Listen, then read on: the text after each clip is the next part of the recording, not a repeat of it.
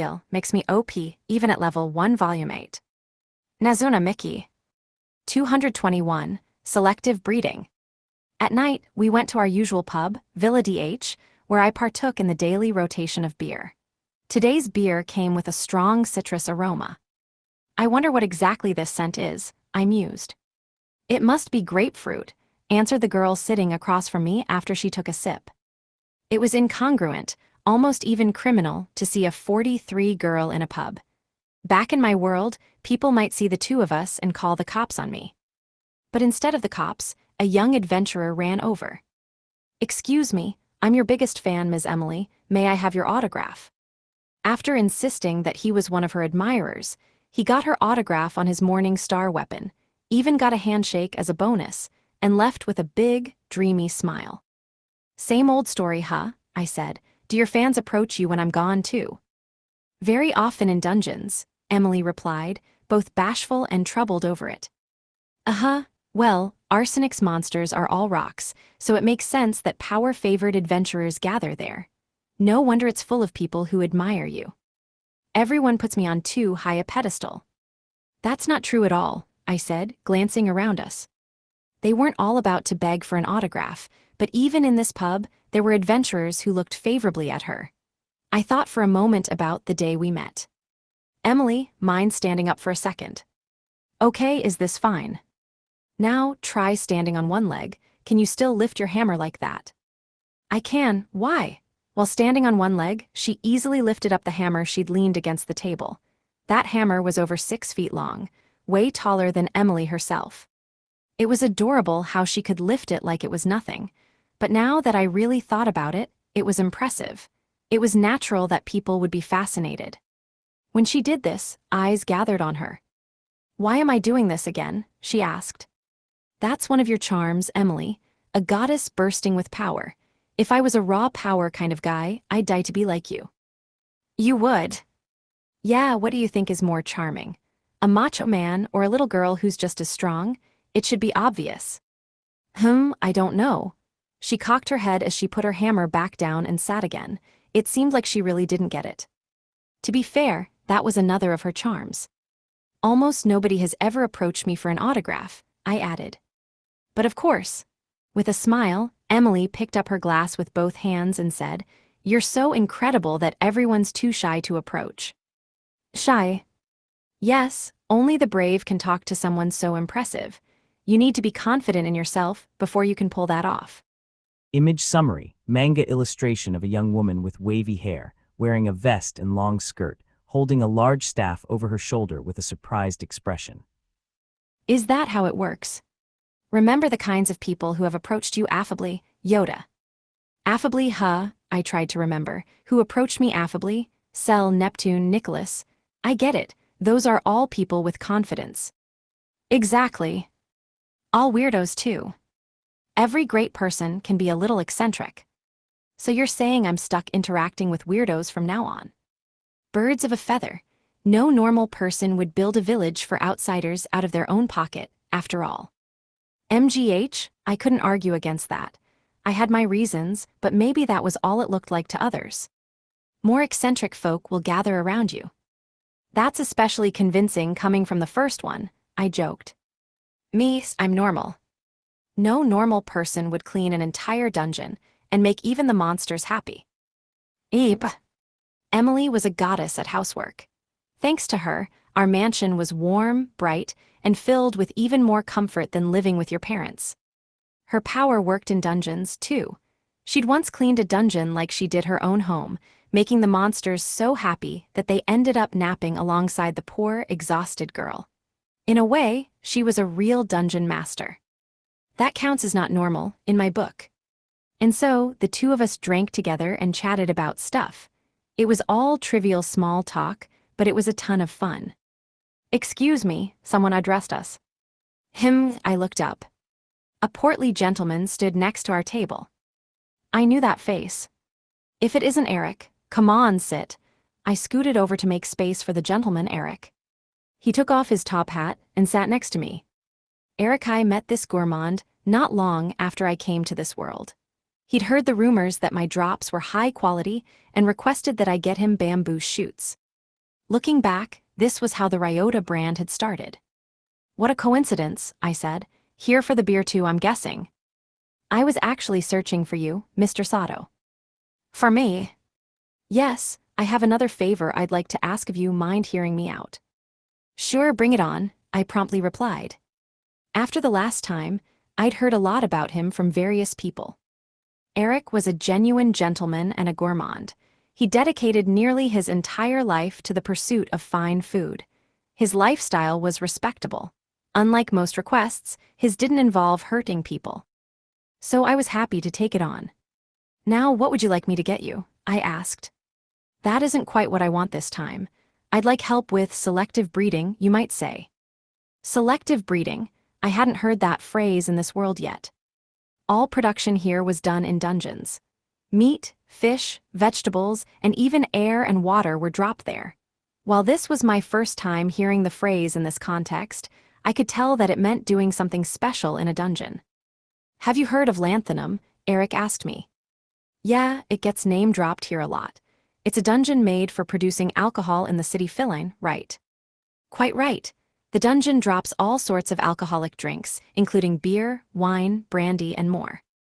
Okay, what about it? I bought a floor there. Huh? I was amazed by his casual statement. You bought it, as in the entire dungeon floor. Is that so surprising? My understanding is that you effectively own Aurum, no? Oh, I guess maybe. What do you plan to do with it? Emily asked him. I'd like to have Mr. Sato perform selective breeding for me. What does that involve specifically? It's predicted that the next Dungeon Master appearance has a 99% chance of occurring on the B44. I see, it started to make sense, so that's a thing you can do. Realizing that I'd figured it out, Eric flashed a friendly smile. It will require some contrivance beforehand, however. Meanwhile, Emily struggled to keep up whatsoever. What does it mean? She asked. Basically, he wants me to keep the Dungeon Master locked up in one place, without defeating it for a period of time, I explained. In one place? Yeah, remember, a Dungeon Master existing in one place for a long time changes the ecosystem of a dungeon. Right? Oh, will it only change one floor? Seems like it. This is something I can only ask of you, Mr. Sato, Eric said. Of someone who has not just the power to maintain a prolonged battle with a dungeon master, but to defeat it at will as well. The world may be vast, but you are one of a kind. He was really buttering me up. I just have one question. Have you done this before? If you count chance occurrences, then yes. I see, and all I have to do is kill it after the ecosystem changes. Indeed, the gentleman gourmand nodded firmly, eyes unwavering. Got it, then I accept. Selective breeding in itself is typically a good thing, after all, so I decided to take on his request. 222, no S-rank except. I boarded a carriage that Eric had arranged for me, and rode for a full day until reaching Philine. Incidentally, I came alone. None of the family and no Leia either. A prolonged battle with a dungeon master sounded dangerous, and I didn't want to put them at risk, so I chose to come by myself. It had been a long time since my last business trip. It felt like working away from home. When I entered town, my immediate impression was that it was generally lively. The energy you might find in a tavern filled the entire city, and laughter could be heard from every direction. As I peeked out of the carriage, I found that my impression was correct. Townspeople all over the place were toasting and drinking together. When you're drinking, you naturally need snacks, and stalls selling light meals were all over Philine. The townspeople bought said meals, drank, and laughed together. That was the sort of city it was. Is that Mr. Ryota Sato there? Someone asked. Him, I turned toward them. A boy in his mid-teens was looking up at the carriage. His hair was cut short enough to not need maintenance, and his cheeks were dotted with freckles that seemed fitting for his age. What's your name? Ter Angos, sir. Mr. Eric told me I should show you round, boss. Okay, I thought for a second and jumped out of the carriage. What's up, boss? I'm tired of the carriage. I'd rather see the dungeon. Mind showing me the way? Gotcha. Ter whispered something to the carriage driver, and the empty carriage drove off. I'll show ya. Which one, boss? Which what? Feline has 2 dungeons, Lanthanum and Cerium. Which one do you wanna see, boss? I see, Lanthanum then, please. That's the one Eric asked me for, and I'd like to know about the dungeon before the dungeon master is forecasted to appear. Gotcha, Tear led the way, and I followed behind him. Our route took us straight through Feline. All over the city, people were drinking. Not all of them were heavy drinkers, some were just having a single glass after work. Everyone sure drinks a lot here, huh? Yeah, it's Feline and stuff. Oh, look over there, boss. Huh, you mean at the well there? I looked at the well by the roadside on his urging. It looked like any other well to me. A middle-aged man slowly approached and drew water from it. Then, he brought it to his mouth, and he drank it all at once. Meh, he moaned. Wait a second, that water was a weird color, I said. That's beer, boss. Beer? Feline's got enough booze to sell to other places, boss. The cheap stuff that we can't sell off, we make it free to drink. What a city. I was speechless. Free booze, drinkable from the wells. It reminded me of a prefecture where you could get orange juice out of the tap. So it's like how water is in other cities, I asked him. Yup, lots of duds after all. Duds. High drop stats mean you get higher quality booze. Lower drop stats end up as cheap booze like that, boss. I see. It was like air or water in other dungeons, or substandard vegetables that weren't worth trying to sell. That means I'd get high-quality drinks with my S-rank drops, then right. I was a little excited to see what it would be like. Oh, if you're going into the dungeon, you'll wanna buy one of those. Tear stopped in front of an item shop and pointed at a rack full of bottles with blank labels. What are those? You ever use a pickup box, boss? Yeah. More than that, I'd use the improved Pandora's boxes. They were convenient items that instantly sucked up your drops. Margaret's group used those to sell Princess Margaret's boxed air boxes. That's Feline's special version of those, he explained. Use those and it'll put a rating on your beer right on the spot. How does it rate it? It gives it a rank like A, B, C, D, E, F. Interesting. Convinced, I decided to buy 5 bottles for now. Tear and I continued through the city and arrived at the dungeon. It was a busy one. People practically thronged in and out. Here we are, boss, Lanthanum. This is the one that only drops brewed drinks. Yep. When we went in, I was a little surprised. I'd been in many different dungeons so far, but this one was clearly different. In fact, its construction made me doubt that it could even be called a dungeon. B1 of Lanthanum was like a ninja mansion on the inside. In the Japanese building-like interior, adventurers fought monsters. And as for the monsters, they're Ashigaru. Yup, the B1 monsters are Flame Ashigaru, Tear confirmed. I had to suppress a laugh. The monsters looked just like Japanese Sengoku-era light infantrymen. The sight of the veritable army of monsters fighting adventurers in the Japanese-style mansion was reminiscent of a final battle in a castle keep. What felt off, however, was the fact that the Ashigaru monsters were coated in flames. Their spears were burning, too. What's up, boss? Tear asked me. Oh, nothing, just surprised. I've never seen monsters like those before. I get how you feel. I gathered myself and took 2 things out, a gun in one hand and one of the bottles I'd just bought in the other. As a test, I decided to use the growth round instead of a normal bullet. The growth round had evolved enough that it could be substituted for a normal bullet with no loss of strength. I aimed carefully and fired at a gap in the monster's armor. The approaching foot soldier staggered when it struck. I fired again. After several shots in the gaps of its armor, I shot one finishing bullet and defeated the monster. It wasn't very strong. To be fair, it was B1. After the flame Ashigaru disappeared, liquid seemed to be poured into the bottle I was holding. That wasn't all either. The blank label now displayed rank A. Yep, just as I expected.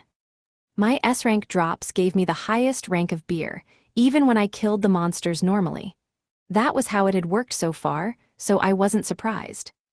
However, Tear was speechless. What's the matter? I asked him. Show me that, boss. Is it really full of a rank booze? Yeah, what of it? Don't act like that's nothing. High-rank booze drops come in lower volumes. Hi. Even people with a rank special drops only get around 1 cup worth, and you filled the whole thing in one go, boss. That's insane. He gazed at the bottle and fell silent again. Whoops, there I go doing it again, without even knowing. 223. Ryota's Vintage Wine. Afterward, we went to Philine's drop-buying shop, Fluffy Mountain. I'd brought the beer I'd gotten from Lanthanum. Now I was waiting for it to be appraised. Perhaps because it was a fellow drop-buying shop, this place was a lot like the Swallows' returned favor in Cyclo.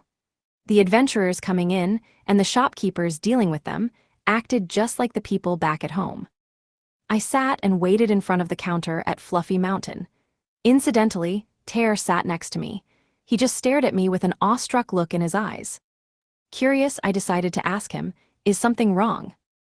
"I'm just real surprised. Your drops are no joke, Mr. Ryota, boss." "I'm surprised too. Does that happen often?" As for that, I was referring to the bottle breaking so violently that it was like an explosion. Defeating the flame Ashigaru was an easy enough feat, given it was a B1 monster, but I'd only obtained beer the first time. Every time after that, there was so much that, when I defeated them, the bottles overflowed until they burst. Not at all. Those bottles are made so that any adventurer's drops can fit in them with room to spare. That makes it even more surprising, boss, Tear explained. He looked less surprised and more reverent or moved. See, normally, there's more than enough room. In that case, I might not be able to make much money here. Philine's 2 dungeons, Lanthanum and Cerium, dropped nothing but alcohol. Alcohol is a liquid naturally. Unlike solids, if you can't get it into a container the second it drops, it'll spill onto the floor. There's no use crying over spilled milk or selling spilled alcohol at that. It was worthless now. I could guess why it wouldn't fit in the bottles. Those bottles were made for adventurers with up to A-rank drops, so my S-rank drops went over the intended capacity.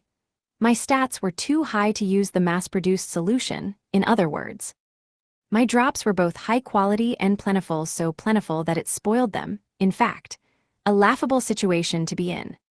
Not that it mattered. I was just here to carry out Eric's request, and then I'd be on my way back to Cyclo. After I'd waited a while, the female employee who'd been appraising my sale came back and called out, "Sir?" She looked like she was in a hurry. "It's this man right here," she said to the man behind her. The man had unkempt hair, stubble, and a bright red nose with prominent veins, and his clothes reminded me of when people wore kimonos without hakama back in Japan. His half-open eyes only added to his casual, unkempt appearance. "Did you bring this stuff in here?" He raised the bottle to show it off. It was the bottle with my beer drop in it.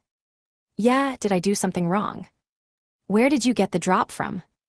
"B1 of Lanthanum," I replied honestly. "Why?" He furrowed his brow. His reaction made me start to feel like I'd really done something wrong. "B1 impossible," he replied. "It can't be."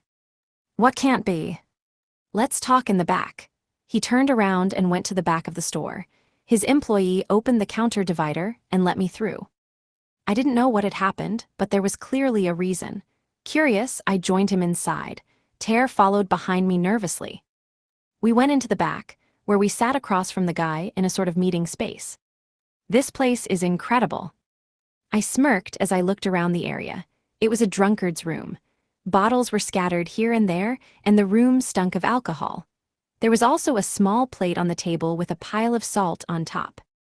It might have been built to be a meeting room, but it looked like an alcoholic's private chamber. I stared at the salt-filled plate and asked him, "Salt, huh?" I was just drinking spirits. Spirits can taste good with just salt. "You're an expert." I'd heard of people who drank like that, but it was my first time meeting one. The man introduced himself, Dio Bax. I returned the favor, Ryota Sato. The boss of the famous Ryota family. Dio was surprised. "That's me," I confirmed. No wonder. He looked at the bottle I'd brought in and nodded vigorously. "What's the problem with it?" "It's delicious." "Come again." I had a taste of this beer. It is, without exception, the most delicious I've had in my entire life. It lacks the bitterness emblematic of beer, yes, but you feel the bitterness in your soul when you drink it. You may not understand what I mean here, but... You're right, I don't. He thought it was bitter, but it wasn't. I didn't know what that was like, and I certainly didn't know if it was good or bad. Regardless, this is the greatest beer I've ever had. Our ranking scheme only goes up to A, but anyone who drank this would agree that it easily surpasses that. Dio lauded me, straight-faced. That's awesome. I knew you were special, boss. Tear's eyes sparkled in admiration. That's why I came rushing to find out who'd brought this in after I taste-tested it for my usual appraisal. I see, that's a logical course of action. Now I'd like to ask you something, Dio continued. If you could bring in more on a regular basis. Sorry, I refused with a wry grin. I'm just here in Philine on another request. When it's over, I need to go back to my home base in Cyclo. I doubt I'll be able to bring it to you regularly. Despite my flat refusal and explanation of the circumstances, Dio did not back down. In that case, sign a yearly contract with me. A contract? How is that any different? I wondered. Yeah, I know, wine would be good. A few floors in Lanthanum drop wine. I just want you to bring me 50, no, even just 10 a year would do. 10 a year, why? Well, I want to sell it as a vintage. Oh, I get it. He was planning to use scarcity as a business tactic. Dio leaned forward intently, gazing passionately through his half-open eyes. I thought about it. 10 bottles a year would be similar to the other requests I regularly worked on. I'd be able to use the warp room when I got back to Cyclo, too. If it wasn't every day, then it wouldn't be a burden. In that case, name your price, Dio added while I was in the middle of thinking. He seemed desperate to get me to do it. Woo-wah, Tear was so amazed that he didn't even remember to call me boss this time. Okay, I'll need time to think about the number, but if you only want a few per year, that's doable. Thank you, Dio jumped to his feet and seized my hand. Despite my SS vitality, it hurt a little. That pain was proof of his enthusiasm. 224, Alcohol and Fish. B2 of Lanthanum was a ninja mansion, much like B1. There were a lot of adventurers fighting the monsters here, too. Said monsters were Ashigaru infantrymen, like the ones on B1. But their hair color, armor, and spears all seemed aligned with ice instead of fire. Frozen Ashigaru. Given the fact that the previous floor had flame Ashigaru. Seems like they'll just have elemental variations for the next few floors, I hypothesized. I had to guess because I hadn't sought out information ahead of time. Almost every time I went into a new dungeon, I did it blind for the sake of training my adaptability. When I encountered a frozen Ashigaru, I pulled out my guns. Using the growth round, now stronger than a normal bullet, I fired a bullet right between its eyes. Splash! Liquid fell onto the floor. It smelled like wine, so I had to assume the B2 drop was wine. Without a bottle, I walked around a little more and killed more of them. I encountered one, caught it, and fired a growth round into its cranium from point-blank range. When the wine it dropped spilled forth, I scooped up some in my hand. It was translucent and kind of yellow, so I realized it must be white wine. I killed a few more monsters. All of them dropped white wine. Indeed, B2 of Lanthanum was confirmed to drop white wine. Now that I knew that, I prepared to go down to B3. Suddenly, screams and angry shouting filled the dungeon. Gah! It's here. Someone find the thing and kill it. The way they referred to it made me think they were referring to the dungeon master, but that wasn't it. If it was, then the other monsters would have disappeared by now. But that wasn't true. A frozen Ashigaru had just appeared in front of me. Though this one wasn't the dungeon master, it was holding a different weapon. Where previous ones had wielded spears, this one held a matchlock rifle. It readied the rifle and fired. I swiftly evaded.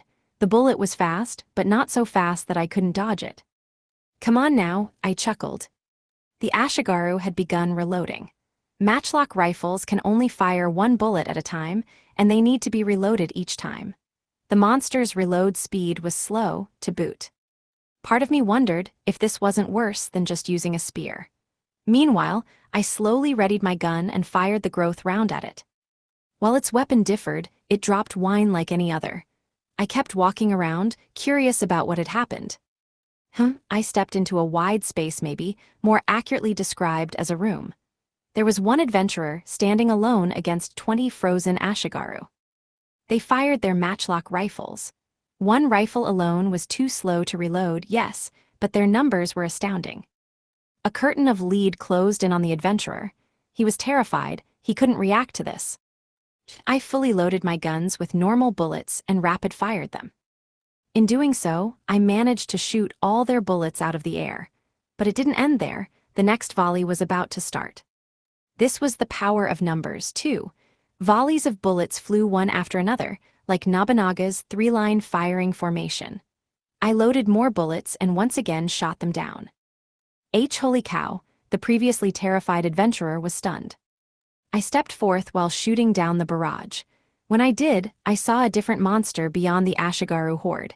It was like them, but it looked just slightly more important than them. What's that thing? That's the rare monster, Ashigaru General. Kill it, and they'll go back to using spears. Makes sense. That must have been what the one guy was referring to when he'd said to find and kill something. While shooting down the three-line firing formation's matchlock rifle bullets with normal rounds, I started firing flame and freeze rounds to make annihilation rounds as well. The situation would only become more difficult to handle if I didn't act fast, so I'd started with the method most likely to deal big damage. And they were effective. They engulfed its entire upper half and killed it. The Ashigaru general disappeared and dropped something. At the same time, the surrounding Ashigaru lost their matchlock rifles and regained their spears. They're back to normal. I don't know who you are, but thank you. Everyone in the area thanked me. While a single matchlock rifle-wielding Ashigaru had seemed weaker to me, they were much stronger when they worked as an army. One Ashigaru general's appearance could really ratchet up the difficulty of the dungeon. With that new knowledge, I picked up the rare monster's drop. It was a pendant A silver one with a fish motif. What's this? I asked. The previously terrified adventurer replied, that's what the general drops. It's rare, but it's kinda useless. Useless? Put it on and kill one of those things. As directed, I wore the pendant and shot a frozen Ashigaru. I thought I'd hear that same splash, but it didn't happen this time. With that familiar pop, out dropped a slice of cheese. Cheese? I raised an eyebrow. When you're wearing that, instead of getting alcoholic drinks, you get snacks you'd eat with them instead. It depends on the floor, of course, but most people here would rather get the drinks. I see, that's why it's no good then. Pretty much. With that, the adventurer repeated, holy cow, thank you, and left to resume his farming. I gazed at the cheese I'd picked up. Then, I put it in my mouth. Yeah, it's pretty good. White wine and cheese, does that mean? With a theory in mind, I went back to B1. On B1 of Lanthanum, I put on the pendant and killed a flame Ashigaru. It dropped edamame beans. White wine and cheese, beer and edamame beans. This pendant was a funny one. 225, the power of salmon. On B1 of Lanthanum, I walked around while wearing the pendant I'd gotten from the Ashigaru general. It was a rare monster drop, after all. I had to see what it could do. Even if it did lead to people basically laughing at me. You gotta get rid of that thing, someone joked along the way. A flame Ashigaru approached me. I dodged its spear thrust, and I went for a point-blank headshot with my growth round. Whoa, I cried out of surprise. The upgraded growth round's headshot had blown the infantryman's head clean off. That startled me. I couldn't wait to try it out on Cyclo's zombies, though. Without its head, the Ashigaru fell. Out popped edamame beans. I encountered another one in short order. This time, I took off the pendant and fired off another growth round headshot. Splash! Once again, beer spilled all over the dungeon floor. After trying it a few more times, I became certain. Without exception, they would drop snacks instead of alcoholic drinks when I had the pendant on. I glanced at the food on the ground. Then, I looked around. Just about all of the adventurers here were producing beer, not snacks. Probably not because the snacks wouldn't sell, they were probably just really cheap. They were an exception in a specialized town, and the drops were few at that. I wouldn't be surprised if they were almost literally dirt cheap. I knew painfully well now why the Ashigaru general's fish pendant drop was treated the way it was. Nobody even bothered picking them up, so the beans turned back into a monster. A flame Ashigaru. Without the pendant, I shot it. This time, beer spilled on the floor. Beer and edamame beans came from the same root. Both of them would turn into flame Ashigaru, and which the Ashigaru became depended on whether or not you had the pendant. I think that's enough for now. With simple testing done and nothing noteworthy jumping out at me, I moved to put the pendant away. In my line of sight, more edamame beans turned back into a flame Ashigaru. I stopped because I just remembered something I had yet to test. I left the dungeon and the city of Philain itself and went to an empty place outside. There, I left the fish pendant on the ground and backed off. I couldn't use revive without Leia here, so I waited like I used to. After a while, the outsider Ashigaru general was born. I approached with guns in hand. The general looked around for a moment, then turned and ran away. Wait a second, does this thing not do anything except buff others? I wondered aloud as I pursued. The Ashigaru general just ran, never fighting back. It really just commanded them. After confirming that, I killed it. It dropped a pendant, but the shape was different. Is this salmon? Salmon is a fish, yes, but it was a very familiar fish shape now. With the salmon pendant, I went back to Philain and into Lanthanum. B1's ninja mansion was bustling with Ashigaru like before. When I went inside, Tear spotted me and ran over. "Oh, Mr. Ryota, I've been looking for you, boss." "What's up?" "The Philain Dungeon Association chief wants to meet you, so I came looking, boss." "Oh, I see."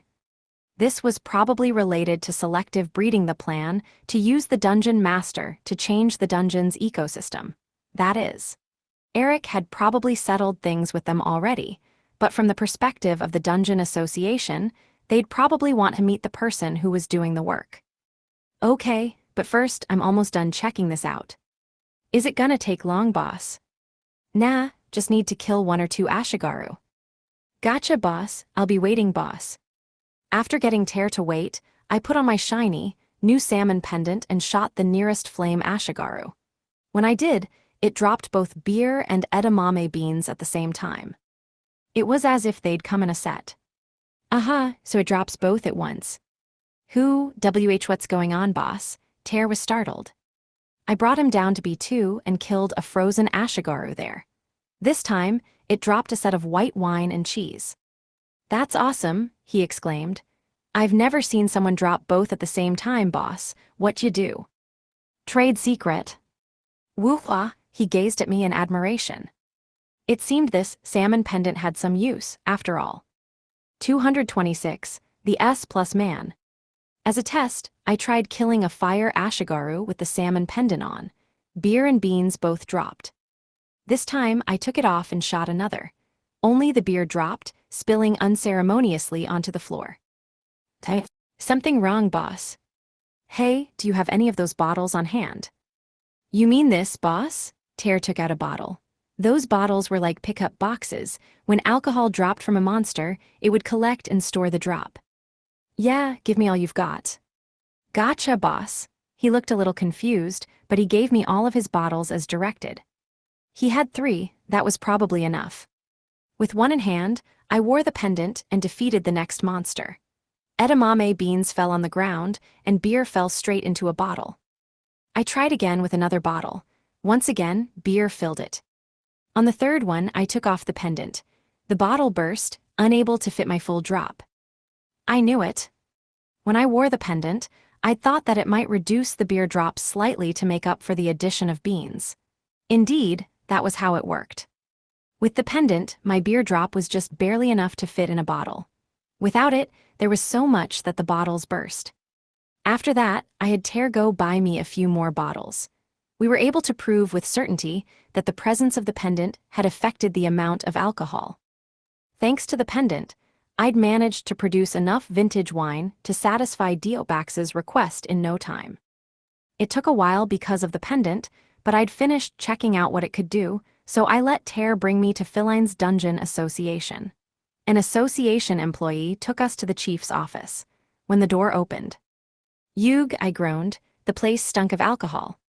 Apparently used to it, the man who'd brought us there entered without hesitation and announced, "Chief, Mr. Ryota Sato is here to see you." "Come in, come in." I entered, taken aback by the young-sounding voice. Indeed, there was a little girl inside. A childish face, yet undeveloped limbs, and pigtails that were almost as long as she was tall. Even an optimistic estimate would put her under 10 years old. "Wait a second," the girl said before opening a bottle and taking a whiff of it. After sniffing a few times, she said to the man, "It isn't very strong. Add 10% more of the B rank." "As you wish, Chief." "This one has tomato juice mixed into the beer. Discard the entire barrel. I will see to it that the person responsible is punished." She opened bottle after bottle, sniffing them and giving appraisals followed by orders. After she'd done this for a while, she finally chased off the employee. Now, it was just her, Ter, and me. The girl walked over to the couches, where we'd been waiting, and sat across from me. Seeing how the tiny girl had to clamber onto the couch put a little smile on my face. "Good to meet you," she greeted me. "I am Maomea, the Feline Dungeon Association chief." "Ryota Sato." I hesitated for a moment, unsure of how to speak to her. Nice to meet you too." She looked like a little girl, but she was the chief here. Should I be polite? I was confused for a moment. "You don't have to try so hard. I'm the age I look like, so talk to me how you want." Just as she finished saying that, the door opened, and another employee brought a glass on a tray. The employee poured a wine-red liquid onto a long-stemmed glass and placed it in front of us. Gulp, gulp, gulp. "If you're as young as you look, you shouldn't be drinking." It's okay, this is just juice." "Juice? Ooh, this grape juice is delicious, boss," Ter said after taking a sip. "Seriously, grape juice." "How misleading," I groaned. "Would you prefer barley tea?" "No, I mean I like it, but..." "That's not the problem here." Probing any further seemed like it'd bring me unnecessary trouble, especially legal trouble, so I decided to change the subject. Image summary, manga illustration of a young woman with long twin tails and a maid-style dress sitting on a sofa with a neutral expression. "What were you doing just now?" I asked the chief Maomea. "Just now? The sniffing." "That's my job. I do quality control for Filine's alcohol." "Quality control?" "The quality of drops varies, depending on the adventurer." "Well, yeah. That wasn't just true of alcohol, it was true of all this world's production.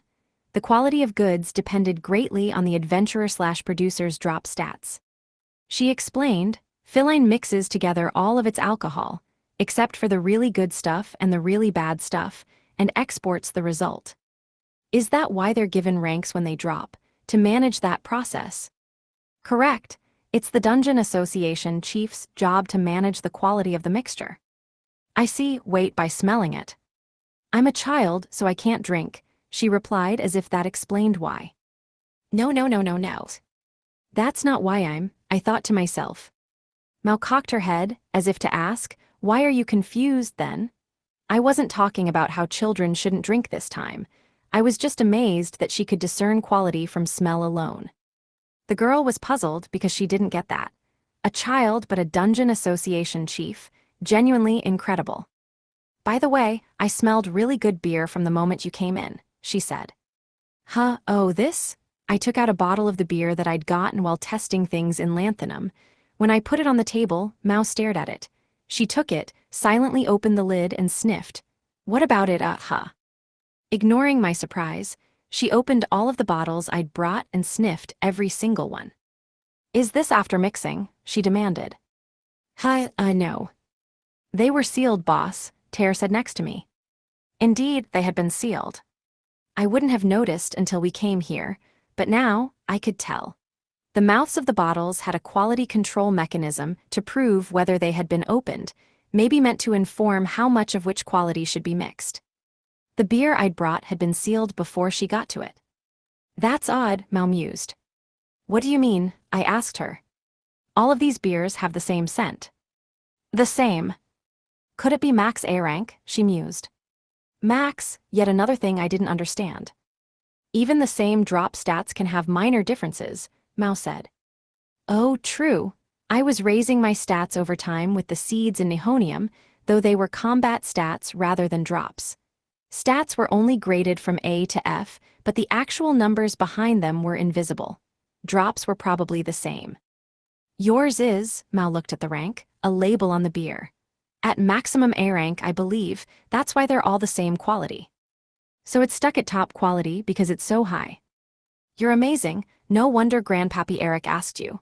Mal gazed at me with a hint of admiration. Those innocent eyes, genuinely believing that I was amazing, they made me feel a little uneasy. After all, she was half right and half wrong. I was at the max, but not at A, I was at S. Really, really amazing. 227, 3 flames.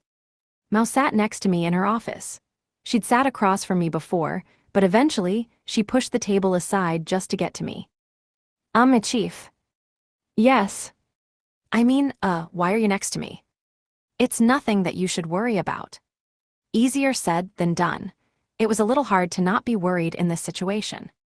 She was staring at me with a big smile and stars in her eyes. I assumed that was because she'd found out that I was supposedly at maximum A rank. She clearly liked me a lot more than before, and it seemed to be because of that. That's fine, I guess. I cleared my throat and changed the subject. By the way, when will the Dungeon Master appear? 2 days from now, B20 of Lanthanum. How certain is that forecast? The alcohol says so. What does that mean? I cocked my head at her question. Ter, who was left standing after she took his seat, answered, "The chief can predict when dungeon masters will appear based on the quality of alcohol, boss. She's 100% accurate, boss." Really? Really? Mal flashed a peace sign at me. She looked like just a cute little girl, but she had some crazy skills. Does quality go up as a dungeon master appearance approaches, or does it go down? I asked her. The dungeon master literally controlled the entire dungeon. Since they only appeared once in a while, I assumed it was one of 2 things. 1, they spawned once something built up enough in the dungeon. 2, they appeared to replenish something being lost by the dungeon. It could be anything mana, spiritual energy, stuff like that. However, Mal refuted that hypothesis. Nah, when the dungeon master's about to appear, the alcohol gets all graya, and it starts smelling all like GRRR. I hereby dub thee Rain Man, well, Rain Girl. The words "I am confused" crossed my mind. Her job was pure intuition, a prodigy's work. But if she was 100% accurate, then I appreciated that. That must have been how Eric had managed to put together this plan. While I was busy formulating an itinerary for that day, I noticed Mouse staring even more intently at me. Her eyes sparkled with excitement. Need something? I asked her.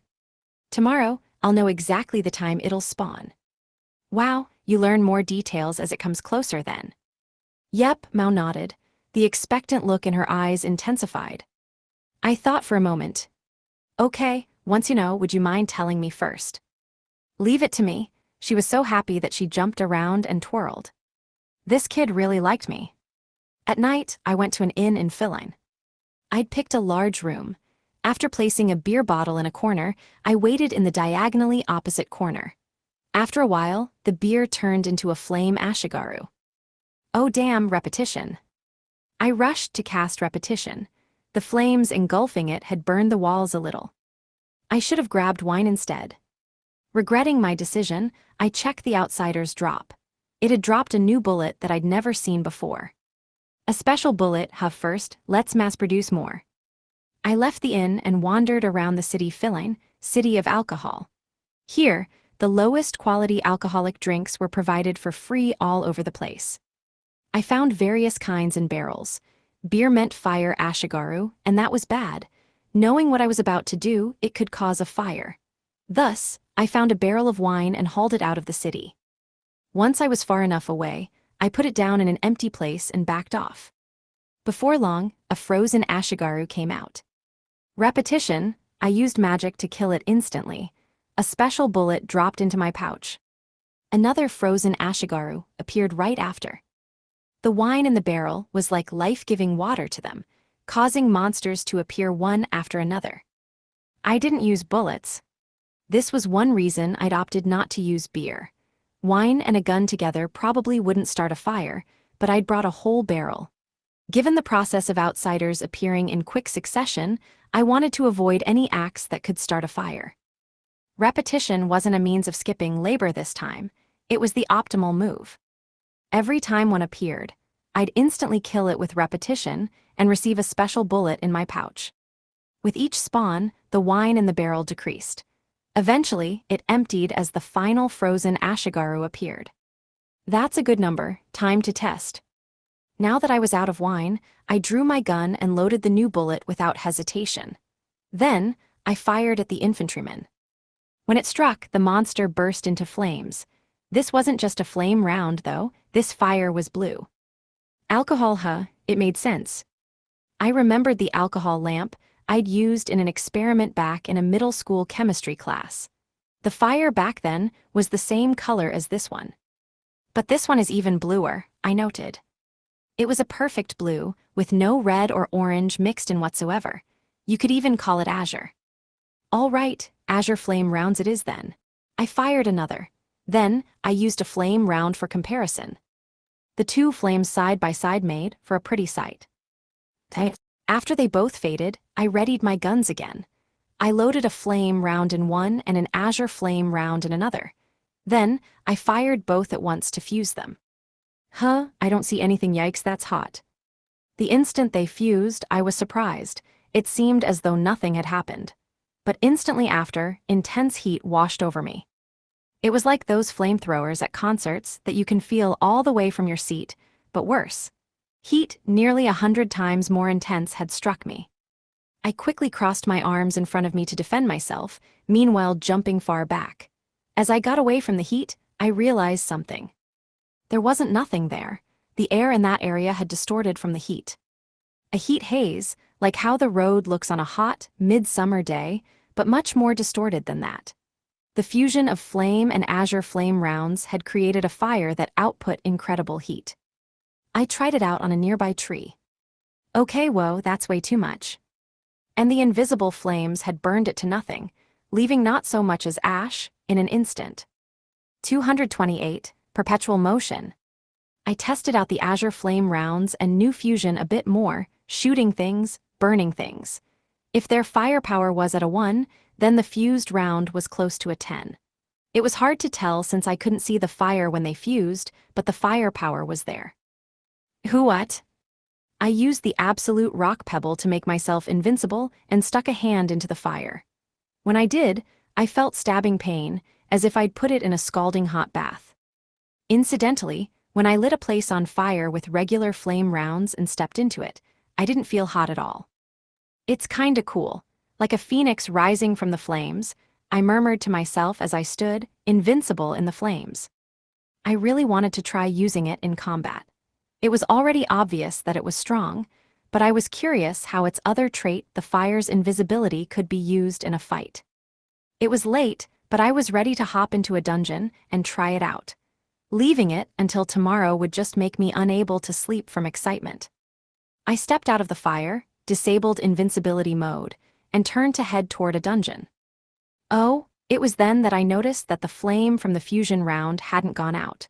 Hard to tell since it was invisible, but the heat haze was still dancing in the air. When I threw the emptied barrel of wine into it, it burned up without a trace.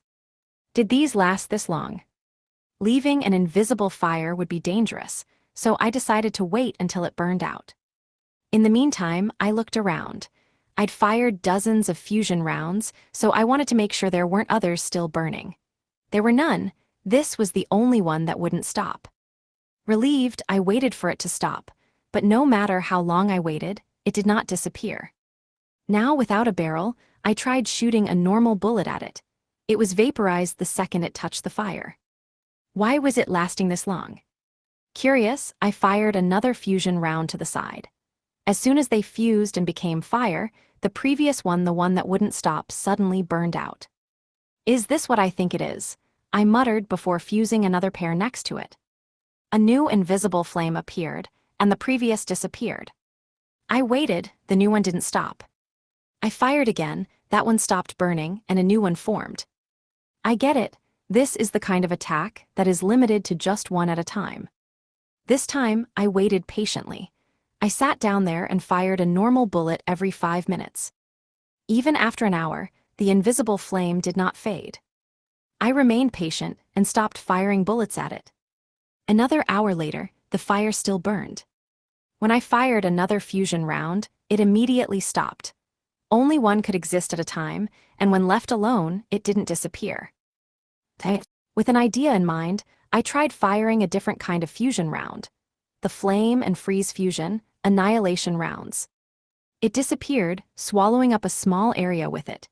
After seeing that, I felt around for the invisible fire. It was gone without a trace. Bingo!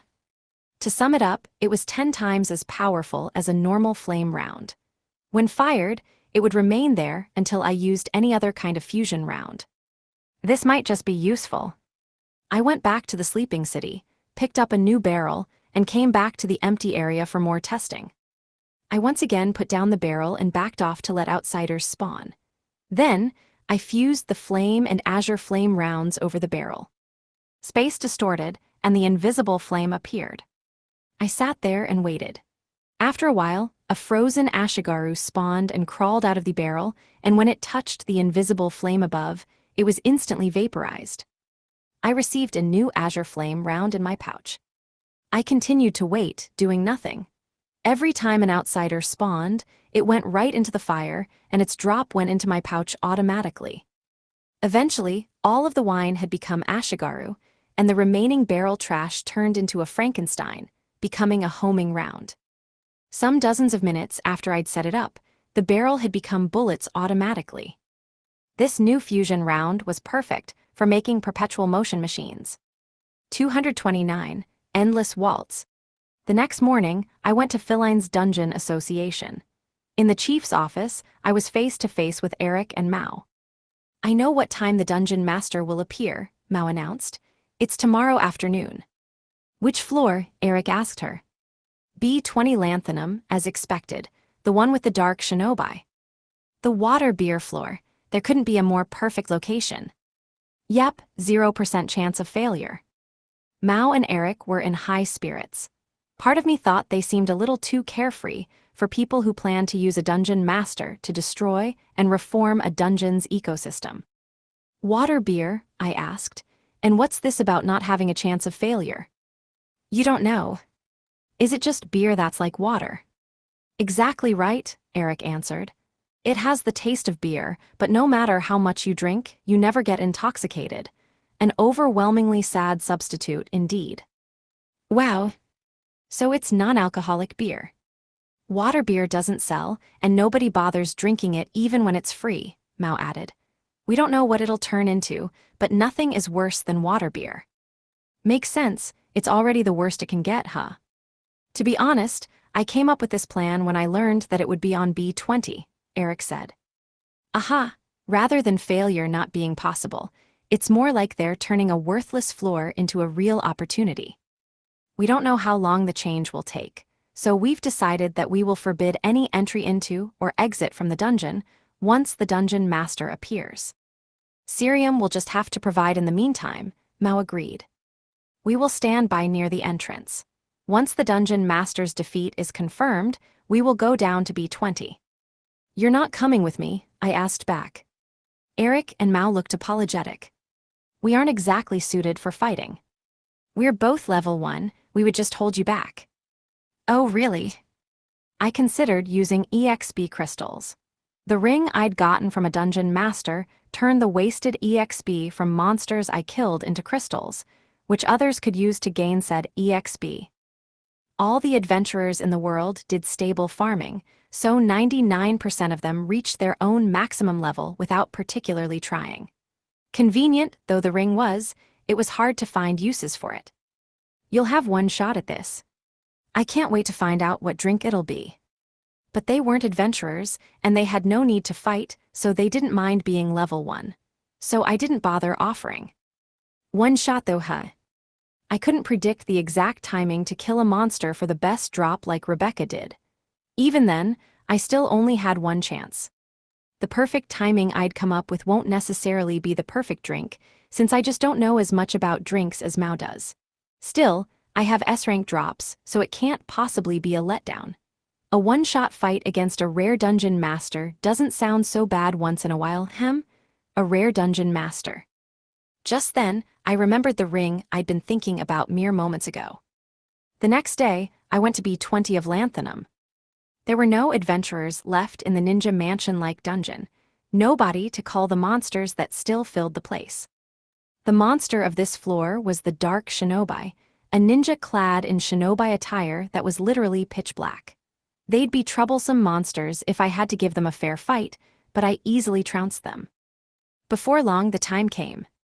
The air changed. I'd experienced this many times now. It was the air of a dungeon whose master was present. When dungeon masters came out, other monsters disappeared, but this time was different. The Dark Shinobi didn't disappear, all of them stopped moving, like mannequins, but they were still there. There was no time to wonder why. The master had come. It was a humanoid monster clad in a unique, luxurious suit of armor that set it apart from the Ashigaru and Ashigaru General. Daimyo, that was the name of Lanthanum's dungeon master. I had to keep it on B20.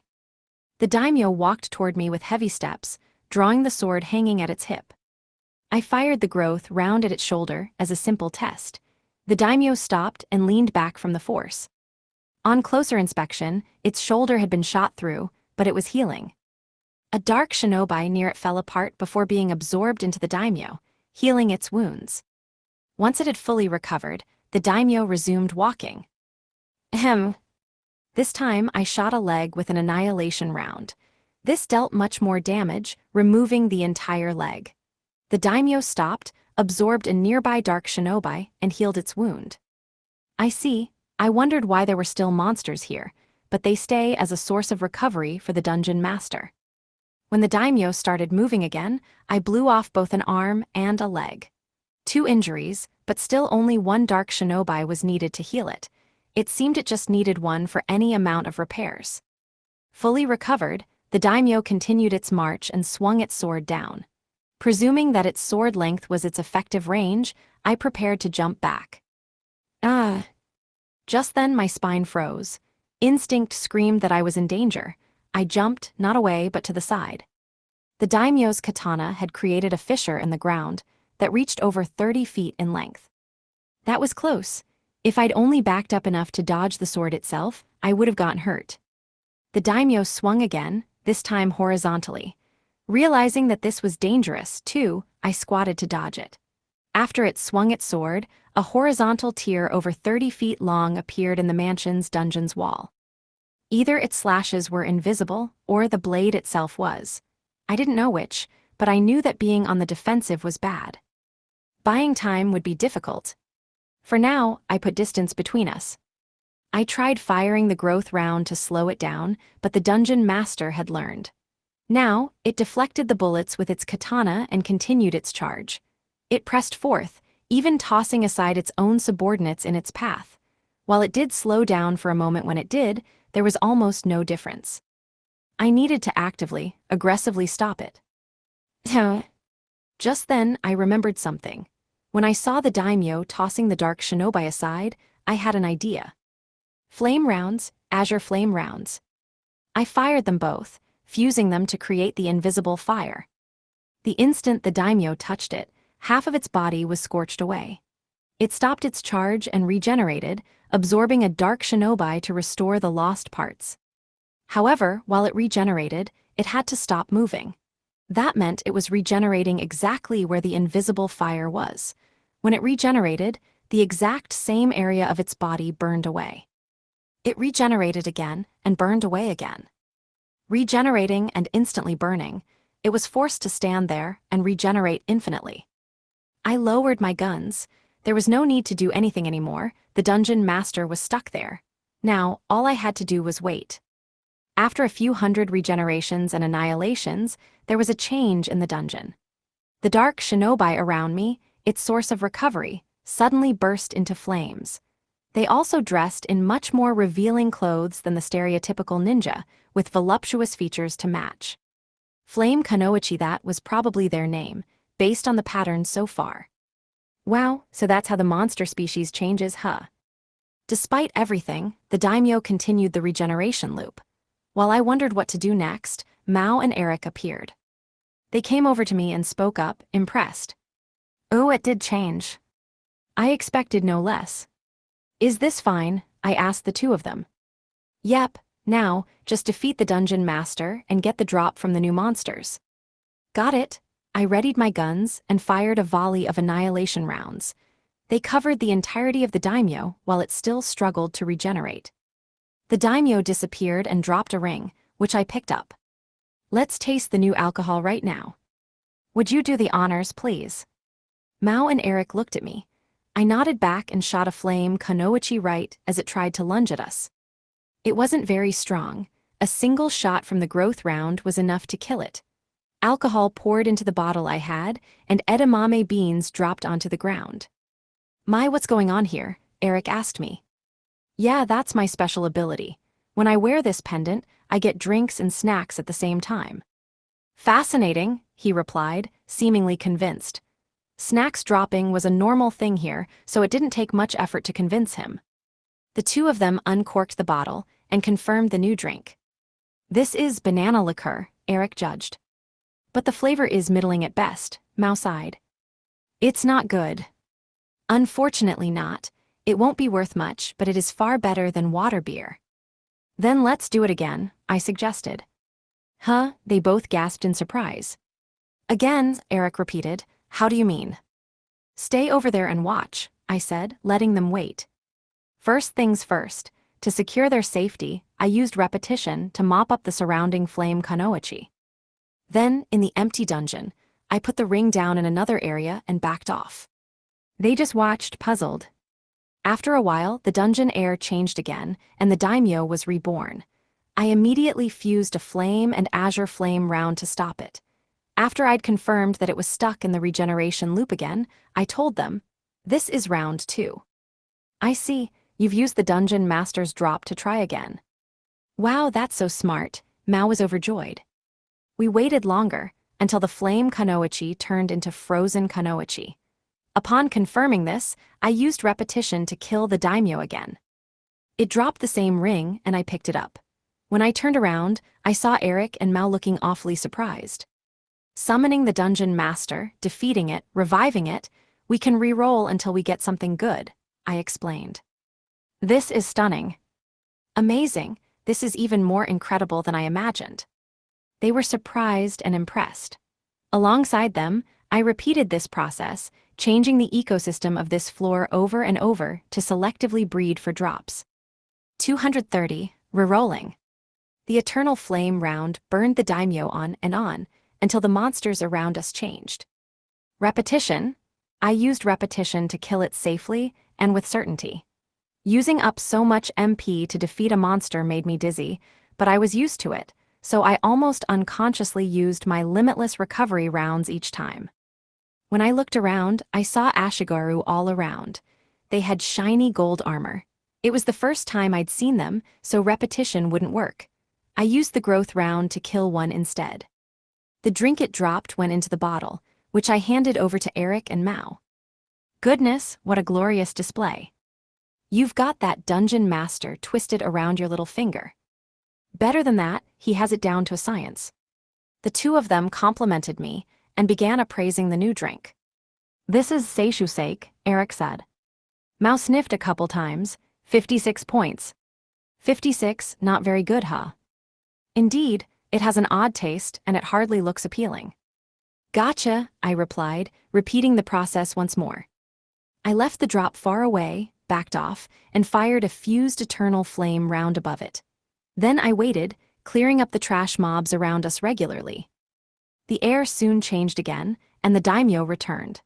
Half of it was scorched away by the eternal flame round, forcing it to stay still and regenerate. We continued to wait. Meanwhile, I shot myself with limitless recovery rounds to bring my SS rank MP back to full. After confirming that the monsters around us had changed, I used repetition again. Then I handed them the new drink. "Beer, it tastes rather like coffee." 93 points. "It's not bad, but..." Eric glanced at me. I smiled back. "I know what you mean. While we're doing this, we might as well perfect it. In game terms, this was like rerolling. When a random result came from a set process, you could reset and perform that same process over and over until you got the optimal outcome. Are you sure? He asked. We've come this far. Wow. You never cease to amaze. I left the impressed duo and went for another reroll of the Daimyo alcohol gacha. Putting down the drop, firing the eternal flame round, waiting for it to revive and change the ecosystem, killing it with repetition. Each reroll took around 15 minutes. 42 points. No good, I'm afraid. 88 points. Not bad, but we've already given up a 93. 1 point. Out of the question. We continued improving on the product. Mao was fine since she could just sniff them, but since he was forced to take a sip each time, Eric was getting pale. The reroll process was not going well. According to Mao, my max A, more accurately S-rank drop stat was not helping the results. I'd tried killing 2 things in one run to make things easier, but both 70 points, she declared. So I can get the highest possible rank out of the monsters, but I can't control the change caused by the dungeon master. After all, you aren't directly causing the change in ecosystem. You're only watching over it, Eric added. Yeah, of course. In the end, we reached the conclusion that we just have to maximize our number of attempts. 93, it's the same as before, Mao sighed. This is a difficult decision, Eric agreed. After 20 attempts, we got 93 again. That was our highest number yet, but I immediately discarded it and proceeded to the next one. It wasn't bad, but we'd already gotten that before. I'd made up my mind to persevere, and it didn't feel right to not reach higher. And so, I continued rerolling. We were getting tired, though, and Mao and Eric offered less and less commentary. 52. Beer. They were only giving the minimum responses. Yet I continued. I'd come this far, and I wasn't going to back down. Then, long after anyone had finished counting our attempts. Mao, what's wrong? It's delicious. Oh. This is, quite literally sweet nectar, Eric said. Yeah, it's a really good drink, Mao agreed. The drink was so good that it brought the exhausted duo back to their senses. How good? I asked. 120 points. Unprecedented flavor. Their appraisal went far beyond my expectation. 231, Bodley Ryota. The next morning, I left the inn I was staying in and wandered around Philine. The city was as full of life as ever. Wanna go, buddies? I never liked that damn mug of yours. Ooh, fight. All right, everyone, place your bets. Liquor Monk Goisu versus Drunken Fist Rex, who will win? Maybe some of this liveliness wasn't for the best, but everyone seemed to be having fun. This city wasn't bad. I'd finished Eric's request, so it was time to think about going back to Cyclo. Deciding I should bring everyone here for some sightseeing, through the power of the warp room, I headed toward the Dungeon Association to say my goodbyes. As I approached it, I felt a different kind of enthusiasm in the air. Unlike the drunken fervor from before, this was sober, full of curiosity and wonder. That odd combo seemed to fill the air. When I got even closer, I noticed that an audience had gathered around the association building. There was something like a stage in front of it. Nobody was on the stage yet, but the audience gathered around it implied that something was about to happen. Good work, boss. Oh, Tear, good timing, what's going on here? Tear opened his eyes wide in surprise. You don't know, boss. Is it odd that I don't? Yes, sir, boss, I mean. Before he could explain, his voice was drowned out by the audience's cheers. Said cheers were directed toward a little girl on the stage Dungeon Association Chief Mao. Thank you all for gathering for the new drink announcement celebration. She threw her hands up excitedly. With her youthful appearance, it was nothing but adorable. But her words were what really spurred on the cheers. New drink announcement celebration. Oh, she must mean the new drink on B20 of Lanthanum. On closer inspection, the audience was almost entirely adventurers. Makes sense, everyone's curious about this new potential revenue stream. Today, I'm here to announce a new drink on B20 of Lanthanum. It's a new wine. Half the audience cheered, and half murmured. Wine, huh? Wonder what kind. Whatever it is, it's gotta be better than water beer. While everyone was talking, a man who seemed to be an employee brought a bottle of the wine and handed it to Mao. She accepted it and raised it for everyone to see. This is our new wine. Its name is Bodley Ryota. PFFBTH? I practically did a spit take. I had no idea they'd use my name in the name of the wine. Ryota, as in the boss of the Ryota family. What's the Bodley part mean? That means blood of the supreme god in old language, doesn't it? That's an awesome name. Is it that good? People clamored about the name. I could feel their excitement reaching a fever pitch. Even Ter next to me struggled to string together proper sentences. Insane, that's insanely insane, boss. On Mao's signal, the Dungeon Association employee poured the drink into shot glasses and distributed them to the crowd. People who received them took sips, and a wave of cheers spread from there on. Whoa! What is this? What is this stuff? Like Ter, they were rapidly losing their vocabularies as well. After the wave had passed, Mao declared, I give this wine a score of 120. Will do. A special license will be needed to sell Bodley Ryota. Sales will be allowed 1 month from now, so I'd like you all to get your licenses by then. Even more excited by her words, several adventurers rushed to be the first into the association building. It was very, very popular. I sat face to face with Mao in her office. Though we were alone in there, we could still hear the adventurers' commotion outside. I had a bunch of different people make Bodley Ryota as a trial, Mao said with a smile. The quality varies, of course, but everyone's able to make it 100 points or better. Every other wine has been obsoleted by this one, and it's all thanks to you. I'm just glad I could help. As thanks, a portion of Bodley Ryota sales revenue will go to you.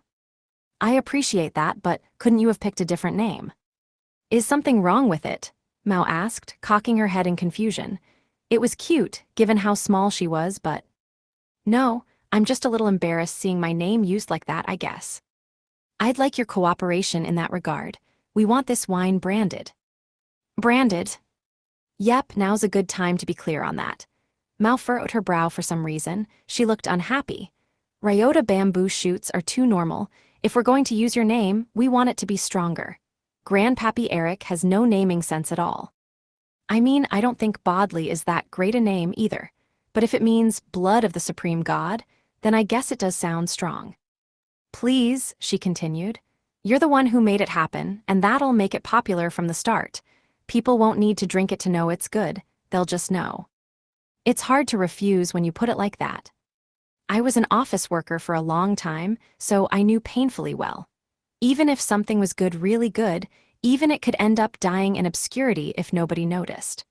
The Bodley wine was good wine, without a doubt, but it wasn't guaranteed that it would become popular by merit alone. That was why Mao wanted to put the name Ryota on it. That wasn't a problem, especially because of how involved I was in it. I just needed to bear the awkwardness of it. Okay, use it how you like. Thank you, Mao smiled innocently. She looked like she wanted to give me a big hug. Thus, the Feline matter ended in great success. The new wine bearing my name, Bodley Ryota, was strictly managed by the Feline Dungeon Association. Through their efforts, the best quality stuff would only be sold once every 3 months, popularizing the brand so much that it always sold out instantly on release days. 232. Best Intentions. I'm back, Warg. As soon as I stepped into our lovely mansion back in Cyclo, a massive impact sent me falling onto my backside. The one that had knocked me down was our dog, Kerberos. Welcome back, master. He was a Cerberus monster, a dog that was even bigger than a lion. The sheer force of his pounce was enough to knock even me down. The dog licked my face all over. How could I get mad at such a raw, instinctual display of affection? His tail wagged like mad. While it was a sign of a dog being in a good mood, his size made it problematic. It looked like he was slamming a club into the ground over and over. If that hit me, it'd probably hurt. With him in this good of a mood, it would probably take a while before I would be free. When I resigned myself to my fate, though, he suddenly floated upward. He hadn't just floated. On closer inspection, Emily had arrived after him, seized the dog, and lifted him up. "Bad doggy," she scolded him. With her height, she looked like an elementary schooler to the uninformed. It was kind of funny to see someone as tiny as her lifting up a massive dog with just one hand. "Yoda is tired. Don't force him to play too much, please." "Ah, I'm sorry." Kerberos slumped down upon being scolded by Emily, the shadow ruler of the Ryota family home. In his sadness, his tail went from flapping wildly to hanging weakly. I stood up, rubbed my poor butt, and petted Kerberos with my other hand. "We can play another time, okay?" "Okay." In the mansion salon, I sat on the sofa across from Emily and Celeste and drank tea that the former had brewed for us. The sunlight was gentle. We'd opened the window to enjoy the soft breeze. "Emily, that's good stuff. When I drink your tea, I really feel like I've come home." "Thank you." "I know it's nothing compared to Emily's tea, but did you not drink any tea in Philine?" Celeste asked. "Not at all. That place is all alcohol, all the time. You'd be amazed, it even comes out of the wells. Cheap stuff is available to drink anytime, anywhere."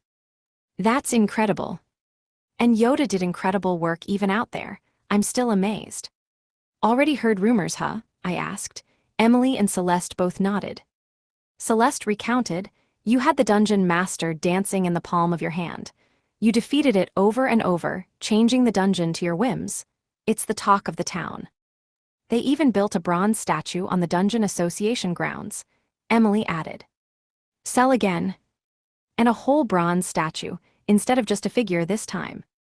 I groaned at Cell's usual insanity and told them all about what had happened in Philine. Just simple, idle chit-chat with my good friends. NGH. Suddenly, Celeste held her head in pain. "What's wrong?" "A sudden magic storm." "I'll close the window." Emily stood up, jogged over to the window on her little legs and closed it. When she did, the wind stopped and so did Celeste's headache. "Thanks, Emily." "No problem, that really was sudden." "Yeah, today's forecast didn't mention a magic storm at all." "It is just a forecast after all. They'll be wrong sometimes," I said. They nodded in response. "It's like when the forecast says it'll be a sunny day, so you go out without an umbrella and come home soaked," I mused. "A dungeon master." That night Cell visited the mansion. He looked unusually grave. "Indeed, it's been in Silicon." "I see, wait it has been." "Well noticed, Sir Sato," he grinned wryly. Indeed, Silicon's dungeon master appeared this morning. Of course, I tried to have it killed right away, but several drop-buying shops jointly suggested that we allow it to change the drops. "Is that my fault?" "You would be the impetus, yes," Cell confirmed with a nod. "When they heard of your deeds in Philine and the resulting Bodley Ryota, they proposed the extension of the dungeon master's life in hopes of creating Cyclo's own specialty. However, then came the unexpected magic storm." Cell nodded again. I understood the situation now. I'd gone into Silicon to help someone before. The monsters there were all immune to physical attacks. Only magic would work on them. More precisely, they weren't quite immune, but even my SS rank strength would take longer to kill the trash mobs there than it would to fight off a dungeon master. You'd normally defeat them with magic. But when a magic storm came and made it impossible to use magic, the monsters there became virtually invincible. "Is the dungeon master the same?" I asked him. Indeed, we were making good progress with magic, but the sudden magic storm halted our efforts. As a result, the dungeon master is effectively invincible and beyond our abilities. It's been a long time. Silicon's ecosystem must be a mess now, right? The magic storm rages on. If we leave it, all of Silicon may be destroyed by the dungeon master. "Got it," I stood straight up. "I'll go deal with it." "You have my thanks." Unlike the ninja mansion that was Lanthanum, Silicon was like a cave in the ground. It was almost calming how dungeon-like it was. Well, maybe not calming. The instant I stepped into B1, I felt danger. The air inside the dungeon itself changed when a dungeon master appeared, but this was even worse. It was as if the air was stagnant, as if the cave itself was on the verge of total collapse. I hurried. One silver lining was that this situation allowed me to keenly sense the dungeon master's presence. I proceeded through the dungeon, as if guided, beelining toward the stairs, descending multiple floors. When I arrived, there it was. Silicon was a dungeon full of caterpillars, flies, grasshoppers, and other insects, and its master was no exception. But it was enormous. It was a giant moth, over 30 feet in length. Kinda like Mothra. While I mused, the enemy noticed me and flew at me. I reflexively let out a punch. It was a perfect cross-counter, timed exactly for its approach. My fist struck Mothra's compound eye. Arg! It felt like my arm was about to break off. That was a serious blunder. In Silicon, physical attacks were ineffective. My perfect counter dealt no damage whatsoever to the moth. Instead, my fist and shoulder took the full impact of its charge. My shoulder stung. I jumped as hard as I could to put distance between us and used the limitless recovery round to heal. Of course, bullets. Back when I'd saved someone in here from the magic storm, both physical and magical attacks were useless, but special bullets alone worked. I did end up in danger since I'd run out of bullets, but that wouldn't happen this time. This time, I centered my fighting strategy on limitless lightning and recovery rounds. But Mothra was not that strong.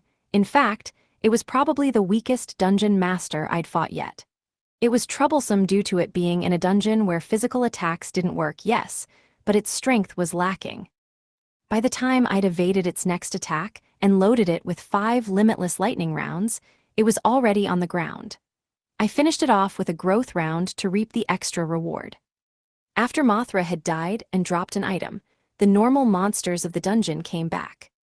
The next morning, Cell visited my mansion again. "First, let me offer my thanks," he said in his usual cool and collected tone. As a member of the filthy rich STEM nobility, he had a naturally pompous way of speaking. That was still true, but why does he look so sour right now? Impressive, but by no means a surprise, Sir Sato, that you'd so swiftly defeat a dungeon master under such disadvantageous conditions. The magic storm has finally passed, but if we'd left it for that long, Silicon would certainly be dead by now. I'm glad we solved the problem. Why do you look so down about it, though? It's not your fault at all, but no, it's strange. Frankly, it's only because of your swift action that we managed to come out of this as well as we have. What do you mean, what happened? Silicon's ecosystem has changed. I recalled yesterday's events. When I'd entered the dungeon, I felt that the cave was in tatters, close to collapse. That was a result of the dungeon master's influence, but that effect remained even after its death. Looking back, I'd noticed on my way out that the monsters had changed. Come to think of it, this is the first time I've seen a dungeon master change the ecosystem of an entire dungeon. I hear about it often, though. What happened then? Physical and magic, he answered. No way. Cell just nodded, confirming my suspicions. Silicon's monsters are now immune to both physical and magical attacks. I felt my brow tight. Silicon was in a seriously bad state now. 233, 5-minute cooking. I went back to be one of Silicon with Emily and Celeste. It was devoid of other adventurers. So many monsters, Emily said. Their appearances haven't changed. The Ryota family's walking encyclopedia, Celeste added as she observed the monsters. The B1 monsters of Silicon, tissue box-sized caterpillars, were the same as the ones I'd previously seen on B3. Seems like it, I replied. It looks the same as when I came here to save that person. That was such a hard time, Emily said. Thanks again for saving us, Emily. Now let's confirm the situation. Emily. Okay. She lifted her hammer and stepped forth. As silly as it looked to see the girl wearing a supermassive hammer nearly double her height. She looks more dignified now, Celeste mused. You think so too? Yep, this is exactly when she really puts her head in the game. Oh, intrigued by that phrasing, I watched Emily. The air changed, and so did the look on her face. Our family's calm, motherly caretaker suddenly took on the aura of an experienced hero. Her Emily-branded hammer spun, audibly cutting through the air as she lunged at the caterpillar. Yalia. She swung her hammer down head-on. After an explosive bonk, the ground shook. The ground beneath the caterpillar's feet cracked in a spider web pattern, but the caterpillar itself was unhurt. Halia. She put more force into it. The cracked ground shattered into smithereens, creating a crater around the monster. After that, she jumped back away from it. It seemed like she'd given up, but then she lightly swung her hammer. Boom! There was a powerful explosion centered around the crater. Did she just use magic? Celeste asked me. No, that was a dust explosion, I answered. Amazing how she can just make a crater in the earth like that. While I admired her work, the explosion gradually settled and the caterpillar appeared. Amidst the flames, it crawled this way. It didn't work at all, Emily cried. Not your fault. Next up, Celeste, mind doing the honors? Sure, I'll give it a try. Celeste stepped forth, taking Emily's place. Unlike her predecessor, she didn't lunge forward, she just held her hand out and cast the spell, Inferno. Emily and I cocked our heads. Nothing's happening. Yeah, she's casting, but there's no magic. Is the magic storm still active? Meanwhile, Celeste was unmoved by the misfire. She just repeated, Inferno. With a more energetic call, vicious flames swirled forth and engulfed the caterpillar. Image summary, manga illustration of a young woman with long hair, arms extended forward in a casting gesture, wearing a long dress with a laced bodice. It worked that time, and wow, your magic's gone a little stronger than before, Emily complimented her. I see, I think I get it, I mumbled. What do you mean? After the second time she cast it, it was hard to tell, but it generated fire twice. I think she delayed the first one in order to combine them. After I offered my impressions, Celeste turned around. Blushing, she said, Impressive, I can't believe you figured it out so quickly. Does combining them make them stronger? Yep, it's not just adding 1 + 1 to make 2, it becomes 10 times stronger. In the roaring flames, the caterpillar was unfazed. Magic won't work either then. This is a problem. Celeste and Emily looked bothered. Silicon was originally a magic-focused dungeon where physical attacks didn't work, but yesterday's problems had led to neither working. I fired an annihilation round at the approaching caterpillar. This worked, killing it easily. It dropped red cabbage, a leafy vegetable as usual. Good job, Yoda. Yep, not that this fixes the problem, Celeste joked.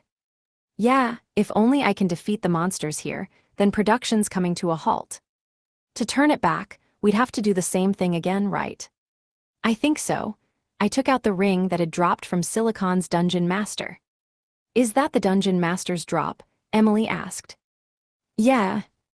You're going to turn it back into the dungeon master and change the ecosystem again, then, Celeste hypothesized.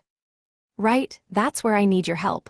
I want you to keep on burning a caterpillar while I fight the dungeon master. Once things change and magic works again, I'll kill the dungeon master. Same as I did in Lanthanum.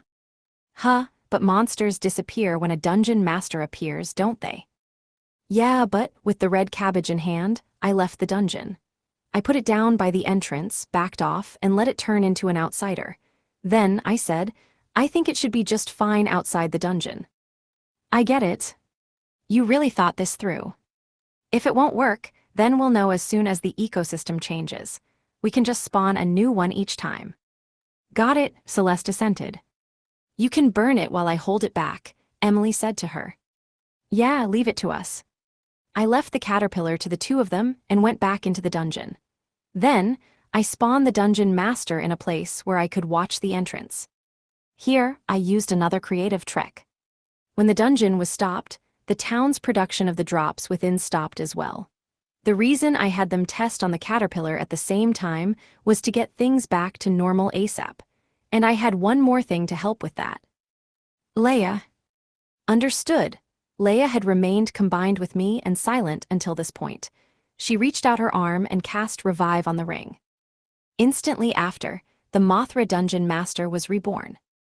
I fired an acceleration round into myself. Then, I used another on the boss. Since I hadn't used them in a while, I had a ton of them stocked up. Hopefully, this would accelerate the change in the ecosystem. I fought the revived Dungeon Master. I defeated it once in a head-on battle before. Besides, it was the weakest dungeon master. Thus, I did what I could to buy time, never taking my eyes off the outside. Emily held the caterpillar back, and Celeste burned it. Keeping an eye on their status, I kept on buying time. My first pair of acceleration rounds wore off, so I immediately used 2 more. I did this because I'd realized that they were working. The cave-like dungeon was changing. The walls and ceiling alike were beginning to collapse due to the dungeon master's power. But I continued to buy time. After the 9th set of acceleration rounds, after a mere 5 real minutes had passed. There it is. The caterpillar began to burn. Where Celeste's flames hadn't worked before, they began burning the monster fast enough that it was clear to me even while accelerated. Repetition. I used magic to instantly kill the dungeon master since I'd already beaten it before. It fell, dropped a ring, and changed the air of the dungeon again. Yoda. Ryota. Check it out for me, please. Okay. Got it. They used their own styles to defeat a caterpillar that had just appeared. Emily's powerful hammer strikes were ineffective as usual, but Celeste's magic managed to scorch it just like before. Phew, I sighed. Looks like things are back to normal then. That was incredible, Yoda. Changing a dungeon in just 5 minutes. While I was relieved, my friends complimented and congratulated me for my work. 234. A rule for Ryota.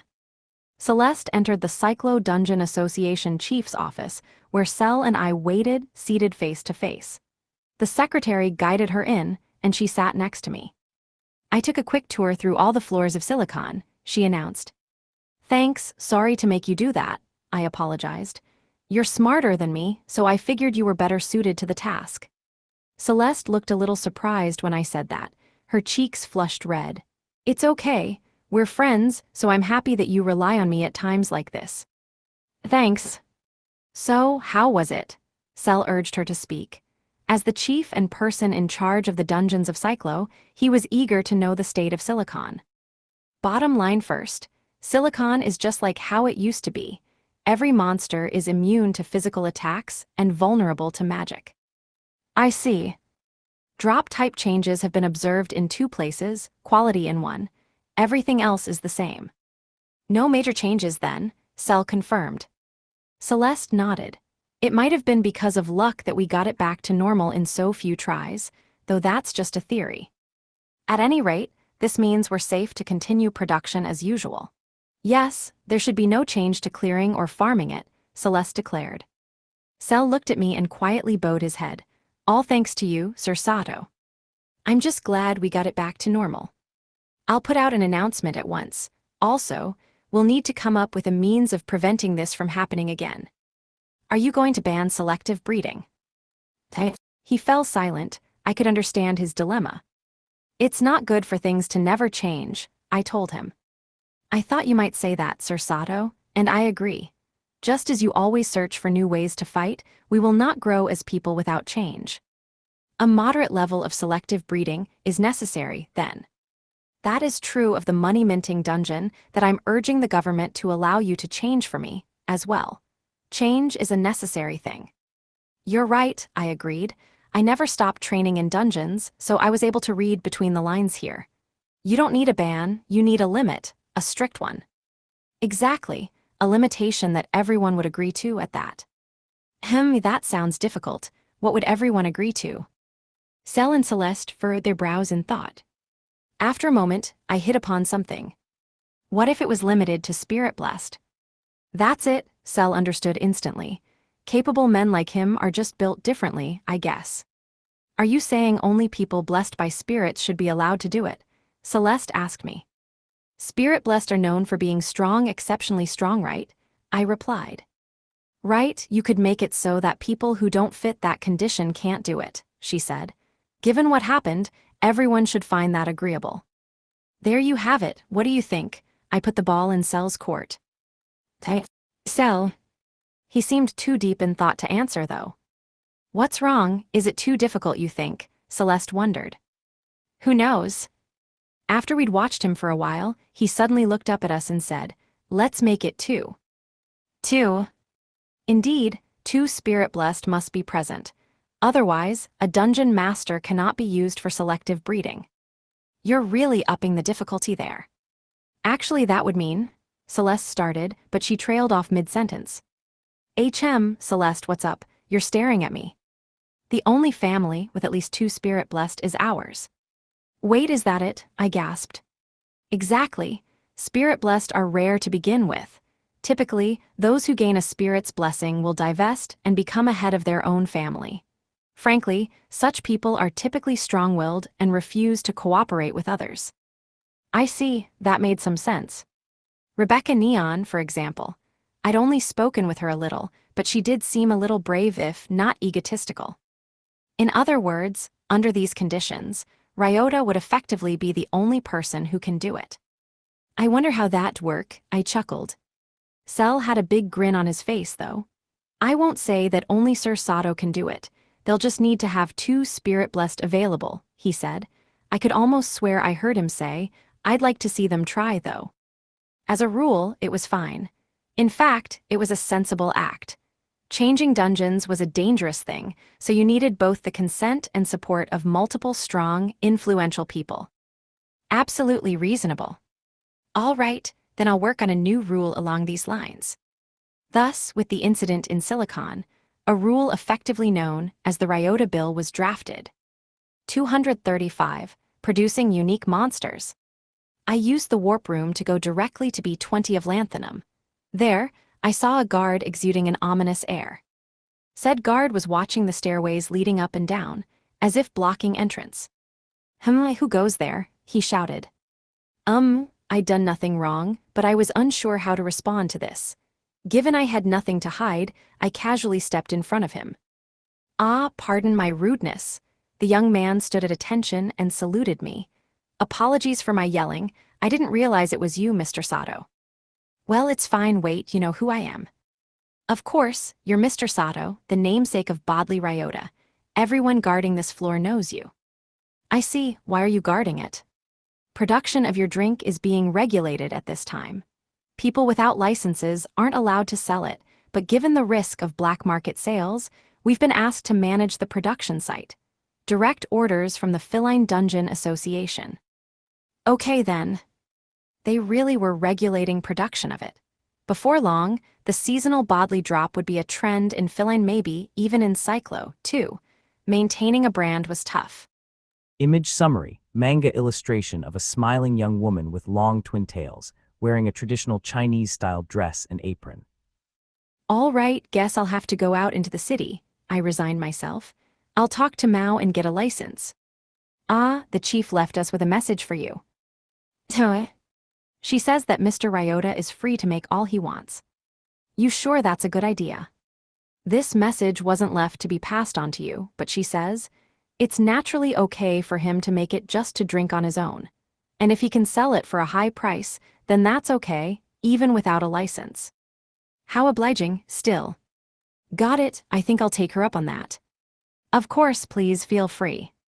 After saying goodbye to the guard, I defeated some monsters, got enough wine drops for a few people, and took them back to the mansion. I went out onto the mansion terrace and felt the night wind. I drank a fair bit of wine, so my ears were hot and my skin was flushed. Whatcha doing, Ryota? Alice came out of the mansion and stood next to me. Just cooling down a little. I might have had a bit too much to drink. Really? Yeah, it tastes great after all. It sure does, she smiled and took a sip of her wine, though I had a feeling that her sense for what tasted good differed from mine a little. Bodley's so good, you're as awesome as ever, Ryota. You think so? Yeah, everyone else loves it too. By that, she meant the buddy monsters on her shoulders. The slime Bubbly, skeleton Bony, little demon Boomy, needle lizard Spiky, and master dragon Rory. Her chibified buddy monsters were taking little laps out of her glass too. Can they drink? It's rare for them to do it, but they really love this one. I think it's because it's yours, Ryota. Maybe. This wine was good enough that Feline had decided to limit production of it, and on top of that, these were top-quality drinks made with my S-rank drop rate. So even monsters can get hooked on this stuff, huh? Kirby says it's delicious, too. Kerberos, too. Well, he does eat like us, I guess. Our guard dog, Kerberos the Cerberus outsider, wasn't quite the same as Alice's buddy monsters. Hey, you should take me with you next time you do selective breeding. I want to watch you do your stuff. Good idea, but only after you become spirit blessed, okay? Oh yeah, I forgot that was a requirement now. Okay, I'll do my best. Yeah, you do that. No doubt our favorite summoner would conquer a dungeon and be blessed by a spirit before long. I just knew it would happen. NNH, I groaned and yawned as I woke up the next morning. I'd slept in the perfect bed, imbued with the effects of what could be a skill called Emily's home, so I woke up perfectly refreshed and ready for a productive day. Wrestle. However, something furry was rubbing against my face. Wrestle flap, wrestle flap. I knew that feeling, it was a dog's tail. Did you get in my bed with me, Kerberos? Good morning, master. What's wrong, master? Kerberos stared at me while I opened my eyes and sat up. You are Kerberos, right? Yep, I'm Kerberos. That's the name you gave me, master. Kerberos cocked his head as if to inquire why I was asking him that. I grabbed his face and turned it toward the window. The window, which functioned as a mirror as well, revealed what resembled a giant cop pan. Kerberos looked like a Shiba Inu now. At the Dungeon Association chief's office, Cell said firmly, "It's a unique monster." Unique monster. Kerberos and I exchanged glances and cocked our heads again. What's that? I asked. Unique must mean that it's rare, right? Cell nodded. They are also referred to as mutant species. Through some impetus, individual outsiders have been known to evolve into new appearances. Are they like rare monsters? Not quite. Rare monsters are different monsters that live on the same floor as regular ones. For example, slime mutations are not the same as slime bros. So what you're saying is, Kerberos is still classified as a Cerberus, but him? I crossed my arms and cocked my head, trying to think of the best expression for this. Like, a Cerberus so rare that only one exists in all the world. That is apt, however, I must say, Cell gazed at Kerberos, who'd become a giant Shiba Inu. A unique monster, amazing. I'm impressed with you, Sir Sato. Why me? 99% of unique monsters come from outsiders. That's because they require exposure to human wavelength, magic, and vitality, in other words, energy particular to humans to transform. That's exactly why the vast majority must be outsiders. Right, if they were monsters in a dungeon, they'd just be killed. Cell nodded.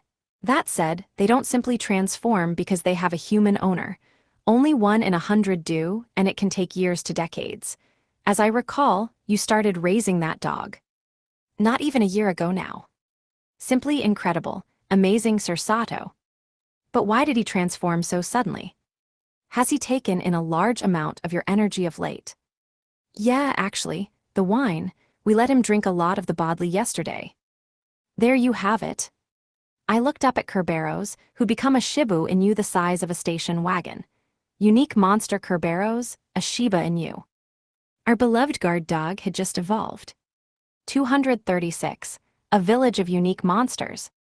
I visited Mao at the Feline Dungeon Association, and she promptly decided to sit in my lap. We usually sat across from each other, but things had taken an odd turn. Miss Mao. Just Mao is fine. Okay, fine, I guess, but why are you in my lap? You don't like me sitting here. It's not that bad, but... Mao Ma was the chief of Feline's Dungeon Association. Her title was proof that she was a big deal, but she looked even smaller younger, too, than Emily. When she sat in my lap, it felt like I was babysitting a family member's kid. I didn't dislike it, but I was confused because I didn't really get why she was doing it. However, I'd learned from Cell and others that questioning things would get me nowhere. I'm here with a request, I said, changing the subject. Ask away, I'm happy to do anything. I want to farm a lot of wine from B20 of Lanthanum for personal use. Didn't I say you could use it as much as you want? The guard there told me that, yeah, but I plan to get a large volume of it. I just thought I should ask first. Mao stared right at me. In my lap, she turned and looked up at me over her shoulder. What? I've fallen for you all over again. Hi. She jumped out of my lap and stood in front of me, gazing at me with starry eyes. Want me to gather people right now? Is 500 enough? Whoa, that's not necessary. I can do it myself, okay. When I refused her offer to help, she looked awfully sad. Are you Suyur? I hated to make such a cute little kid sad, so I ended up offering, want to come with me? I do. I want to see you in action.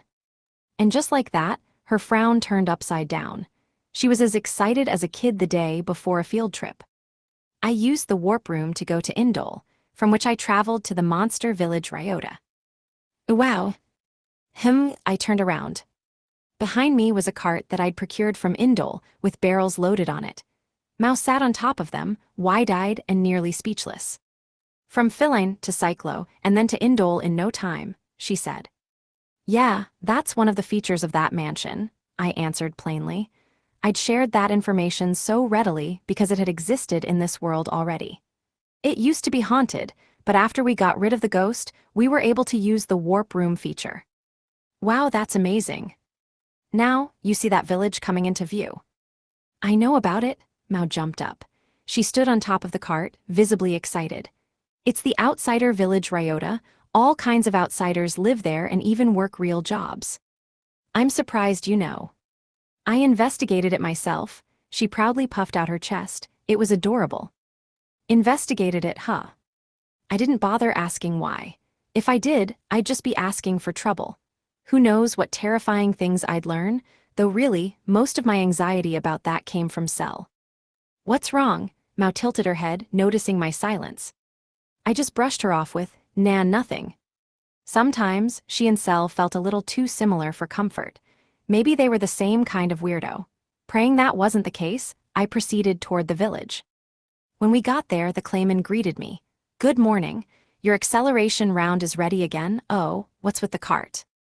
I brought you wine. Wine? Stuff I made, just a little gift for everyone.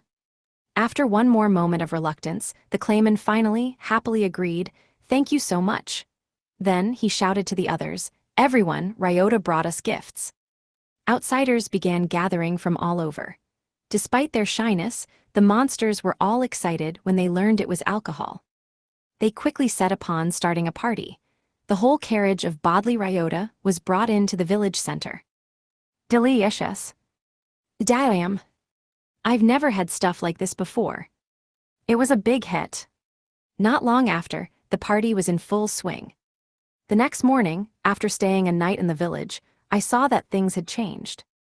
All of the monsters looked different from how they had yesterday. Even the orc, who looked like the kind of guy to kidnap a princess, now looked adorable like one of the three little pigs. The tiny goblin had grown tall and slender, wearing a biker jacket instead of a loincloth and wielding a nail bat instead of a club. Good morning. A slime flapped its wings, flying at my face height. Wait, you're... Slime Payan. Oh okay, you grew wings, I realized. Yep. I see, didn't you have a friend who looked like your twin too? I'm right here. A voice came from the opposite direction. When I turned around, I was shocked a beautiful woman stood there. She was beautiful enough that she could be a leading actress in a movie. And you are? I asked. Slime Nyan, thanks to you, I'm a unique monster now. It turned you human. From slime to human, I was a little shocked. Just then, I looked around the village again. All of the excited monsters here had, without exception, turned into unique monsters. What a surprise! Everyone who drank Bodley Ryota turned into a unique monster. Apparently having gone for a look around the village, Mao ran over gleefully. It's awesome, like, seriously awesome. She was going crazy over the effects of the drink that we'd selectively bred together. 237. A single monster. In Philine's Dungeon Association chief's office, Mao sat in my lap and read out a document. We had tests done with Bodley Ryota. We couldn't experiment on people's pet outsiders, so we had new ones made for it. Okay, fine, but why are you on my lap again? As a result, despite also being a rank wine, it did not turn outsiders into unique monsters. Just gonna ignore me, huh? I muttered, gave up, and listened to the report. But when given your A-rank wine, they turned into unique monsters overnight. Really? Yep, without exception, every single one. Yours is A rank too, but it's different somehow. I see. Mao called it a rank, but that was only because the S rank concept didn't exist in this world. I recalled when I'd met Emily and first saw my stats. When she saw my S rank stats, she thought they were far worse than F rank. That was correct in pure alphabet order, but I knew that S surpassed A in cases like this. And I was right. That was surely true this time, too. Mao rated it A rank based on common sense, but the wine I'd dropped was probably S rank. S rank Bodley Ryota had the effect of turning monsters into unique monsters. We tried from B to E just in case, but same deal, she added. Hi. Yours is special, really special. So, Mao fidgeted in my lap, seemingly struggling over what she wanted to say next. Go on. I'd appreciate it if you didn't sell it at normal shops. I get it. As someone in charge of the Dungeon Association, you wouldn't want someone spreading alcohol that has a special effect attached. Yeah. That's fine, I'll just take what I want to use for myself. Is that okay? Okay. We were talking business, but her smile was as innocent as ever. I left Philaine and used the warp room to go back to the monster village rather. Unique Monster Village Ryota. When I got there, a monster greeted me, good morning. It was a clay doll with a jarringly large head. Kind of cute, yes, but kind of terrifying in how its mouth didn't move when it talked. That voice Clayman. Yes. Huh, so that's what you look like now. The Clayman had started off as a literal man made of mud. Now that he was a unique monster, he looked like a clay doll. Your acceleration round is ready. Got it, how's everyone doing though? I asked. He bowed deeply. Thanks to you, all of us have become unique monsters. All of you, as in everyone. Yes. Wow. So my Bodley really does make them unique monsters. Becoming unique has changed our skills and stats. At first, everyone was confused and our work output decreased. But sounds like efficiency went up in the end. Yes, after we got a grasp of our new skills, we found that our fighting abilities went up across the board. They doubled on average, and in some cases even tripled. Very nice. All because of you, Ryota? He bowed again. His tone of voice told me that he was grateful, but it was still a little eerie that his expression didn't change at all. I'll go grab the acceleration round and look around the village. You can get back to work now. Understood. The Clayman left and I toured the village alone. Until recently, the village was full of monsters that looked like monsters. Some of them had shared the same appearance. But today, they all took on a different appearance. The violent-looking orc had become a fairy tale piglet. One of the slimes had turned into a person. This had added a whole lot of variety. And of course, their stats had improved as well. I could tell from a single stroll around the village that they were stronger. This should make life a little easier for them, I thought to myself. Oh, I gasped. A monster had made eye contact with me and then ran off. That was Mini Sage, right? Huh, I murmured before realizing that something was off. The Mini series of monsters inhabited the Dungeon Platinum. They were monsters modeled after what you might call RPG classes, and they were typically about 2 to 3 heads tall. As for their appearance, they looked like late 90s top-down RPG characters. That was fine, though. I was used to this world, so that didn't bother me. The problem was that the Mini Sage still looked like the Mini Sage I knew. It's not a unique monster? Curious, I ran after Mini Sage. It desperately tried to escape me, but I caught up in no time. I circled around its front, and it ran straight into me. Punio, he let out an odd cry and fell on his backside. You okay? I asked. I am, oh, the Mini Sage rubbed his nose. When he saw me extend a hand, he froze up. Gee, great Ryota. You know me. That means you didn't just end up in this village today, did you? Right. Why didn't you become a unique monster? I asked. The Mini Sage looked down sadly. Did you not drink the wine? Hick. Hick. Wah, he burst into tears. His loud wailing and sobs drew attention from all around. Embarrassed by the scene, I desperately tried to console him. He sniffled, I'm sorry, great Ryota, for troubling you. I mean, it's really fine, I assured him. On the village outskirts, the two of us sat side by side on a rock. My feet touched the ground, but the mini-sage's legs only reached to the middle of the rock, so they dangled freely. So, do you feel a little better now? Yeah. Good. Sorry if this makes you feel bad, but I want to know. Did you drink the wine and see no changes? That's right. The clayman told me that everyone turned into unique monsters, though. I was hiding. Huh? I stayed out in the open at first, but everyone transformed except for me, so I decided to hide. Oh. It was too much for him to bear. I knew how he felt. When everyone else around you is doing great except for you, it becomes too difficult just to be around them. No matter how much I waited, I never changed. I'm starting to think I shouldn't be in this village. It'd be easy to tell him not to worry about that. That was how I genuinely felt. It wasn't as if one needed to be a unique monster to live in this village. But the mini-sage probably felt awkward and hesitant about it. I couldn't turn a blind eye to the unlucky and unrewarded. "Want a drink more?" I offered. "Hi. That, or you can come live with us." "With you?" "Yeah, in our mansion. I hear unique monsters are usually those who have an owner and receive their owner's magic for years and years." When I explained it, I remembered my initial impression that it was like a Tsukumogami spirit. "So come live in our mansion, if you want. That might help you become a unique monster." Are you sure it's okay?" I nodded back. Personally, it wasn't okay in my book. It's never okay to abandon someone in need like the mini-sage. Everyone was envious of the mini-sage as they sent him off. Almost all of the monsters expressed how they wished they could come live in the mansion. Thus, I returned to Indole with a new friend in tow. I was ready to go into Aurum and go back home via the warp gate, but then I remembered something. "Aw man, I forgot," I groaned. The mini-sage was an outsider, a monster. Monsters could only exist on their own floor. Outsiders were an exception, allowing them to survive in other floors, dungeons, and outside of dungeons. But going in or out of a dungeon, or going between floors would cause them to disappear. I'd forgotten that, and I ended up bringing him way too close in my attempt to use the warp gate. "Sorry, this is totally my fault. You can ride Kerberos. Let's go back to the village for now." Kerberos came to the village and back on his daily walks so he could just pick up our new guest. Upon my suggestion, though, the mini-sage gazed silently at the entrance to Aurum.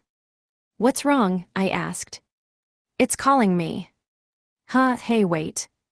Before I could reach out my hand to stop it, the mini-sage took firm steps toward the dungeon. Then, without hesitation, he went inside. Wah, I ran after it, but when I did, I was warped somewhere else. Gah, right, it's a rogue dungeon. As a rogue dungeon, Aurum transformed every time someone entered. Another thing I'd forgot. Now, I was in a random place in the dungeon. I really am clumsy today. More importantly, the mini-sage, I guess it must be too late. This world's logic dictated that it would die the instant it entered the dungeon. I sighed, regretted my inability to stop him, and decided to look for the warp gate leading back to the mansion. Eruption, there was a familiar voice in the distance. After following the voice, I found the mini-sage fighting one of Aurum's little demons. It came into the dungeon without dying. Could it be? Was he already a unique monster, despite not changing in appearance? Had the S-rank Bodley worked and made him a unique monster with an unprecedented new ability? That was my theory now. 238, from 1 to cap in 3 minutes. The mini-sage had just defeated the little demon when I happened upon him. Oh, Great Ryota. Noticing me, he ran over on his little legs. Look at this, Great Ryota, look. That's a gold dust, Did that drop from the one you just killed? Yeah. Also, why did you come running into this dungeon? I asked. It was calling me. Calling you? Yes, it was a girl's voice. Wait, Suddenly, the mini-sage's eyes went wide. Come to think of it, I came into the dungeon and I'm still alive. Why? That's what I'd like to know. Wyatt. He gazed at his own hands in confusion. This is just a guess, but I think you might be a unique monster already. Already? Your appearance hasn't changed, but your abilities have. That's a thing that happens. Really? Yeah, I replied firmly. Wanna test it out? Test. Let's go to another dungeon. We can test whether you disappear when you go inside or go up and down floors. I see. Either way, we're already in one dungeon, not like we can stay here forever. My suggestion was a casual one, as if suggesting the mini sage take a little walk because I was almost certain now. We went back to the mansion through the warp point and then warped to B1 of Tellurium. After some thought, I decided this was the best place to test it. Aurum changed every time someone entered, so we'd be causing people a lot of trouble if we did it there. Nihonium was the polar opposite in that regard. Nobody would even notice us, but it didn't have a status board or any drops. Thus, I decided to bring the mini sage here. I didn't disappear. He was surprised again, at a loss for words. Back in Aurum, he had wandered in on his own, claiming the dungeon was calling him. This was the first time he had gone into a dungeon and between floors while conscious of whether he would disappear, so that reaction was natural.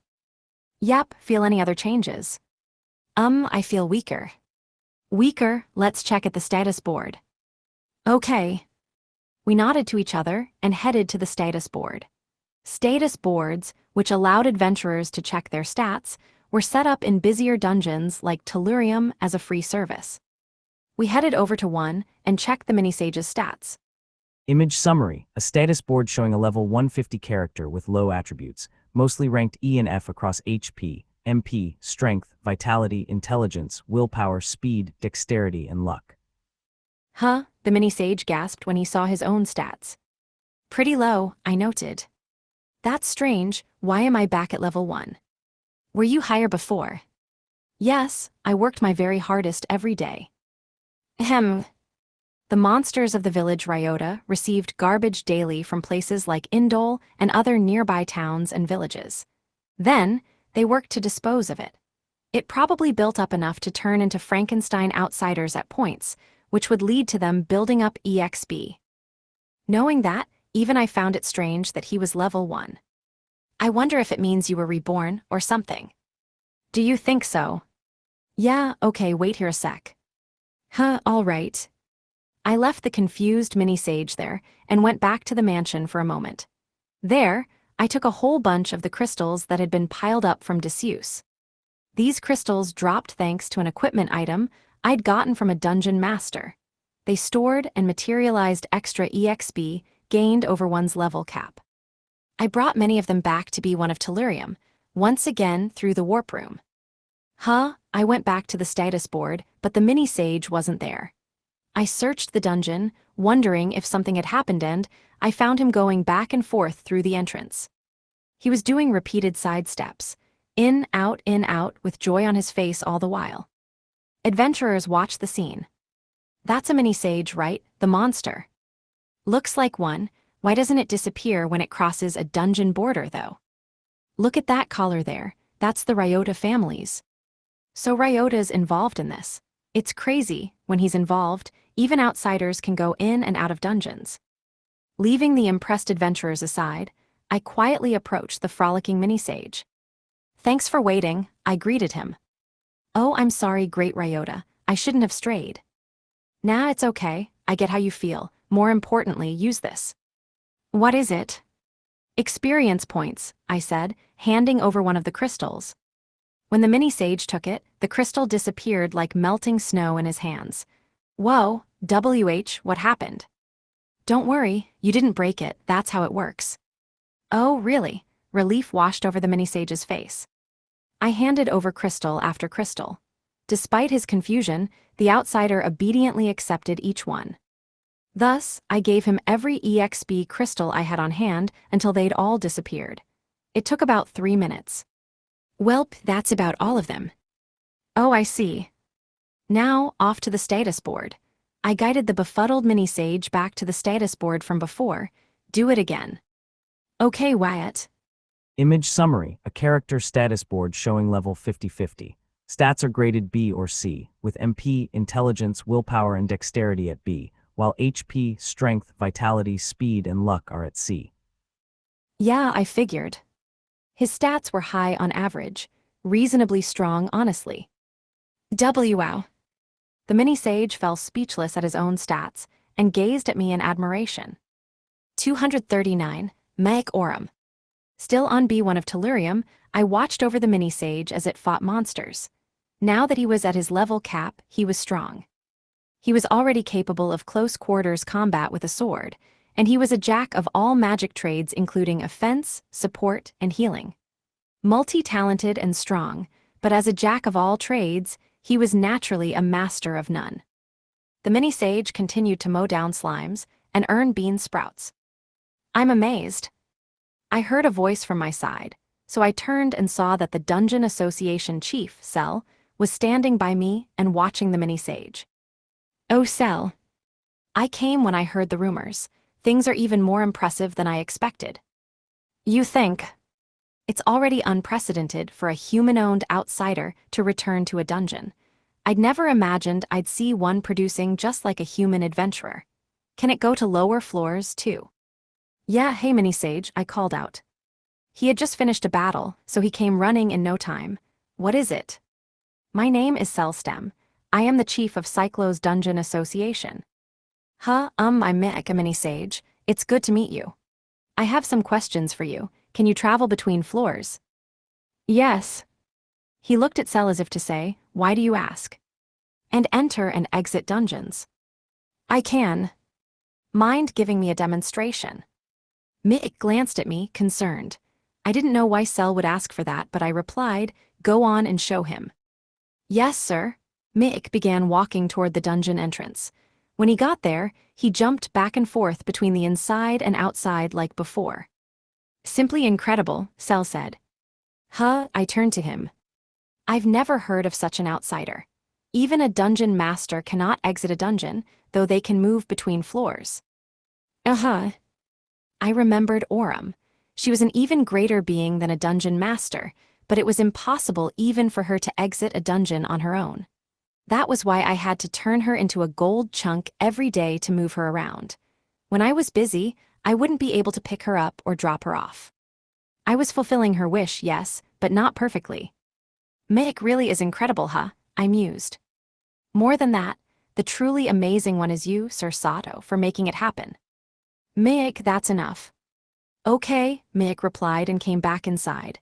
It was then that a slime jumped at him. It was a charge from the mini-sage's blind spot. Taken by surprise, Mick got tangled up with the slime, fell over, and rolled out of the dungeon. After they'd fallen out of the dungeon together, he kicked the slime away. Then, after casting the offensive magic eruption, he won with ease. Phew, that surprised me, he sighed. You okay, Mick? I'm fine, it just surprised me. It was only a slime after all. If you say so. He didn't look injured at a glance, and he was right, it was just a slime. A simple accident, that was all. Why? Or so it should have been. Mick and I turned around. Back inside the dungeon, one ghastly cell awaited us. Why what? I asked him. Why didn't it disappear? I looked at Mick, who happened to be looking up at me. We made eye contact. I mean, we explained why, right? And you saw it before. No, not the mini-sage, the slime. The slime, oh, I gasped in realization. Right, the slime. Mick had defeated the slime outside the dungeon. Monsters disappeared when they left dungeons. Aside from unique monsters with the special ability that the mini-sage had, slimes should just disappear. But that one hadn't. Mick had kicked it away, and it remained alive until subjected to eruption. It had been killed normally. What does it mean? I wondered. It may be that monster's special ability, Cell theorized. Mine, Mick was surprised. Let's test it, replicate the same circumstances, no. I realized that I needed to think more fundamentally, pick up a slime and try carrying it outside. Okay. I switched into my ability testing mode, came up with a plan and gave Mick orders. Yeah, let's do more than one in fact. Pick up two, throw one outside, and keep holding the other while you go out. Understood. Cell and I went back into the cave and watched. Mick caught two slimes as instructed. After casting a restraining spell to stop them from moving, he carried them to the dungeon entrance. Then he threw one slime which disappeared. The instant it went through the entrance, the monster disappeared without a trace, as if there was something there destroying it. Mick looked at me uneasily. Don't worry, keep going. Okay, his anxiety soothed, Mick gathered himself and walked out of the dungeon with the slime in its arms. When he did, he gasped, wow. Cell grumbled to himself and nodded. The slime in Mick's arms hadn't disappeared. What do you think this means? It seems like monsters that Mick is touching don't disappear. Just a guess, but I bet going between floors is fine too.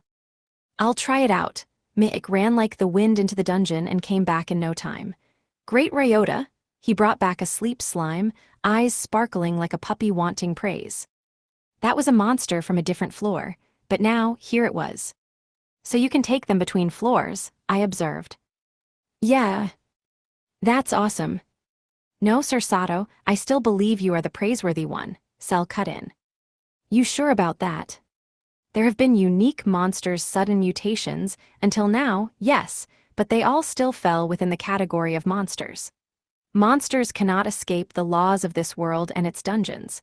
But you have finally demolished that boundary, and as such, I believe you are the one worthy of the credit.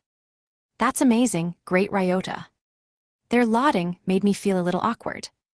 It wasn't bad, but it was embarrassing, so I decided to change the subject. When I quickly looked around for something to bring up, I noticed the sunset. Today was almost over. Now that I was free from corrupt corporations, I didn't work at night. That meant it was about time to go home. To go home, pick up Orem and... Great Ryota, what is it? Mick cocked his head and looked up at me. After gazing at it for a while, I finally turned to Cell and said, we might just get another spirit blessed. Oh ho, unsurprised, Cell asked me, and who might that be? Mick. I took Mick to Orem's chamber. The mini-sage took her hand and guided her back to the mansion. Until today, I would have to shoot her and remake her as an outsider. But now, she could just hold hands with Mick. This made her happier than ever. As such, the spirit-blessed Mick Orem had been born. 240, Golden Ryota. On B1 of Silicon. Next stop, Arsenic. Okay. One little girl, carrying a monster in her arms, ran up the stairs and made a mad dash out of the dungeon. The adventurers of Silicon were confused to see this. That was a mini-sage monster, wasn't it? No shot. Why would a monster be going between floors and out of the dungeon? That cute little girl must have been doing ventriloquism with a stuffed animal. You're wrong. Keep this between us, but that's the new member of the Ryota family. One adventurer happened to be in the know, so all of them focused on him. They were all experienced Silicon adventurers, so they were able to listen in while single-handedly defeating monsters. A strange sight, indeed. Pleased by the attention, the knowledgeable one proudly explained. You know unique monsters, right? That's one that Ryota made evolve. That monster, and any monster it touches, can travel between floors and even go in and out of dungeons. Wyatt? A cacophony of surprise broke out. No way, outsiders can do that. I know about unique monsters, but they are still just monsters, aren't they? Hugh, the Ryota family's too awesome. Has he? The knowledgeable adventurer laughed proudly and meaningfully, satisfied by their surprise. What's with that laugh? Remember that girl who was carrying the mini-sage? Yeah, wait, you don't mean. Huh, if it can take monsters it's touching, too, then is she a monster? Is she a unique monster, too? Hey, the adventurer acted even more smugly now. Okay, we get it, just tell us everything, someone shouted. A chorus of yeahs rose from the listeners. How impatient. Fine, fine, I hear that girl is Orem. Orem, is it spirit blessed then? Come to think of it, Ryota Satos controlled the dungeon Orem for a while now. But wasn't he the spirit blessed? You're misunderstanding, that's Orem herself. What? The spirit of the dungeon Orem. Wyatt? Everyone there, save for the knowledgeable one, turned back to look at the entrance to Silicon. Surprise, admiration, and respect dominated their faces. At night, I got out of the bath and considered going into the kitchen to find a cold drink. Ryota. Whoa. I was interrupted by a tackle from the side. Despite the suddenness of it, I managed to brace myself and avoid getting knocked down. What's gotten into, oh, Orem? Thanks, Ryota, thank you so much. Orem hugged me. Oh, you mean that? I saw the mini sage Mick next to her. You seem awfully satisfied. Yep, we went to every dungeon in the city. Wow, very nice, I replied. After I'd taken Orem out of her dungeon and introduced her to Mick, she'd forgotten all about Emily's dinner and went out all day with the mini sage. Had fun, huh? Yeah, I've never seen other dungeons before. That's so. Sorry I couldn't take you to any others until now. The reason I'd taken her out of the dungeon to begin with was because she wanted to see the outside world. Every spirit I'd met so far had different wishes. Arsenic was hungry. Selenium was, well, lusty. Orem was like a sheltered princess. She wanted to see the world. So I'd used my S-rank drops and the mansion's warp room to take her out of the dungeon. However, I hadn't taken her to other dungeons. I could have tried to do it in theory, but every time we went in or left or changed floors, I'd have to kill her again and turn her back into an outsider. That seemed like a lot, so we hadn't done that yet. Other dungeons are fascinating. Really? Yeah, there was red snow and stuff. Dungeon snow, huh? Come to think of it, Orem doesn't have any of that. She excitedly talked about other dungeons. It reminded me of a kid in a toy store. In that case, you might be interested in Lanthanum, I suggested. Why's that? Just wait until you get there to find out. Mick, I'm about to take her through the warp room, so tomorrow. I want to go tonight. Orem cut me off. She sure wanted to go. Okay. Is that fine with you, Meg? Aren't you tired? I'm fine. Besides, I'm happy to be able to help Lady Orem. And this is for you, Great Ryota. Mick rummaged through his things, took something out, and handed it to me. Gold, huh? And a whole kilogram at that. Lady Orem gave it to me, and I want to pass it on to you. Nah, I refused. You keep that, you earned it after all. But it's cool. Also, Orem, it's okay for Mick to introduce himself as Mick Orem now, right? Of course, we're BFFs, May.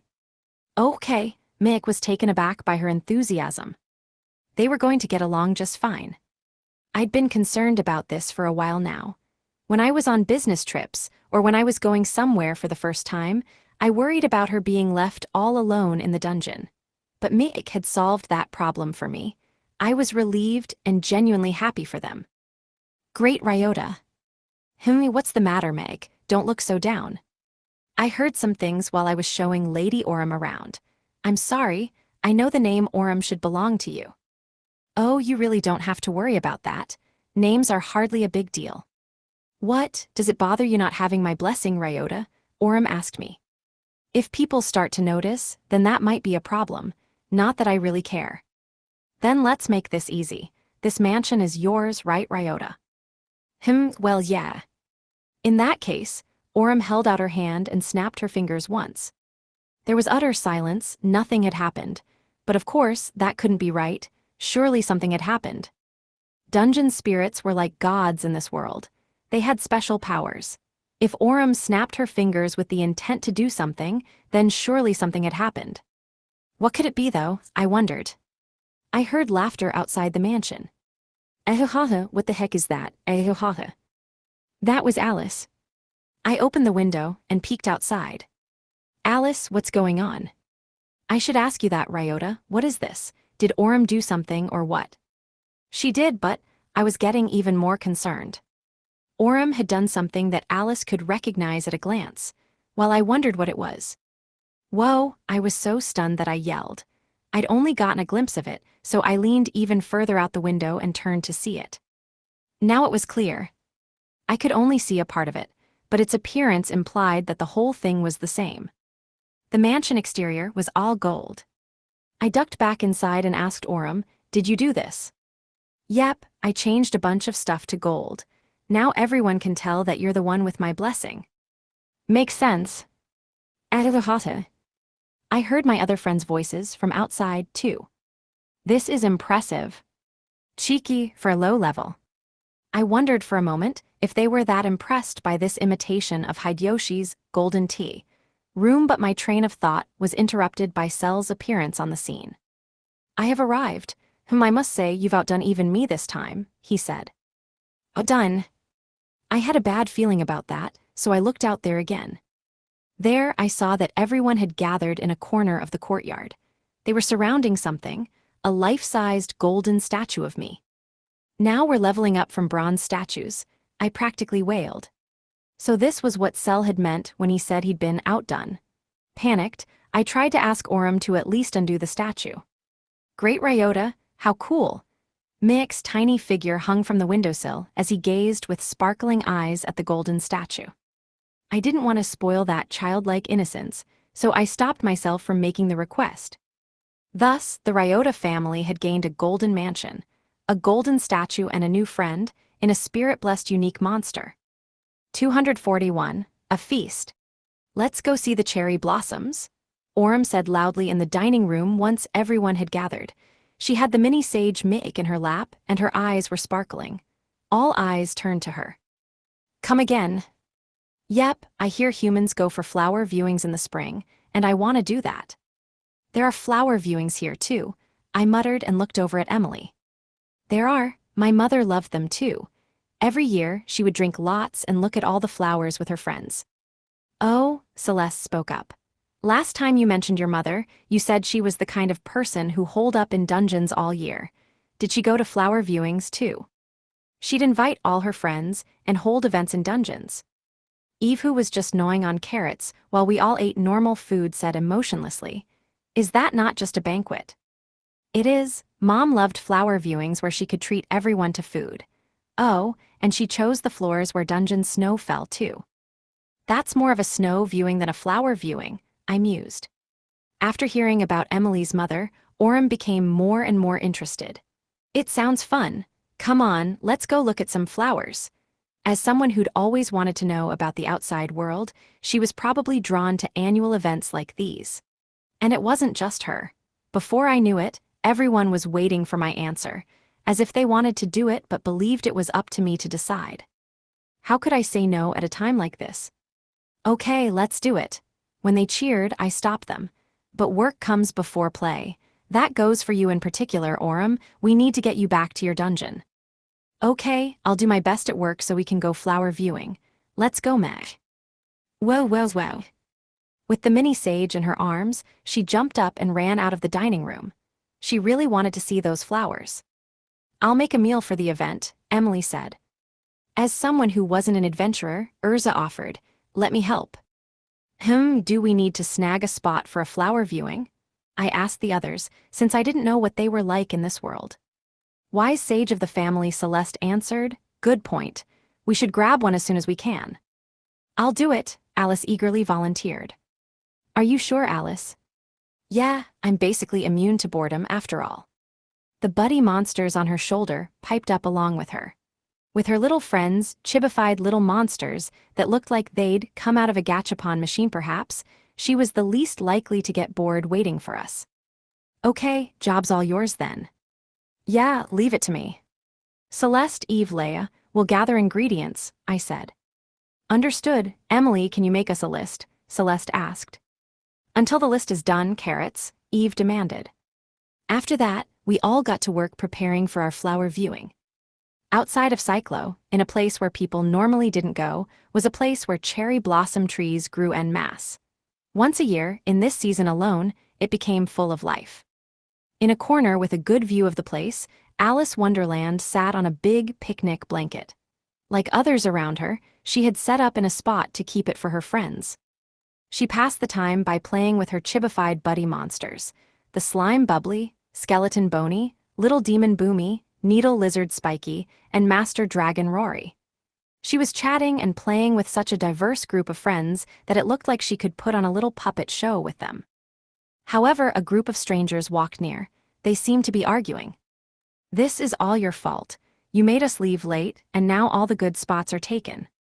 My fault. Maybe it's your fault for sleeping in when you should have been saving us a spot. Gotta agree there. Fine, I'll do something about it then. Like what? Just you watch. One of the rough-looking gang looked around the area for a moment. Then, with a grin on his face, he approached Alice. Hey, kid. Yes. Give us your spot. No, I'm reserving this spot for me and my friends to see the flowers. Too bad, give it up, kid. He raised his foot and stomped heavily onto the ground. Bang, this gouged out a portion of the ground and sent dirt flying. Ew. An act of intimidation, but Alice didn't seem intimidated at all. While I'm still being nice, please. Sorry, she promptly replied. I'm reserving this spot for me and my friends to see the flowers. Say what? He glared at Alice. His voice was getting gruff. The other men spoke to each other in hushed tones. Hey, is this kid who I think she is? No doubt about it. That's the dragon master of the Ryota family. She's dangerous. Hey man, maybe leave her. One of them tried to stop him. Guys, just shut up and wait, I'm taking care of it. Not noticing their protests and tense looks, he turned back to Alice. I'll say this one more time, hand over the spot. Sorry, sir, Alice refused, perfectly calm. Immediately after, he grabbed her by the collar of her shirt and lifted her up. You'd better watch yourself, kid. Don't act tough just 'cause I'm nice enough to peegaw. The man was blown away. A round object had come charging from behind Alice. Bubbly buddies. She turned around and her buddy monsters were there. They weren't in their cute, chibified forms anymore. They were normal-sized monsters. All of them were emitting pure malice, too. Alice had no time to stop them. The skeleton, little demon, and needle lizard all charged in and beat the tar out of the man. The awful treatment he'd given their master had driven them into a rage. Guys, that's enough. Hey, Rory, stop. But even their master could not stop them. Even worse, the now full-sized master dragon was spewing flames from its massive form. Fire flew at the man. People around screamed. The master dragon's flames burned even the air. Just as everyone expected the worst, however, a shield of ice had appeared in front of the man. The many layers of ice managed to fend off the master dragon Rory's fire attack. However, Rory had yet to recover from its rage. It swung down with its sharp claws. Thud. The blow, so strong that it shook the earth below, was stopped by a man who'd stepped in. Ryota, Alice cried. His appearance caused a commotion, and relief, to spread through onlookers. My hands were numb and throbbing. I'd managed to make it in the nick of time, but Rory's blow was a powerful one. That's a dragon for you, Master Dragon, said to rival even dungeon masters. I had to use all my strength to stop that attack. GRR, Rory glared at me with bloodshot eyes and reared up for its next attack. That's enough, you're making Alice sad, I yelled. The dragon finally stopped and whipped around to look at Alice. She was saddened by her buddy monster's rampage. Rory and the other 4 buddy monsters all looked at her apologetically and returned to their usual small size. Dejected, they lined up in front of her, where she petted them all. You were bad little babies today, but it's okay. Good babies, she consoled them. All of them cheered up and started playing with her. Knowing that they were fine now, I turned to the man who'd been beaten up. Sorry for that, you okay? Who the hell are YMMPH? He tried to yell, but people who seemed to be his friends held him back and covered his mouth. Just then, my family showed up, everyone from Emily to Mick. Oh, Yoda, what's going on? It looks like a battlefield out here. As for what was going on, that was what I wanted to ask. The group of men argued amongst themselves about something. MMPH. Shut up, idiot, don't you know who you're dealing with? Those people are the Ryota family. They've got 3 spirit blessed in their ranks. If they got serious, they could turn you to ash, dumbass. Then, they ran off in a tangle. What happened? I asked Alice. Well, they told me to give up our spot. Oh. Well, that explains things. A rough-looking group of men, one still young-looking Alice. I'd figured out what had happened here. I'm sorry for what happened. No, it's okay, she replied. Low level and tiny, people are bound to underestimate you. Yeah, appearances can be important sometimes. Eve and Celeste commented and sat on the picnic sheet Alice had set up for us. Maybe they won't underestimate you if I do this. Aurum snapped her fingers. Instantly after, the picnic sheet turned golden. The weights holding it down turned into golden statues, too.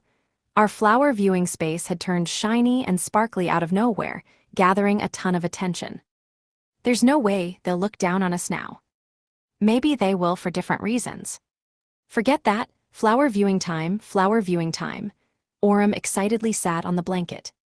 Well, I guess it doesn't matter, I thought to myself as I saw her play as innocently as a child.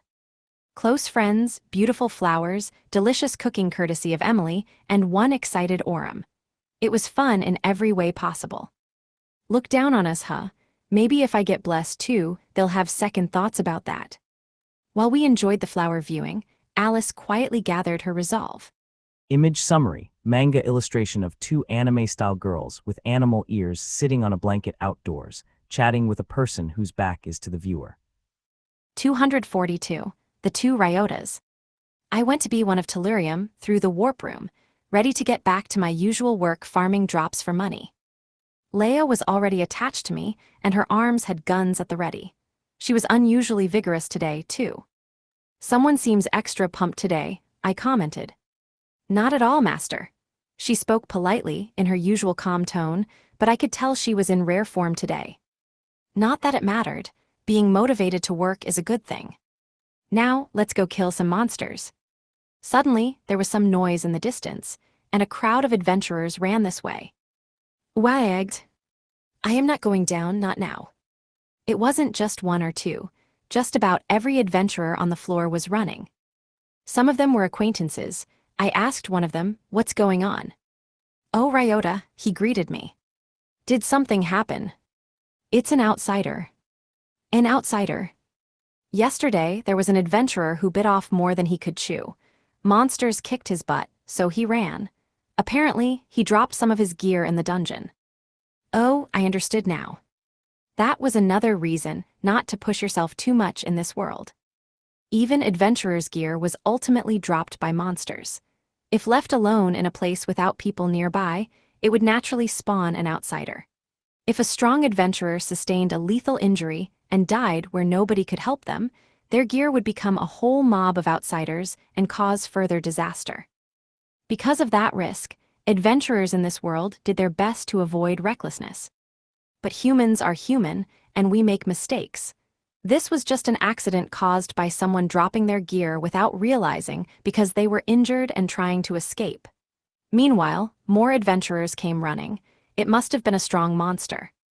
I couldn't do my job if I left it alone, so I just have to deal with it myself. I ran in the opposite direction of the adventurer flood. Before long, I found an unfamiliar monster in the familiar dungeon. It was almost human-like, rare among monsters. However, it was not perfectly human. It was the size of a young woman, but it had a single butterfly wing on the right side of its back. Its hairstyle was like a girl's, too, and it had a single ponytail tied on the same side as the wing. Do you speak human language? I asked. The monster made an indescribable sound, charged and attacked. It's fast. I jumped to the side as fast as I could. Though its pursuit was delayed, it caught up at nearly the same speed. It waved one hand. I raised my arms to guard and I was blown away. My guard was broken with ease. My arms tingled, and my whole body throbbed from the impact running through me. I tried putting distance between us, since my guns would be less useful if it closed in on me, but it was too fast for me to make any progress. Leia put her arms to work too, but she could hardly even aim, let alone fire. If I couldn't use my guns, then I'd just have to resort to close quarters combat. SS Strength, SS Speed, SS Vitality. With stats that could surely withstand close combat, I prepared to intercept its charge. I dodged the monster's flexible arm and fired off a gouging hook. The monster guarded against that, so I grabbed its arm, swung it around, and slammed it into the ground. However, a counterattack came quickly. It used that same arm as an axle to unleash a rotating kick. I barely evaded, but the kick cut some of my hair off. Fast and strong. If my stats were all SS, then the monsters were comparable to S. I wouldn't lose if I took this fight seriously, but it'd take time. In that case, at the same time as the attack, I took out a gun and pointed it at myself. If I'm not attacking, then I can still fire even if it approaches. And I did just that. I'd fired an acceleration round, the bullet that sped me up rather, slowed the flow of time around me. The instant I fired it, everything slowed down except for me.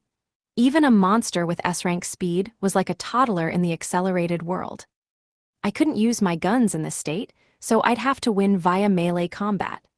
I closed in and punched the monster in a flurry reminiscent of the 100 crack fist.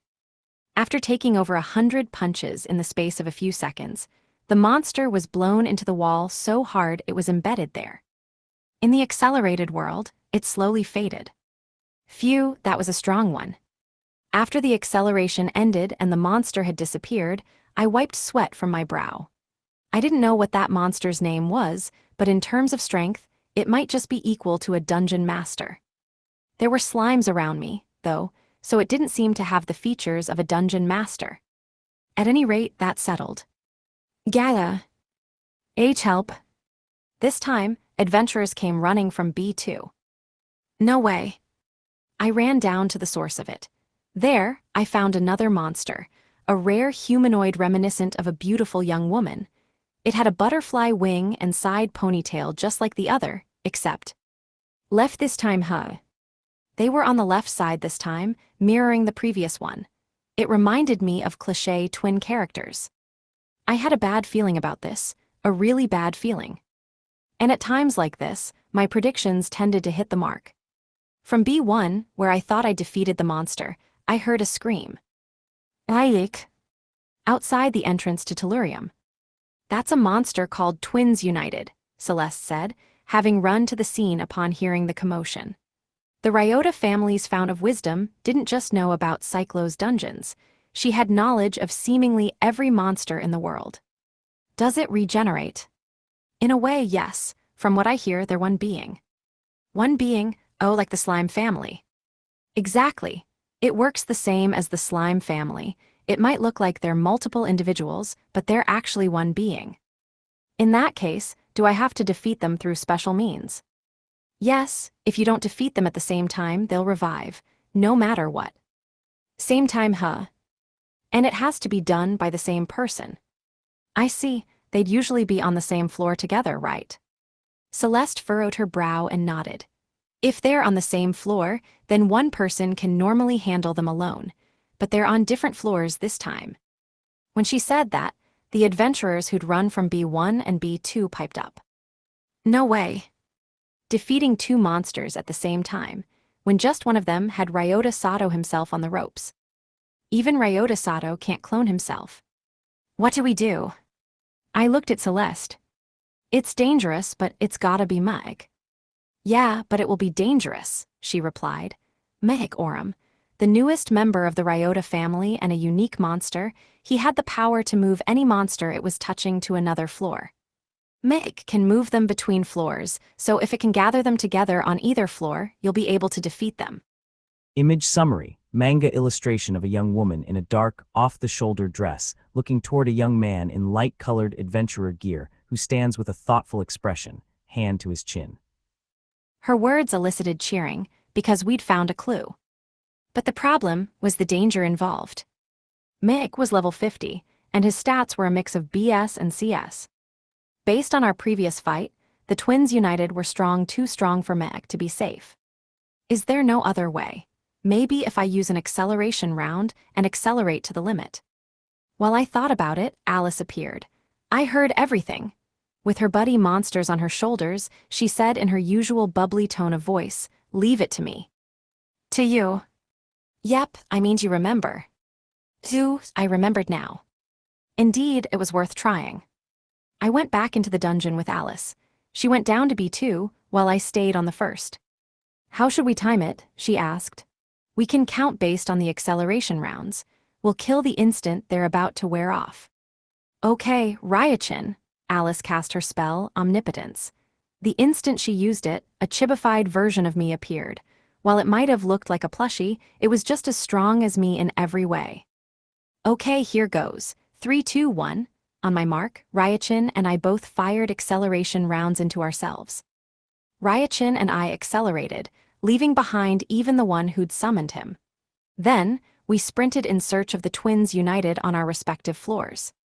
I found mine quickly. It moved at a sluggish pace from my perspective. I knew the exact duration of the acceleration round, so I whittled the twin down through melee combat until it ran out. We didn't use repetition. After all, I'd only defeated one clone, so it didn't count as having defeated the monster. Whittling, ever whittling it down. The twin was unable to fight back, subjected to a one-sided beatdown thanks to my sheer speed. And then, in the instant the acceleration round was to run out, I dealt a full-power finishing blow. Time returned to normal and the twin disappeared. I waited for a moment. It didn't revive. After waiting long enough that it would have revived based on the last encounter, it still remained dead. Yoo-hoo, Alice ran up the stairs. She gave me a thumbs up, informing me that hers hadn't revived either. Phew. After we'd defeated that troublesome monster, we stepped outside. The adventurers greeted the two of us with cheers. 243, bonus day. Hi. I'd warped to be one of Tellurium for a day of work, but there wasn't a single other adventurer around. In a way, this was a new sight for me. It was teeming with monsters, yet there were no adventurers in sight. I saw that all the time in Nihonium, but never in other dungeons. I wonder what's going on, I mumbled. I'll go ask around. Leia, who'd come to help me farm, ran over to the nearby break room. These break rooms were one boon, granted by the new Cyclo Dungeon Association. Leia opened the door and went inside. The staff were there. After she'd asked them about it, she came back. Master, I'm told that Phosphorus has appeared. Phosphorus, I've never heard of that. Is it a monster? No, it's a dungeon. A dungeon, oh. It had been so long that it took me a moment to remember. Right, that was the name of a dungeon. Long ago, I'd looked this stuff up. In the same place that I'd learned gold and aurum were the same thing, I'd learned about phosphorus. Tellurium, silicon, nihonium, like all of those, the dungeons were named after elements. So that appeared, and all of the adventurers from here disappeared. Wait, a new dungeon appeared. Thud. I heard something heavy hit the ground. When I looked in that direction, I saw Cell picking up a figure-sized bronze statue. It was me, two guns in hand, doing what looked like my gun kata technique. That statue has a whole new composition. When he realized that he was being watched, Cell cleared his throat. That is not quite true. Whoa, no, don't act like nothing happened. Ignoring my commentary, he explained, Phosphorus is more of a bonus stage. It's a mobile dungeon, one that appears at irregular intervals in random cities. One day after its appearance, it will disappear and go elsewhere. It is a special dungeon that belongs to no single city. You're really just gonna pretend it didn't happen. Okay, whatever, fine. I grinned wryly and refocused myself. I get that it appears for only one day, but why is it a bonus stage? The lack of adventurers here must mean that it's profitable, I assume. Money. Money, I repeated flatly. Money, you mean this? I took this world's money out of my pocket. Paper bills, coins. The denomination here was pyros, and its value and the value per bill and coin were equal to Japanese yen. Indeed, Phosphorus is a dungeon that directly drops money, and it is almost wholly unaffected by drop stats. In other words, anyone who goes there can expect to make good money. Exactly, a strange dungeon indeed. Defeating monsters in a dungeon, receiving money directly, it was a strange thought, but as someone used to video games, it wasn't all that odd to me. I felt a slight sense of surprise because of the perception I'd cultivated in this world. Still, everyone going there must cause a resource shortage, right? I asked. That is one reason that my family manages the dungeon. I looked at Cell with confusion written on my face. When people can receive money as a direct drop, they turn to that instead of farming resources. It cuts out the middleman, after all. Makes sense. But that makes most goods far more scarce, so the value of goods far surpasses the value of money. Inflation, I realized. Cell nodded. I looked around the dungeon again. The usual crowd of adventurers was just gone. At this moment, production had ground to a halt. It didn't take much thought to realize that this was a bad situation. For a single day, however, our stockpiles will last us. Primary producers having extra cash on hand will also stimulate the economy. That is a good thing. Right. Oh, Mr. Sato, someone called out from a distance away. Just outside the dungeon entrance, I saw Anae's mom. You're Anae's mother, aren't you? She was a greengrocer, not an adventurer, so she wasn't a fighter. Seemingly afraid to enter the dungeon, she watched from outside.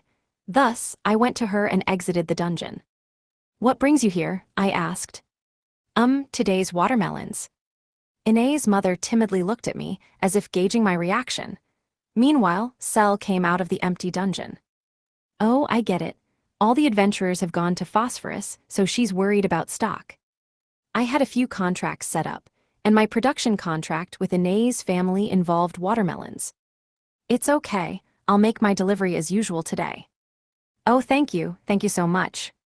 She bowed over and over again. Phosphorus was interesting, to be sure, but we had a prior agreement. I planned to prioritize that. Since everyone was rushing into Phosphorus today, the Ryota family was thanked by many for delivering our usual drops. And the next day, for some reason, Phosphorus was still there. 244, the 20 million a day man. Once again, nobody was in Cyclo's dungeons. Tellurium, silicon, arsenic, all of my usual dungeons were just like Nihonium. All monsters, no adventurers. This is rough, I muttered, surrounded by arsenic's rocks. Indubitably rough, Cell suddenly said next to me. He'd appeared out of nowhere. Whoa, I gasped, you were here. I heard you were here, Sir Sato. I didn't tell anyone where I was going. And I'd used the warp gate to travel, so it wasn't as if he could have followed me. Don't just fall silent now. This is another reason my family manages the production of money. If anyone can generate as much as they like, then they will do that and wreck the economy. Yeah. It was just the second day, but I could already tell how serious this was. There weren't any adventurers in the usual dungeons. Production of goods had stopped. If this kept on, then goods would disappear from the city's shops. Is there any way I can ask for your aid? All right, I solemnly agreed to his request. When working on any project, the first thing you do is understand the situation.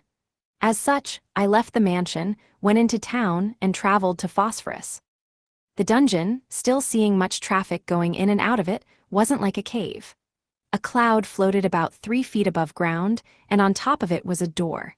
The double doors never had time to close fully. There was always another adventurer going in. Hurry. Hey, quit pulling, the dungeon's going nowhere. Keep wasting time, and the cloud's gonna carry all of us away. An adventurer duo slipped by me and went into the dungeon. Wow, interesting. Visuals are important. Humans are extremely drawn to visual imagery, after all. The dungeon entrance was on a cloud. It looked ephemeral, ready to leave at any moment, which might be one reason adventurers were in such a rush to get to it.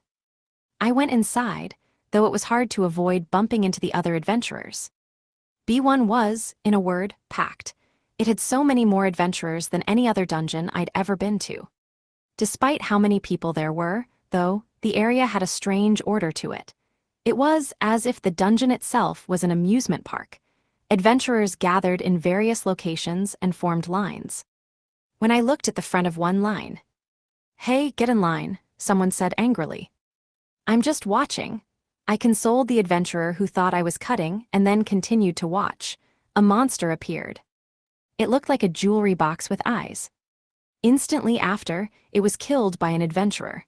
Said adventurer picked up its drop and then lined up at the back again. This was a familiar sight back in my world, so I decided to line up as well. After lining up at the back, I waited for my turn. Monsters appeared one after another and were defeated just as fast, clearing up the line. My turn came in no time. I pointed my gun at the jewelry box with eyes. Where it was open, there were jagged edges like teeth. One growth round shot made for a clean kill. It dropped 30,000 pyros 310,000 pyro bills. I'd made that much money in an instant. No wonder nobody else wants to go back to regular dungeons. That instant money was worth the same as an entire magic cart's worth of goods. When I went down to B2, there were more lines. Unlike the previous floor, though, the monsters were gem bags with arms and legs. When a monster appeared, the person at the front of the line instantly killed it. This time, they received 40,000 pyros. I went down another floor. The monsters were motionless safes, each with a mouth and eyes. They were like Arsenic's monsters. The adventurers, lined up in front of the sturdy safe, struggled. When I looked closer, I saw a few of Emily's fans from Arsenic here. It took average adventurers several times as long to defeat them, but it was much safer because they didn't fight back. I lined up, waited for my turn, and killed it immediately with an all-out annihilation round. Ew. A safe face in one blow. While the people around me were amazed, I picked up my drop, 100,000 pyros. A quick investigation told me one thing: even when you waited in line, you'd still make a lot more money than the average adventurer here. And if there were no lines. Imagine if Phosphorus appeared, and you were among the first to charge in before the news had spread. In my case, I might just be able to make 20 million pyros in one day. The thought of persuading the adventurers to return to their usual dungeons had occurred to me earlier, but that obviously wasn't going to work at this rate. Just gonna have to ask Phosphorus to leave, I suppose. I must agree, this is something only you can do, Sir Sato. Please don't suddenly speak up next to me out of nowhere. I hated how I was starting to get used to Cell's random appearances. 245, rating so. Even when day 3 came, Phosphorus remained in Cyclo. The adventurers focused even more on the bonus stage dungeon. Production of goods was at an all-time low. Goods imported from other cities were still in supply, but vegetables, fruits, and other plant products had totally disappeared from storefronts. Adventurers weren't the ones who suffered as a result, regular households did. Adventurers were making tons of money in Phosphorus. Some even farmed day and night to take advantage of the situation, so it didn't matter to them if goods disappeared or if prices increased. The pubs and restaurants they went to weren't affected much either. They were dealing with stinking rich adventurers. It didn't matter if the cost of goods went up because they could just add that to the price. Humans are strange beings. When we get unexpected windfalls, we tend to get cocky and spend them. Where the usual price of 100 grams of beef ranged from 100 to 200 pyros, a single head of cabbage had skyrocketed to over 1,000 pyros. Knowing I had to do something about this, I went to the bottom floor of Phosphorus, B20. A very different scene emerged there, however. The middle was like a lobby, with 12 giant doors all in different directions. Said doors were double doors reminiscent of castle gates. Each one had a countdown timer attached. Adventurers swarmed around the doors, formed groups, and attacked them. All kinds of attacks were launched at the door, from melee weapons like swords, spears, and hammers, to magic attacks using fire, ice, and lightning. What an odd sight. I've never seen such a thing before, Leia said in her flat tone of voice next to me. Yeah, same here. Based on what all those adventurers are doing, those monsters must be doors. But what they're doing doesn't look like hunting monsters. Demolition work. I think so, I grinned wryly as I watched. Like I just said, everywhere I went in this dungeon, it looked less like adventurers were hunting monsters, and more like they were doing demolition or wrecking work. They used all kinds of full-power attacks on the doors. My eyes were drawn to one such door. The countdown timer was about to end. 10, 9, 8, and on until 0. The timer reached 0, and with an anticlimactic poof, it disappeared. There was a space behind the door, around 150 square feet in size. Nothing was there. Damn, another failure. We couldn't charge up enough in time. No drops when you fail, I knew, but it still sucks. The adventure group who'd been attacking it was really disappointed. I see, so if you don't break it in time, nothing happens. Bonk. WH what the hell? Bonk. Bonk. Boom. There was a tremendous boom from somewhere else on the floor. When I looked over there, I saw another adventurer group attacking a different door. There were 10 of them. The ones who still weren't attacking were posing as if they were charging up. Then, after doing so, they unleashed attacks on the door. When the timer went under 1 minute, all of them unleashed powerful attacks. The door flew open, and a similar space appeared behind it. Pop! The door's remains disappeared, and a mountain of bills appeared in the space. It looked like 20 million pyros in total. The adventurers went in and started dividing the money 2 million each. This place is the best.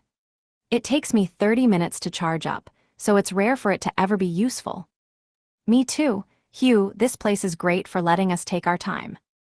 The adventurers dividing the money were in a great mood. I see. Adventurers with super strong techniques normally can't use them because they take too long to charge, I observed. It must be heaven for such people, Leia agreed. Yeah. I had a grasp of the bottom floor now. It was time for me to get to work. The first group from before left disappointed, opening up a room. I stood in front of it and waited a little. I had to do something about phosphorus. We didn't know when it would disappear, so I had to meet the dungeon's spirit phosphorus. That was why I was here. The simple way to meet a dungeon spirit was to defeat monsters on the bottom floor. So I came here and waited for the door, surely a monster, to respawn.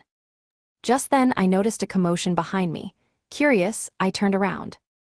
Well, a group of adventurers had gathered behind me out of nowhere. Specifically, the adventurers from each of the other 11 doors had all gathered behind me and started watching. What's up? I asked them. One of them, a macho man wielding an Emily brand hammer, replied, We want to see how you break this. The majority of them nodded along in agreement. I could tell from looking in their eyes that the rest agreed as well. You're popular, master. Popularity ain't easy. It's awkward too. After a wait, the door came back. I took a deep breath to refocus myself and face the target. Leia. Yes. I equipped Leia. As a test, we fired normal bullets from our total of 6 guns.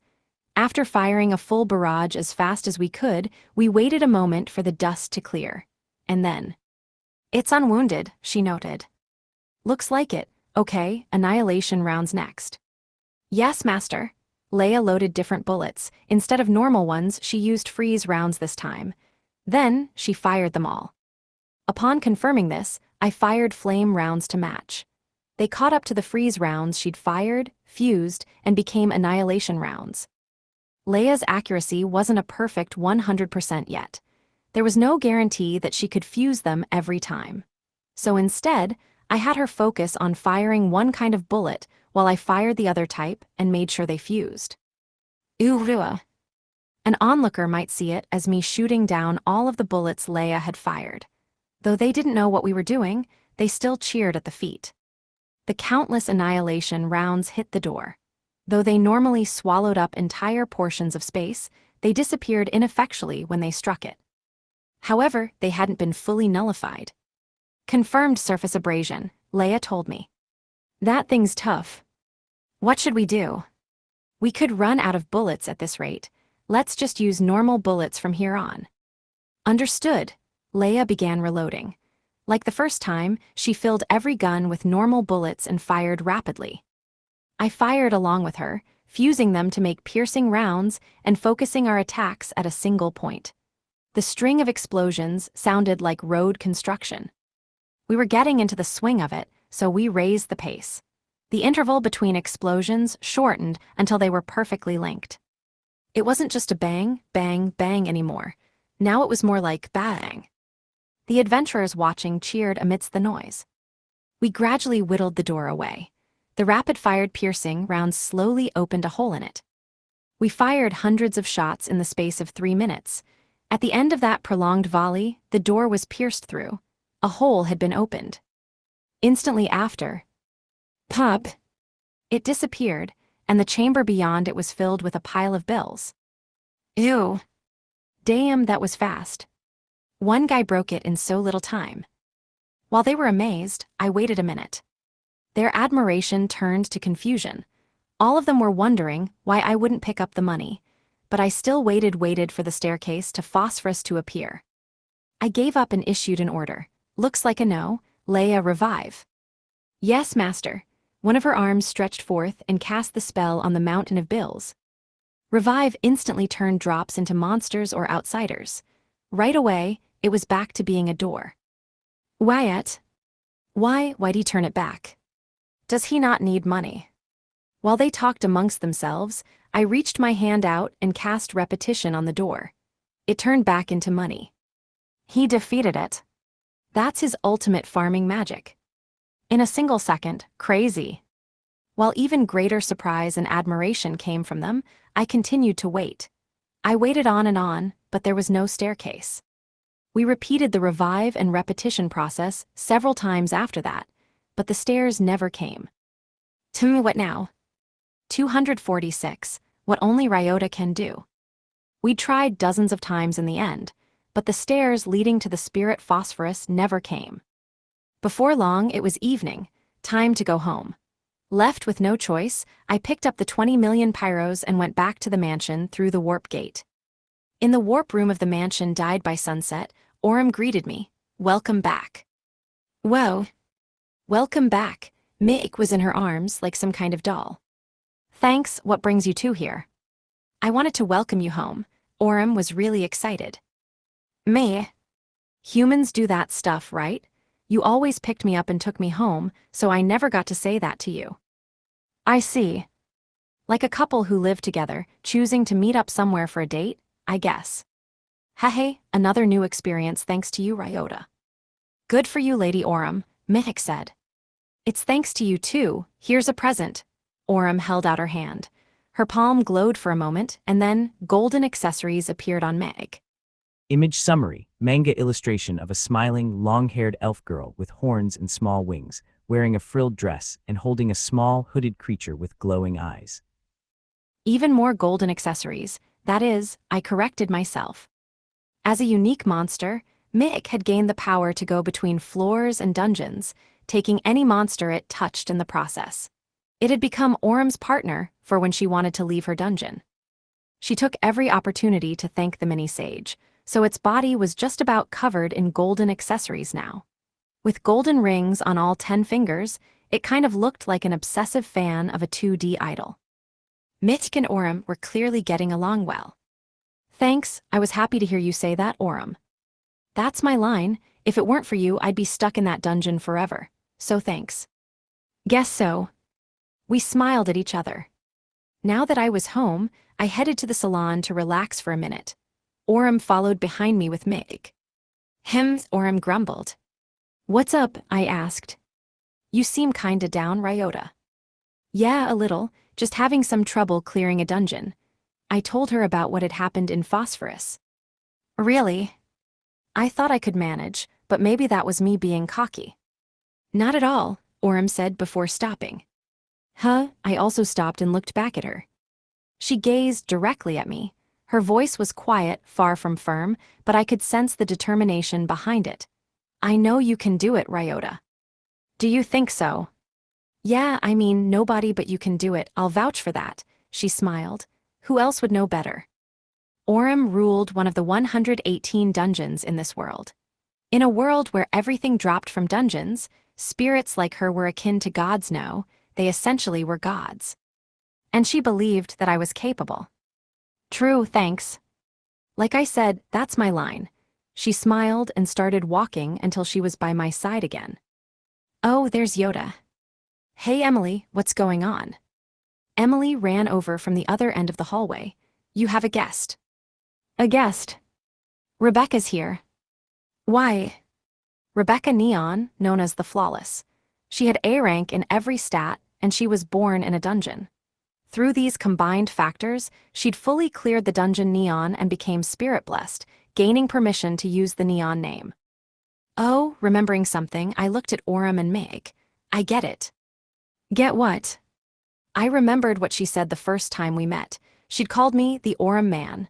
And that's you now, isn't it, Meg? Yes, sir. Maybe she's here to meet the new spirit-blessed. That's right. She says she also has something to say to you, Yoda. Bet she's complaining, I guessed. Someone like her is apt to complain that we swapped without her permission.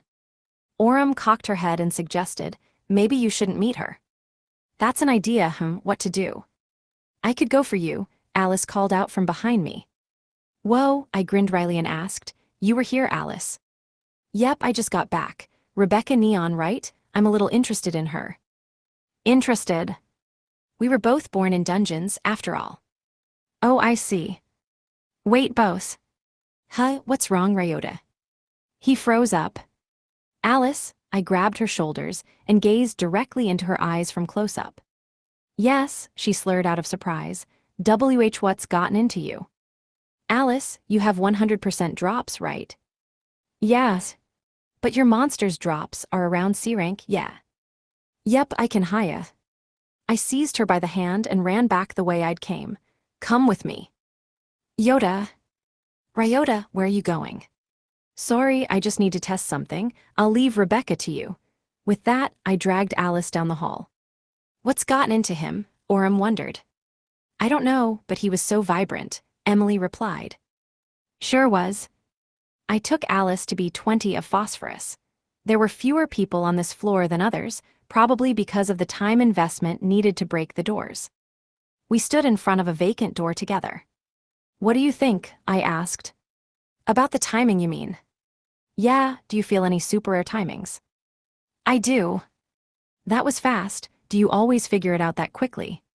I've been to lots of dungeons after all. Alice grinned mischievously at me. I know a bunch of the patterns. This one is one of the more annoying ones. What do you mean? There's always a correct timing, but it's super short. It's like a second, like 1 in 10,000. No wonder I couldn't get it. Any given kill had a 1 in 10,000 chance then. With timing that short, there's no way you can tell me and have me kill it in time, right? I think it's fine. Hi. Watch this, Alice said, stepped forth and faced the door. I didn't know what she was going to do, but I let her do her thing. She used her trump card spell, Ryachin. Ryachin chibified me. He had all of my stats and abilities, but he could only be called once a day and only for a minute at that. A true trump card. Let's go, Ryachin. Ryachin nodded, pulled out his guns, and started shooting the door. Like I had, he used 2 handguns to make piercing rounds. He did it so casually. I get it. First, you whittle it down, and then you wait for the right time. There you go. Biwa, I made a weird sound. The door was pierced normally, disappeared normally, and then a staircase leading down appeared. Huh, it was that easy. Ryachin's connected to me, so it's super easy to get the timing right. That's awesome. Don't be silly, Alice said, exasperated. You're the one who's awesome. See how I didn't bring out any of my other summons. Now that you mention it, yeah. This would have been impossible without you, Ryota. Ryachin doing it alone had a way higher success rate than bringing out the others. Is that how it works? I wondered. Anyway, this is the staircase, right? Alice turned to face the stairs with renewed determination. I did the same. The stairway to Phosphorus's chamber had finally appeared. 247, Phosphorus equals Bernie. Gulp, I swallowed. The atmosphere on the stairs was clearly different. It was tense, like a tingling that pierced my skin. Seemingly sensing the same thing, Alice looked on edge. Do you think the spirit here is scary? No, there's one more barrier we have to get through before we reach them. Really? That's how it's worked so far. When we reach the bottom of these stairs, we'll have to fight a monster in a big chamber.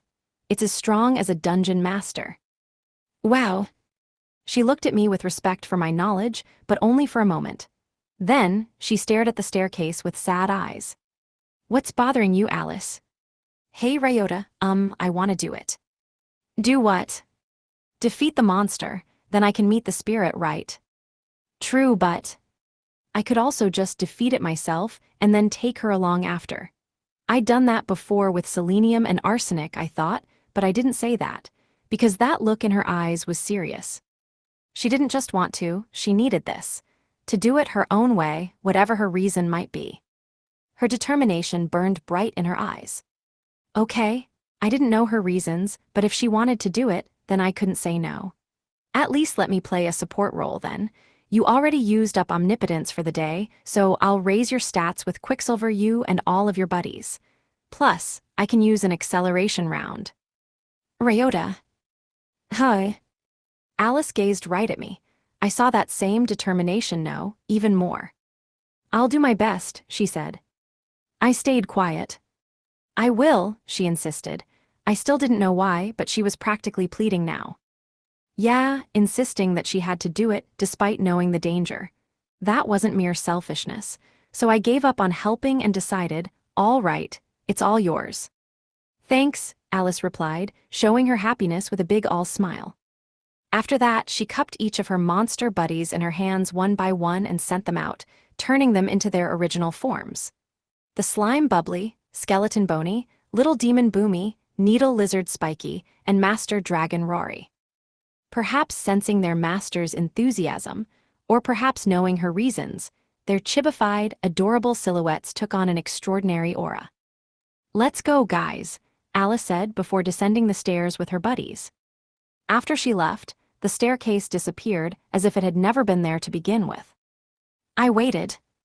I began to think, but my train of thought was interrupted.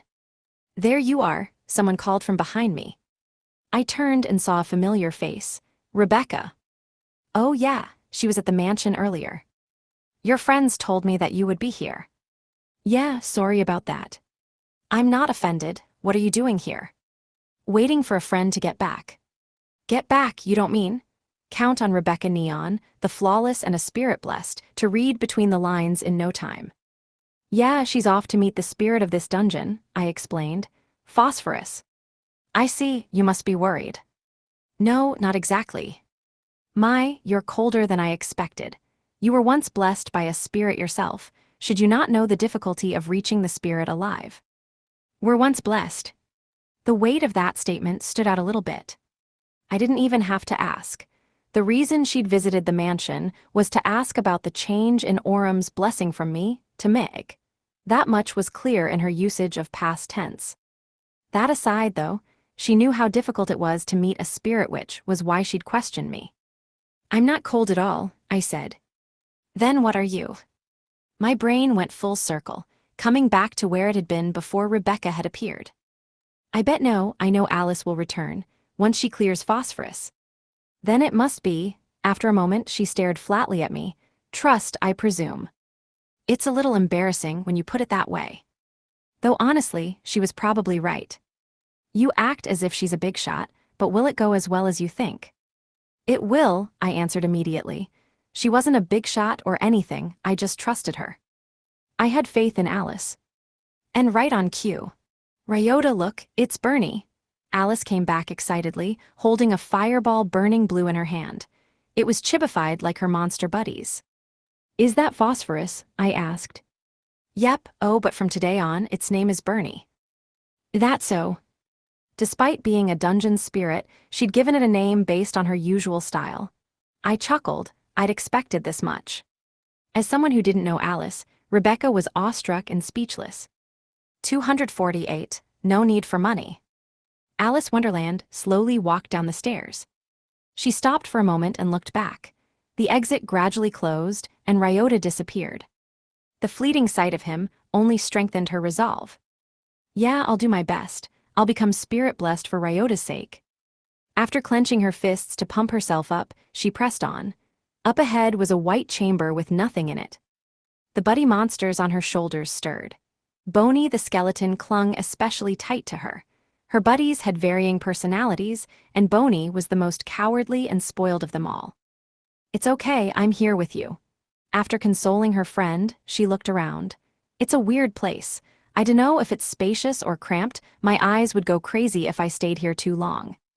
It seemed to stretch on infinitely, but at the same time, she felt as though she'd touch an invisible wall if she reached her hand out.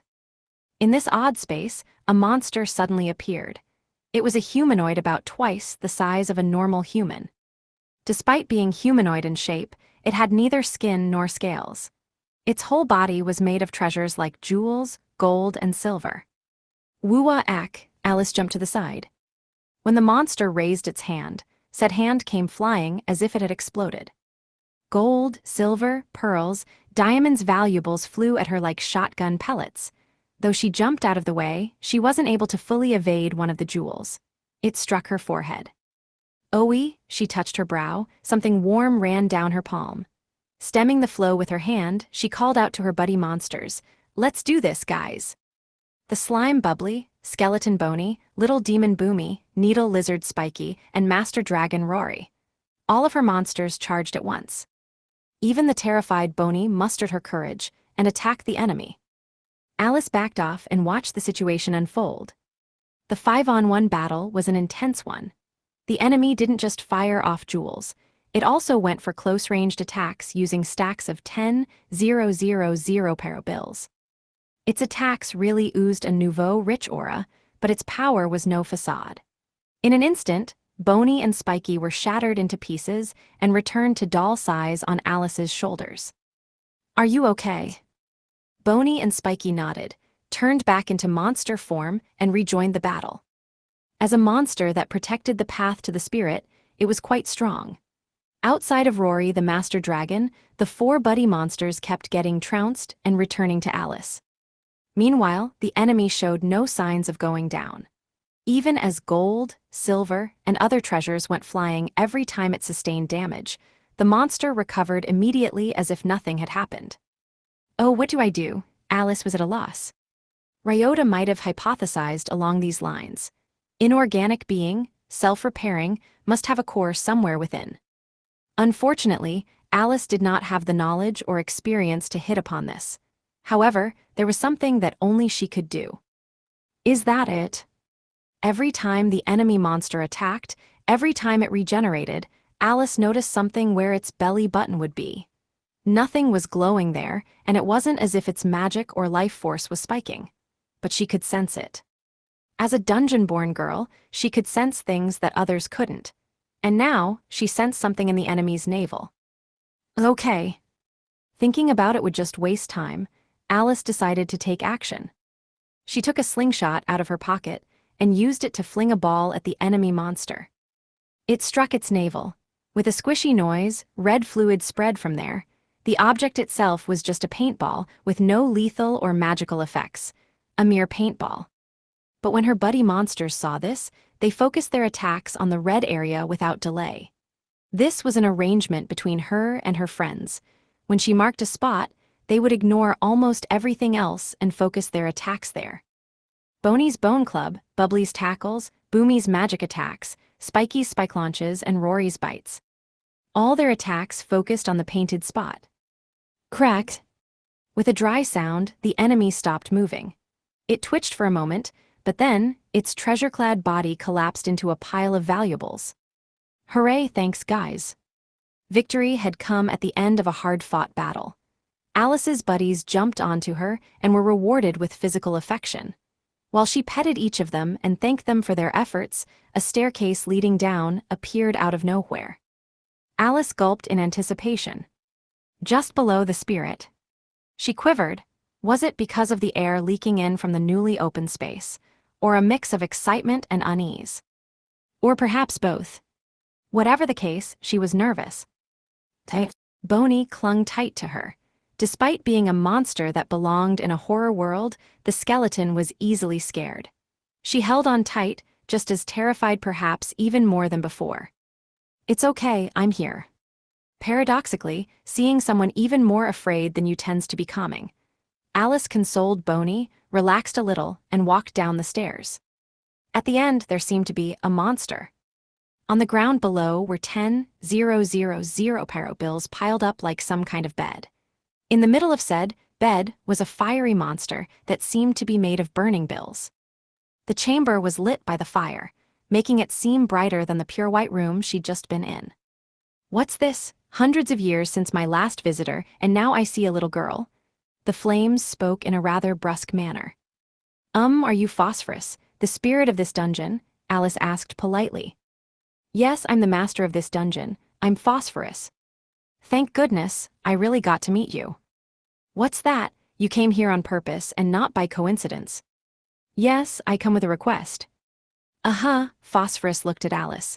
It had no eyes, but she thought they would have narrowed if it did.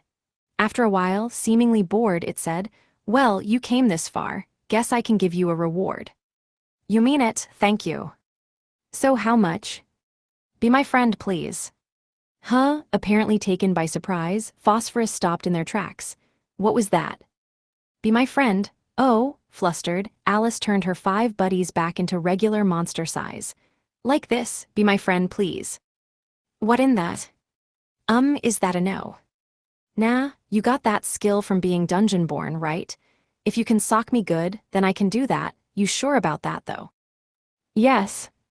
You don't want monies. Right, I don't need money, Alice answered promptly. Phosphorus was taken aback by the immediacy of it. Hey. So, is that really a no then? No, I'm just surprised. Never met someone like you. Hi. Everyone here, heck, everyone in this dungeon just wants money. First time that's been proven wrong. Phosphorus smiled, or at least, the flames flickered in a way reminiscent of a smile and asked one last time, "You really don't want money? If I turn into one of those, you'll never get a single pyro out of me or my dungeon." Yes, Alice answered without a second thought. Phosphorus laughed jovially, and the chamber boomed and shook. "All right," it said once the laughter had subsided. "Sock me good, kid." Okay, without hesitation, she walked over and punched Phosphorus. She did this with the intent of defeating it, just as she had to defeat her other buddy monsters to recruit them. Though she was punching fire, it wasn't hot. Instead, the flames shriveled up, changed shape, and appeared in Alice's palm. It was still fire, yes, but like Alice's other buddy monsters, it had changed into a silly cartoon shape. Thus, the Phosphorus named Bernie had joined Alice's party. With a spirit as her new friend, she had finally become spirit-blessed. 249. Ryota Alice Rebecca.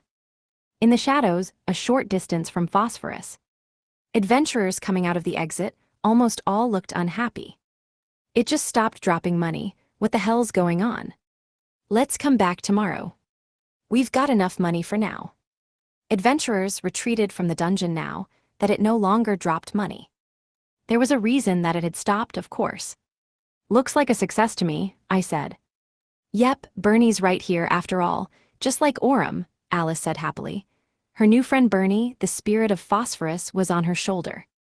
Just like Aurum, so if it went back in there, the drops would return. I dunno, would they? Alice asked her friend. Bernie was silent, but the flames grew bigger for a moment in response. Bernie says they would. Like her other buddy monsters so far, it couldn't talk, but it could communicate its thoughts with Alice. After it conveyed something else to her, she said, Oh no, in fact you shouldn't go back. Isn't that right, Ryota?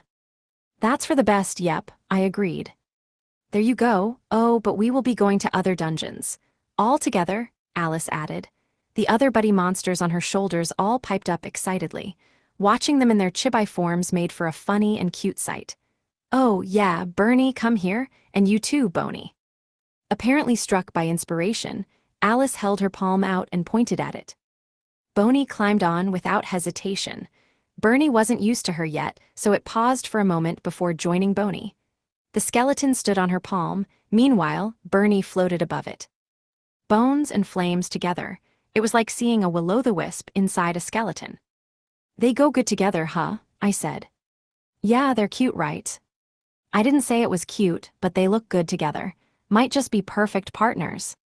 I think so too, Alice beamed. In response, Boney's eye holes morphed into a smiling shape while she rattled with joy. Meanwhile, Bernie's flames flickered and wavered. It didn't seem too unhappy to me, though. Alice's party enjoyed themselves with their new friend Bernie. Honestly, I could have watched them all day, but that wasn't an option. Alice, you'd better go report to Cell. How's me? Bernie's proof that you solved the problem.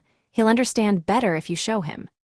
You're right, okay, we'll go right away, Alice agreed. Immediately after, Rory the monster dragon literally flew away with her and her other buddies on board. I'm simply astounded, someone said behind me. Rebecca Neon. After visiting my home and following me all the way to Phosphorus, she'd stayed quiet since the arrival of Bernie and watched from a distance. As soon as Alice was gone, she'd spoken up. I turned around and asked, by what? I heard everything. That was the solution to Phosphorus's unusual stay, no? Yeah. Then the credit is hers now. You act like that's a bad thing. I turned around and glanced at Alice, now a dot in the distant sky. Alice solved the problem. I didn't do anything. If there's any credit, it should go to her. Are you really fine with that? Yes, I answered immediately. I didn't even need to think about it. Rebecca stared at me for a moment. HMPH, After making an unhappy noise, she left. Come to think of it, she never told me why she came. Is she sure she wants to leave now? Alice made a rare visit to the Cyclo Dungeon Association chief's office, unaccompanied by Ryota, and showed Cell the phosphorus known as Bernie. Cell nodded firmly at her. I'd expect no less from one of Sir Sato's friends. You can even ally with a spirit.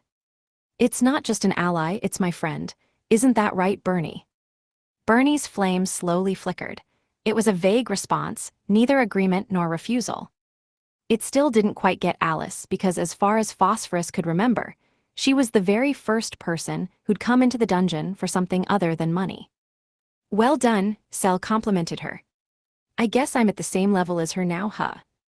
As Rebecca Neon, you mean? You knew. I had a feeling. Huh, what do you think? Alice expectantly awaited an answer from Cell. She didn't want to be looked down on. She wanted to be seen as a proper, capable friend of Ryota's and member of his family. To achieve that goal, she aimed to become spirit-blessed like Rebecca, who she shared a lot of similarities with. Now that she had that, she wanted the opinion of an outsider, Cell. Huh, you're hardly the same level, he replied. Huh, am I still no good? Is Rebecca that incredible? No, it's quite the opposite. Hwa, she looked at him, stunned, wondering what that could possibly mean. You've already overcome her. You couldn't possibly be at the same level. Hua, no way. Of course, she's the kind of woman who monopolizes achievement and dungeon alike, and then she acts jealous and sulky as a result, heh. Cell smirked dryly. As Ryota Sato's most ardent believer, he knew everything that happened around the man. He was naturally aware of Rebecca's sudden feeling of inferiority and unhappy departure mere moments ago. You've become a far greater person than Rebecca Neon, he declared. I can guarantee that. Hooray, Alice rejoiced. All of her buddies save for Bernie were happy too. If ever you need anything else, you may rely on me. On my name Cell Stem, I will do everything in my power to aid you. He was genuinely happy, too, and not just from the position of the Dungeon Association chief seeing a problem resolved. Cell was a devout believer in Ryota, a man who led even spirit-blessed. In that sense, he welcomed Alice's newfound blessing from the bottom of his heart, perhaps even more than she herself did. 250, holding a spot again. On the outskirts of the monster village Ryota was the dungeon Phosphorus. Amidst a flurry of cherry blossoms, the bonus dungeon floated alone. 2 unique monsters, residents of the village, guarded the entrance. Lined up next to Cell, and the Clayman, the de facto chief of the village, gazed upon it. And there you have it. I'm leaving management of this dungeon to your village. We'll take good care of it. We'd go through hell and high water for you, Ryota. It's not that serious. I grinned wryly at the Clayman, then I turned to Cell and asked, so is this okay? You'll hear no complaints from me. This dungeon has lost its master and its drops. Leaving it in the care of a village of monsters who can't enter it was a brilliant idea, Sir Sato. Leaving it in Cyclo would be fine, but then we might get adventurers wasting their time and trying their luck in there. Indeed, the dungeon is best left in this state, Cell said, and turned to the Clayman. Ensure that nobody but Sir Sato and myself enter. You can leave it to us. I will pay a monthly maintenance fee. Huh, no, that's not, the Clayman stammered. I stepped in to persuade him. Just take it. Guarding is real work. Besides, you know Cell's position. He needs to ensure Phosphorus is properly managed. Oh, really? The Clayman looked toward Cell, still uncertain. The chief nodded back. Okay, we'll take it. I'll bring you your share as tribute later, Ryota. I just nodded without a word. Then I grinned wryly to myself. They really didn't need to worry, but I knew they wouldn't listen. After everyone in the village had become unique monsters thanks to Bodley Ryota, they'd started to respect me more and more. Hell, they'd gone past that. It was outright worship now. By the way, Cell, I wanted to discuss something with you. Come with me, please, the Clayman asked. What could it be? The Clayman guided Cell a distance away from me.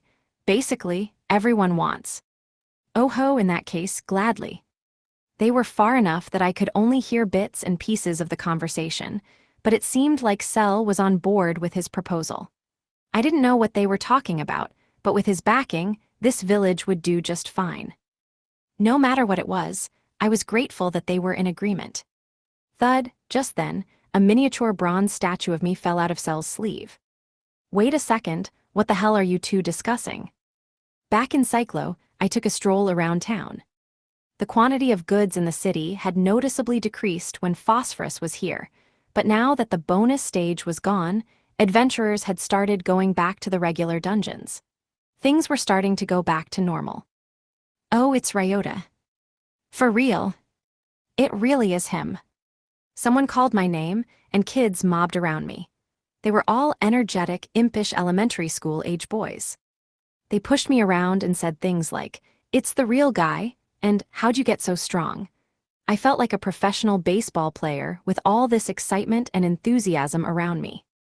While I was confused, they were genuinely happy to see me, so I paid them some of my time. They asked for autographs, so I gave in and scribbled what I could for them. Huh, what you doing, Ryota? Now who owe Alice? Alice came over with all of her buddy monsters, including the new Bernie, on her shoulders. She was confused upon seeing me being pushed and jostled around so much. This is... Holy crap, it's Alice. Alice is that new spirit blessed, isn't she? Seriously, which one? Which one is the spirit? The boys all turned their attention to Alice. Just like they'd done to me, they mobbed her like she was an idol throwing the first pitch of the game. Ooh, she's famous too. Once the danger had left me, I watched them calmly, because I knew from experience that she'd be just fine. Alice was bombarded with a triple threat of questions, handshakes, and autograph requests. After she dealt with them, the boys left satisfied.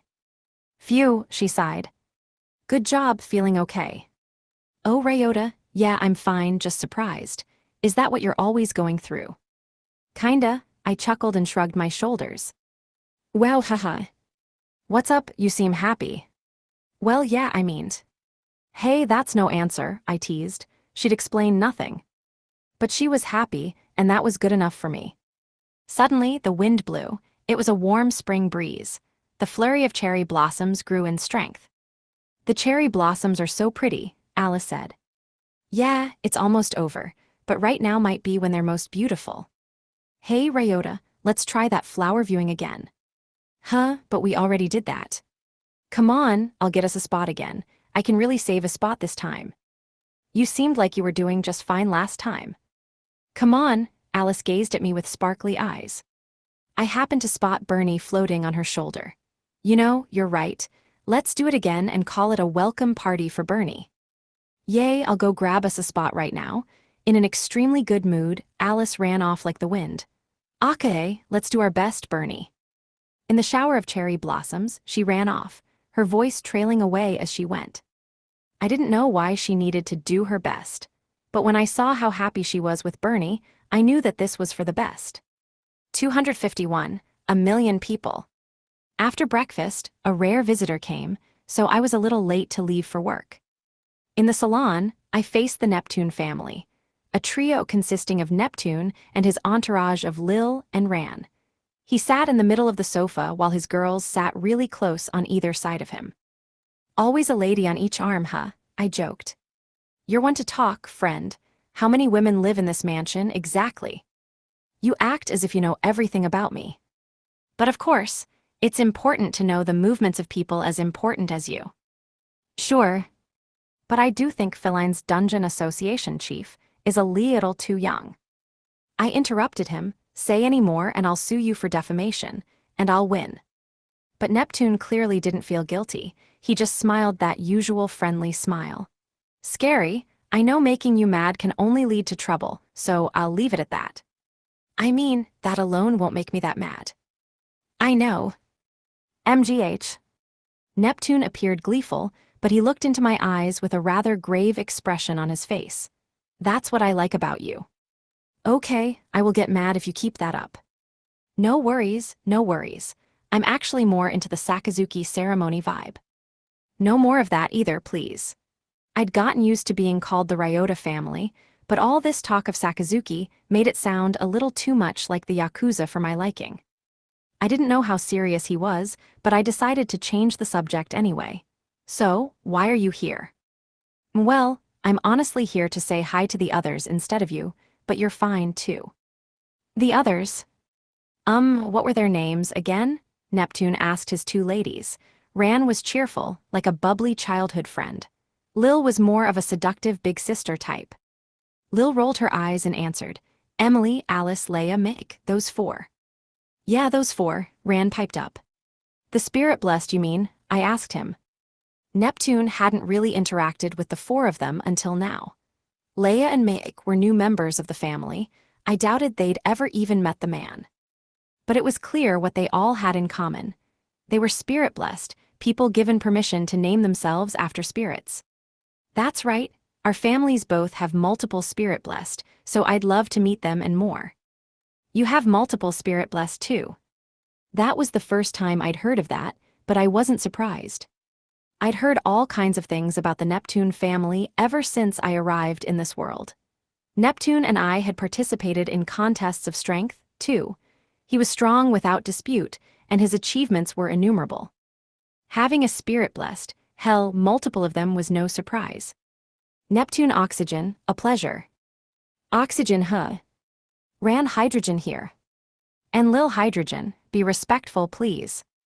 Oh, I wasn't surprised by Neptune's, but the two following him surprised me. I knew hydrogen. Based on the dungeon names in this world, I'd expected to hear it sooner rather than later. What surprised me, though, was that they had both used the name. Surprised, right? But the spirit said they wouldn't accept us unless it was both of us. I see, still oxygen and hydrogen, huh? What about it? Neptune cocked his head.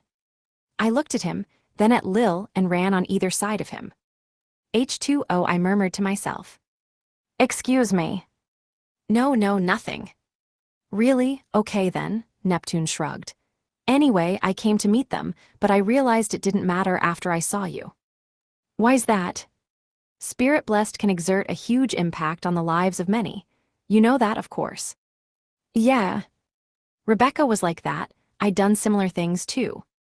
Rebecca Neon had monopolized the entire dungeon of Neon. And I disabled Auram's drops at night, though I did it for the sake of the spirit Auram. Spirit blessed could do these things. Neptune was right. Any of us could influence the lives of many on our own. We may not have official posts, but we have even more power than dungeon association chiefs, he said. Guess so. I was worried about a single family having 4 people with such power, but now that I think about it, it's you leading them. I think things will be just fine. Don't overestimate me now. See, that's what I love about Oa. Lil and Ran pinched his cheeks to interrupt him. They'd gotten awfully serious out of nowhere. He rubbed his cheeks and continued, as if nothing had happened, but really, you are incredible. Ahem. When we first met, I thought you were just another adventurer. Now you have 4 spirit blessed by your side. You know, his face turned serious, more serious than I'd seen him at any point today. You've become the kind of man who could affect 1,000,000 lives. 252, why I was summoned. Bernie, get on my shoulder with everyone. Okay, we're ready to go. After breakfast one morning, Alice left to go dungeoneering with her whole team of buddies. The other members of the family had already gone to work, so the only people left in the dining room were me, Leia, and the Mi'ekorum combo. Alice is extra energetic this morning. I think she's excited to show him all kinds of dungeons, Auram answered. By him, she meant the phosphorus that we knew as Bernie. He was another dungeon spirit. That so? I asked. Yep, he's enjoying it too. Good to hear. What about you, Auram? You can go anywhere you want with Meg, right? Meg, a mini-sage turned unique monster, pumped a fist and said, Leave it to me, sir. Not interested, Auram replied dismissively. You're not. Dungeons are all the same anyway, right? We make monsters, and humans kill the monsters for stuff. Yeah, I guess they are all the same in that regard. Dungeons were the primary industry in this world, after all. Everything from bean sprouts to gold was dropped in dungeons, so no matter where you went, they would always be production sites. If you boiled them down to that, then of course you wouldn't be interested. Though I'd love to see more of the outside world, she added.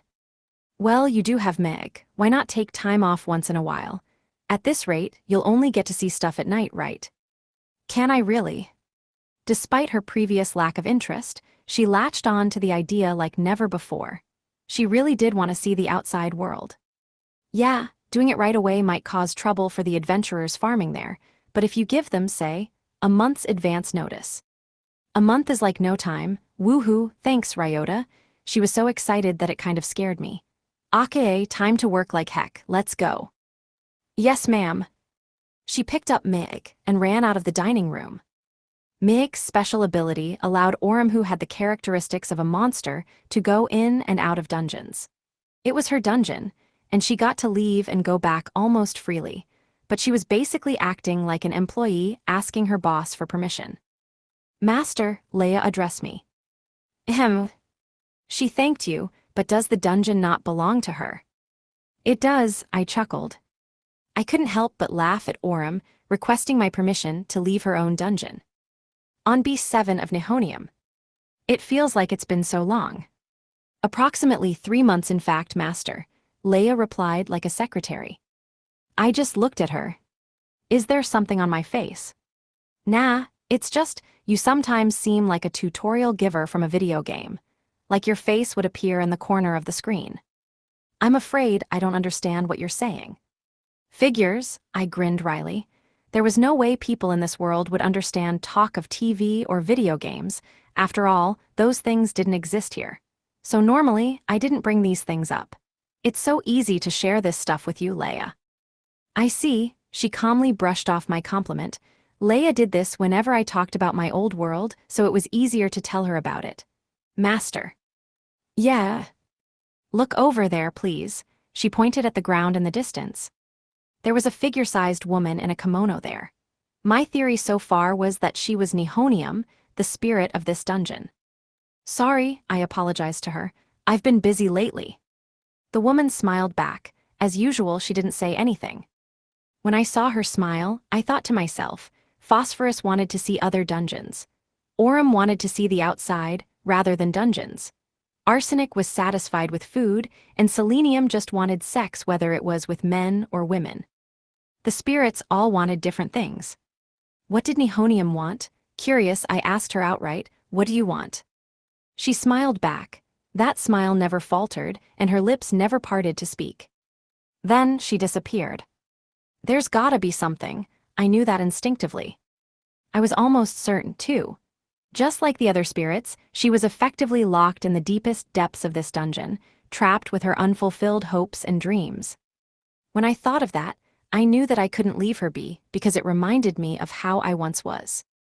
Orym had shown me that, despite working tirelessly day and night, the majority of spirits were unable to have even their most modest wishes fulfilled.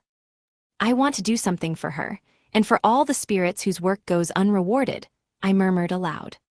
When I did, I heard clapping next to me. It was Leia, though she was still expressionless. What's gotten into you, Leia? I don't know. You're clapping and you don't know why. Yes, you seemed so dazzling, Master, that my hands moved on their own. Hi. Oh, now I understand. Ahem. You're incredible, Master. I applauded because I was moved. I had to chuckle at Leia's delayed emotion. Image summary, manga illustration of Leia, a young woman with long light hair wearing a dark kimono and light obi, looking forward with a slight smile. 253, threefold round. Bang! On B8 of Nihonium, I defeated 3-headed zombies with normal bullets. Their 3 heads represented invincibility, reflection, and weakness. The invincible one never took damage from attacks, and the reflection one dealt the exact amount of damage back to the attacker instead. You had to attack the weakness head to kill it. If you guessed wrong, the 3 heads would shuffle, so you'd have to do it again. Now, that was a 1 in 3 chance, but homing rounds always went for the reflection head. That meant I could reduce it to a 1 in 2 chance if I attacked before they landed. I could attack the weakness and invincibility heads as much as I wanted, so if I failed the 50-50, all I'd have to do was try again. I followed the homing round and attacked one of the other 2 heads before it could land. After defeating a few of them, I'd collected enough luck seeds in my pouch. I used the warp gate to go back to the mansion. There, I went into the basement and met up with Leia. If you'd please, I said. Understood, she replied calmly. Careful not to touch them, I took a single seed out of the pouch. Revive, she cast the spell that revived drops into monsters. We were outside of a dungeon, so the luck seed turned into an outsider. Like in the dungeon, I used a homing round to improve my odds and then struck one of the remaining heads. I hit the invincibility one. I tried again, and this time it died. It dropped a new kind of bullet that I'd never seen before. I picked it up. Now, what kind of bullet is this? Master. What's up, Leia? Why do you not use repetition? It's much faster. Repetition, huh? You mean like this? I took out another seed and pointed my chin at Leia. She nodded and cast the spell on the seed. Revive. Overlapping her words, I cast my own spell. Repetition. The seed instantly became a bullet, nearly skipping the spawn process. Defeating monsters was already production in this world, but this was real mass production. Do it enough times, and you can do it with one hand behind your back. You're wondering why I don't do this, right? Yes, Master. Monsters like this, I appreciate. I have to go faster than a homing round, so it gets me used to high-speed combat, split-second decision-making when I choose between two, and recovery from failure. It trains all three of those things at the same time, so using repetition to slack off is a waste of a good opportunity. I see, you are ever a hard worker, Master. Less a hard worker, and more obsessive. I always loved time trials. Even in kart racing games that put an emphasis on items, I preferred to race my own ghost instead of using them. I don't understand, but it sounds impressive. Leia never said anything that wasn't absolutely necessary, making it easy for me to relax and tell her about my old world. I liked how she basically responded that she understood even when she didn't at all, so I told her more and more. Now, that aside, this new bullet. Shall we test its effects? Yeah, it's probably a special round. I loaded the new bullet in my gun. Leia picked up a flower from the pile in the corner of the basement and cast Revive on it. This was a flower from arsenic, which naturally meant it turned into a monster from arsenic. Like all other monsters there, it was a sturdy-looking, immobile rock. Ready, Master. Thanks, I fired the new bullet at this motionless rock. After it landed, bang! An explosion echoed, and the rock shattered. A mere explosion, she guessed. Let's do another, Leia. Understood. With no unnecessary commentary, she prepared a new monster. After it was reborn through Revive, I fired the new bullet at it again. Bang! Another explosion, another shattered rock. Your thoughts, Master. One more. Yes, Master. She prepared a third monster. Before firing the bullet, though, I used acceleration rounds on myself and Leia. Master. Let's watch it together. Understood, Leia assented. I fired the special round. In the accelerated world, it flew sluggishly. Eventually, it struck the rock monster. Bababang! It exploded thrice. Sure did, I hadn't imagined it.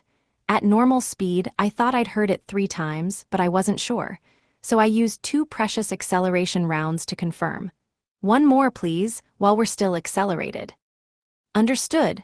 She quickly retrieved a flower and revived it. However, the outsider spawned at normal speed, so there wasn't much point in her doing that. While the world was slowed around us, I fired the round directly into the slowly spawning rock. Bababang! Another explosion. This was the 4th. The sound is different, I realized. Is it? Can you not tell? I cannot, Master. Listen again, and this time, assume that might be right. Yes, Master. On the 5th test, after another revive into Instakill, I listened in closer. I looked at Leia. Yes, the second one alone is slightly different, she said. I wonder why. I think the 1st and 3rd explode from the outside, while the 2nd explodes from the inside. Is that it? I think the way the sound comes out, or rather how it's muffled, is what's different. Really, I'm afraid I can't tell.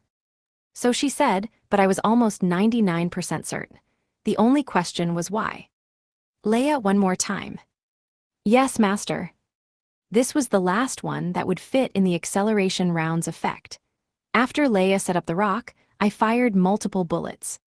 Master, are those not regular bullets? That's right.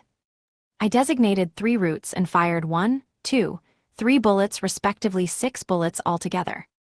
While still accelerated, on the second and third routes, I lined up the bullets carefully so that they would follow just behind each other without fusing.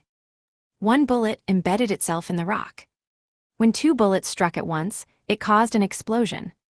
When 3 struck at once, it caused a similar explosion, but the scattered fragments were blown into pieces. I knew it. Knew what, Master? When multiple bullets hit with almost no time between them, the first impact will make the target more brittle, and the following one will become more effective. This special round hits 3 times, causing 3 impacts to maximize destructive power. I'm afraid I don't understand. When I first got the acceleration round, I'd come up with a 2-fold shot. But this is a 3-fold shot, all on its own. I dubbed this new round the 3-fold round.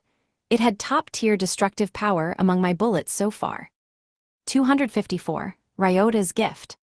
I'd run out of flame rounds, so I went to B2 of Nihonium to replenish them. I fired clean headshots through the zombies living there, upgrading my growth round as I went. They became strength seeds, which were sucked into my pouch. During a break in my work, I muttered to myself, I wish there was an easier way to stock up on special bullets. It was easiest to replenish my normal bullets and homing rounds. Normal bullets came from outsiders sourced from bean sprouts and other vegetables, while homing rounds came from trash outsiders. But special rounds could only be generated from Nihonium's monsters. Normal bullets could also be produced by normal adventurers, too, so it was easy and fast to gather large quantities. Compared to that, I had to make special rounds from the ground up. That took time. No way. I'm the only person who can get drops from here, so there's just nothing I can do about it. If nothing else, I could try to build a farming pattern to make it easier. With that, I defeated zombies one after another. I suddenly stopped and stared in a certain direction. I sensed someone there. Another person, here in Nihonium. I doubted my own senses. Nihonium didn't produce anything. Normal people would only get air from the monsters, no matter how many they killed. As a result, just about nobody came here. The only exception would be Margaret's group, since they were making air on purpose. And since she was just making air, she had no reason to go beyond B1. This was B2. Normally, nobody should be here. I lowered my gun and took a deep breath. After gathering myself, I looked in that direction again. Yeah, someone's there. I wasn't mistaken, it was a human being. Sensing people in other dungeons didn't matter, so I typically ignored that feeling, but it was different here. Curious why someone else was here, I interrupted my bullet gathering process and followed that feeling. After rounding a few corners, don't be rash. I spotted a man trying to hang himself using a rope tied to the ceiling. His neck was just about to be snapped by the rope. I whipped out a gun and fired at the rope holding up the noose. With the rope cut, he lost his balance and fell to the ground. I ran over to him and asked, "Are you okay?" He looked up at me in silence. At first he nodded, but then he shook his head. "You didn't have to save me." "Don't say that, why would you?" "Nobody comes to Nihonium. Even if I die here, it won't bother anyone when my things turn into outsiders." "No, I'm not asking why you came here. I'm asking why you just attempted suicide." The man looked up at me again and smiled weakly. "I'm no good. This is bad, I can't leave this guy alone." Knowing that, I used the warp gate to bring him back to the mansion. "Calmed down yet?" "Yeah," he nodded. In the mansion salon, he warmed himself up with Emily's tea. He looked a little better than when I'd first found him. Emily's cooking and tea have the effect of calming people, giving them peace. I'd pushed him into the salon, used the warp room to find Emily in arsenic, and brought her home. "Thank you, I feel better now." And my efforts bore fruit. It seemed he'd given up any thoughts of trying that again. "Mind telling me your name?" I started with harmless small talk. "It's Mattia." "Okay, my name's." "I know, Ryota Sato, the most famous guy in the world these days." Mattia laughed self-derisively. You use your overwhelming power to solve all kinds of problems, you've got 4 spirit-blessed subordinates, and you're the boss of the strongest force in Cyclo. You're not like me, he muttered, practically huddling up. What happened? What drove you to that? There's nothing that can be done now. Could you tell me, please? I might be able to help you. Help me. I'm the guy who solves all kinds of problems, right? Share yours with me. I looked into Mattia's eyes. I couldn't leave this guy, because I'd seen so many people like him back in my old world. After a while, he finally spoke, though haltingly. Our family started a new business. A new business? Yeah, about a year ago, we all got drunk together, and we came up with this idea. Instead of working all day, what if we figured out the best way to defeat a monster on each floor and sold that method to other adventurers? Oh, like a training team. Well, no, I guess you're just selling know-how. Mattia nodded. We were having a great time drinking, but I thought it was all just jokes. But the boss was serious. The next day, he set up a project and ordered me to do it just because I was the closest one at the time. For a whole year, I worked hard, used all kinds of weapons, even used magic. I optimized routes and stuff. But it just didn't work out right. Mattia nodded again and looked down sadly. Figures. In this world, many adventurers stayed in their dungeons and farmed day and night. Dungeon structures and monsters rarely changed. Selective breeding had also recently been limited to groups of 2 or more spirit-blessed, so that would continue to be true for a long time to come. As such, adventurers optimized their work in dungeons that they were familiar with. It wasn't easy to find new and improved ways of doing things. And why did that lead to suicide? He said it was my fault that I couldn't get results after a whole year of trying. Then, he told me that I either had to pay him damages or come up with a method right away. What the hell? You want people to pay damages for things you ordered them to do? What kind of idiot? And I just didn't know what to do, he continued. I get it. I understood now. While I did have some choice words for his boss, I needed to solve the problem in front of me first. About this optimization, is it okay to do it anywhere? Oh yes, but not in Nihonium. Of course. Optimizing a dungeon that dropped nothing wouldn't make money. Meanwhile, a way of getting drops that worked for everyone would make tons of cash. That aside. Let's go. Where? Just come with me, I said and began walking. I glanced back for a moment. Despite a moment's hesitation, Mattia stood up and followed. We went down the hallway and to the warp room. There, we used its features to set a destination. A vortex of light appeared the gate. Let's go. Wait a sec. I dragged him into the gate almost by force, giving him no option to refuse.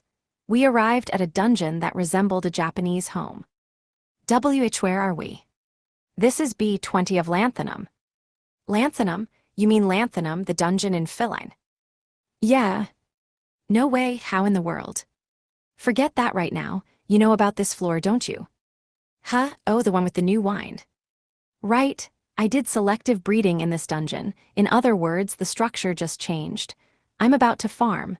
Just memorize what I do and go tell your boss about it. But that's... This is just a temporary band-aid solution. Besides, I smirked, this floor's newly reborn. Even if this is optimal right now, it'll be more optimized in the future, so don't worry about it. I gazed at Mattia.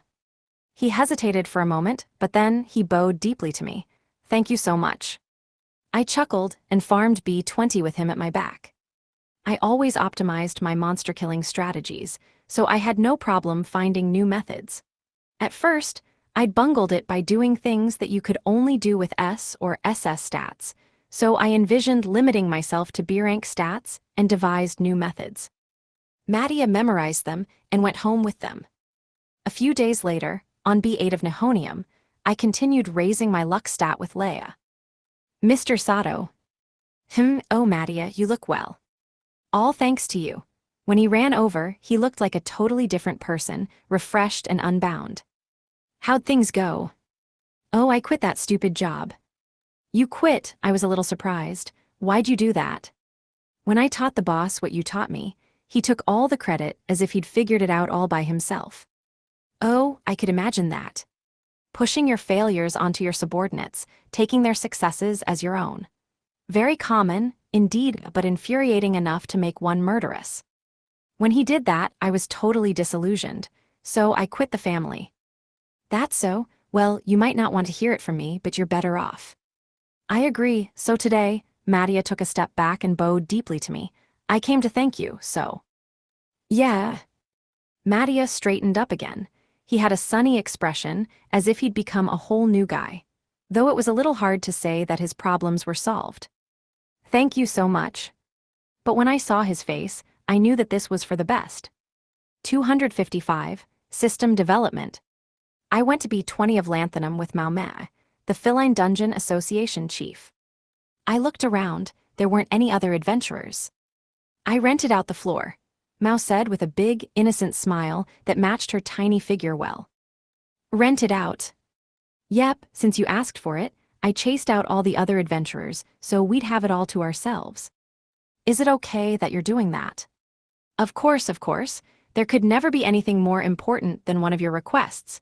She said that insane sentence with that same innocent smile. Not just there isn't, but there could never be. It was incredible that she could say that with such certainty. Meanwhile, at the Cyclo Dungeon Association, Cell and his subordinates did paperwork in his office. Cell suddenly groaned. Something the matter, Lord Cell?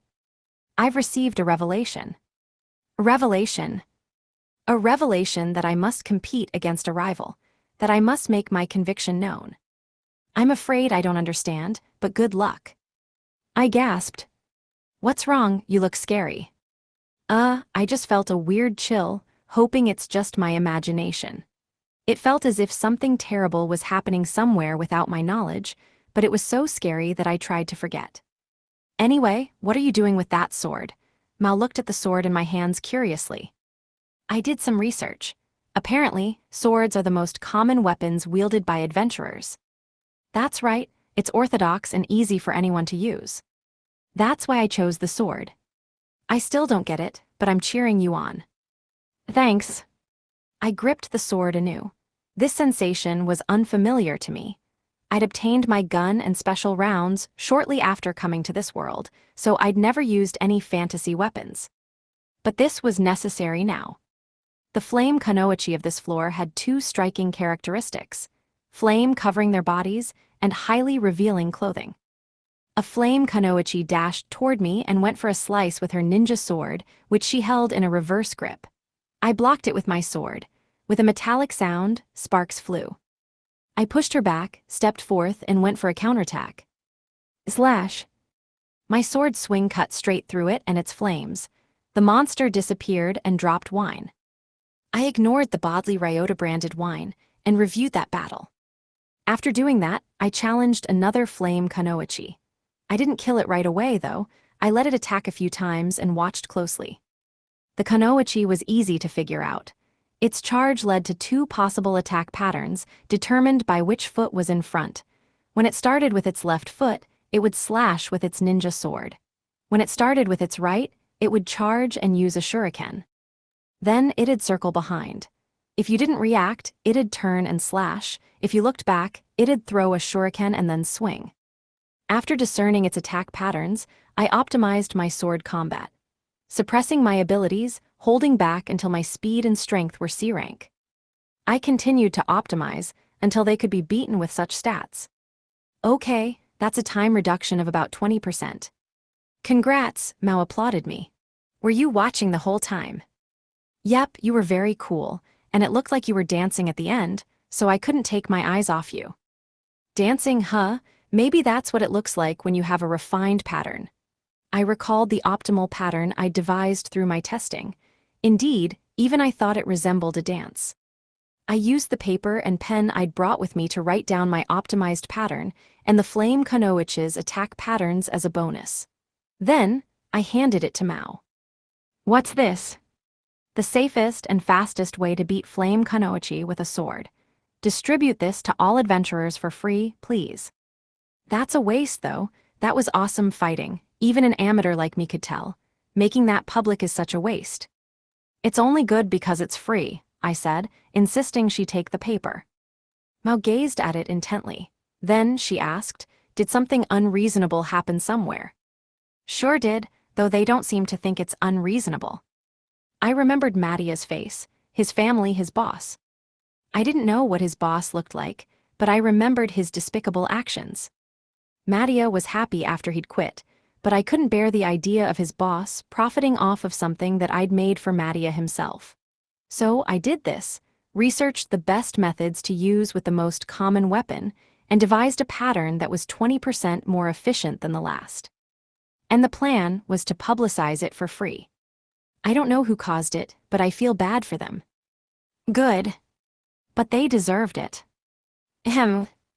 Everyone knows they shouldn't do bad things when you're around. Whoever did that definitely deserved it.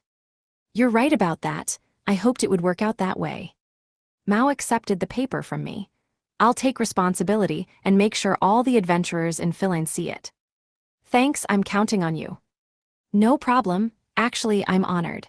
It's great to be a part of the Ryota system. Okay, I really don't like that name. Stop that, please. It was just too embarrassing. That said, she was eager to help, so I left it to her. After a while, the Lanthanum B20F Ryota system spread throughout Philain. Mattia's former family didn't just miss out on profit. People laughed at them for trying to sell such a shoddy method, and rumors about lost trust in them reached even me. 256. Ryota would never. Villa DH was a great pub. Every day, they served different kinds of beer. I loved how, no matter when I came, I'd get to experience new flavors. One night after work, I came with Alice and Rebecca. Their special tonight was black beer, so we started with one for each of us.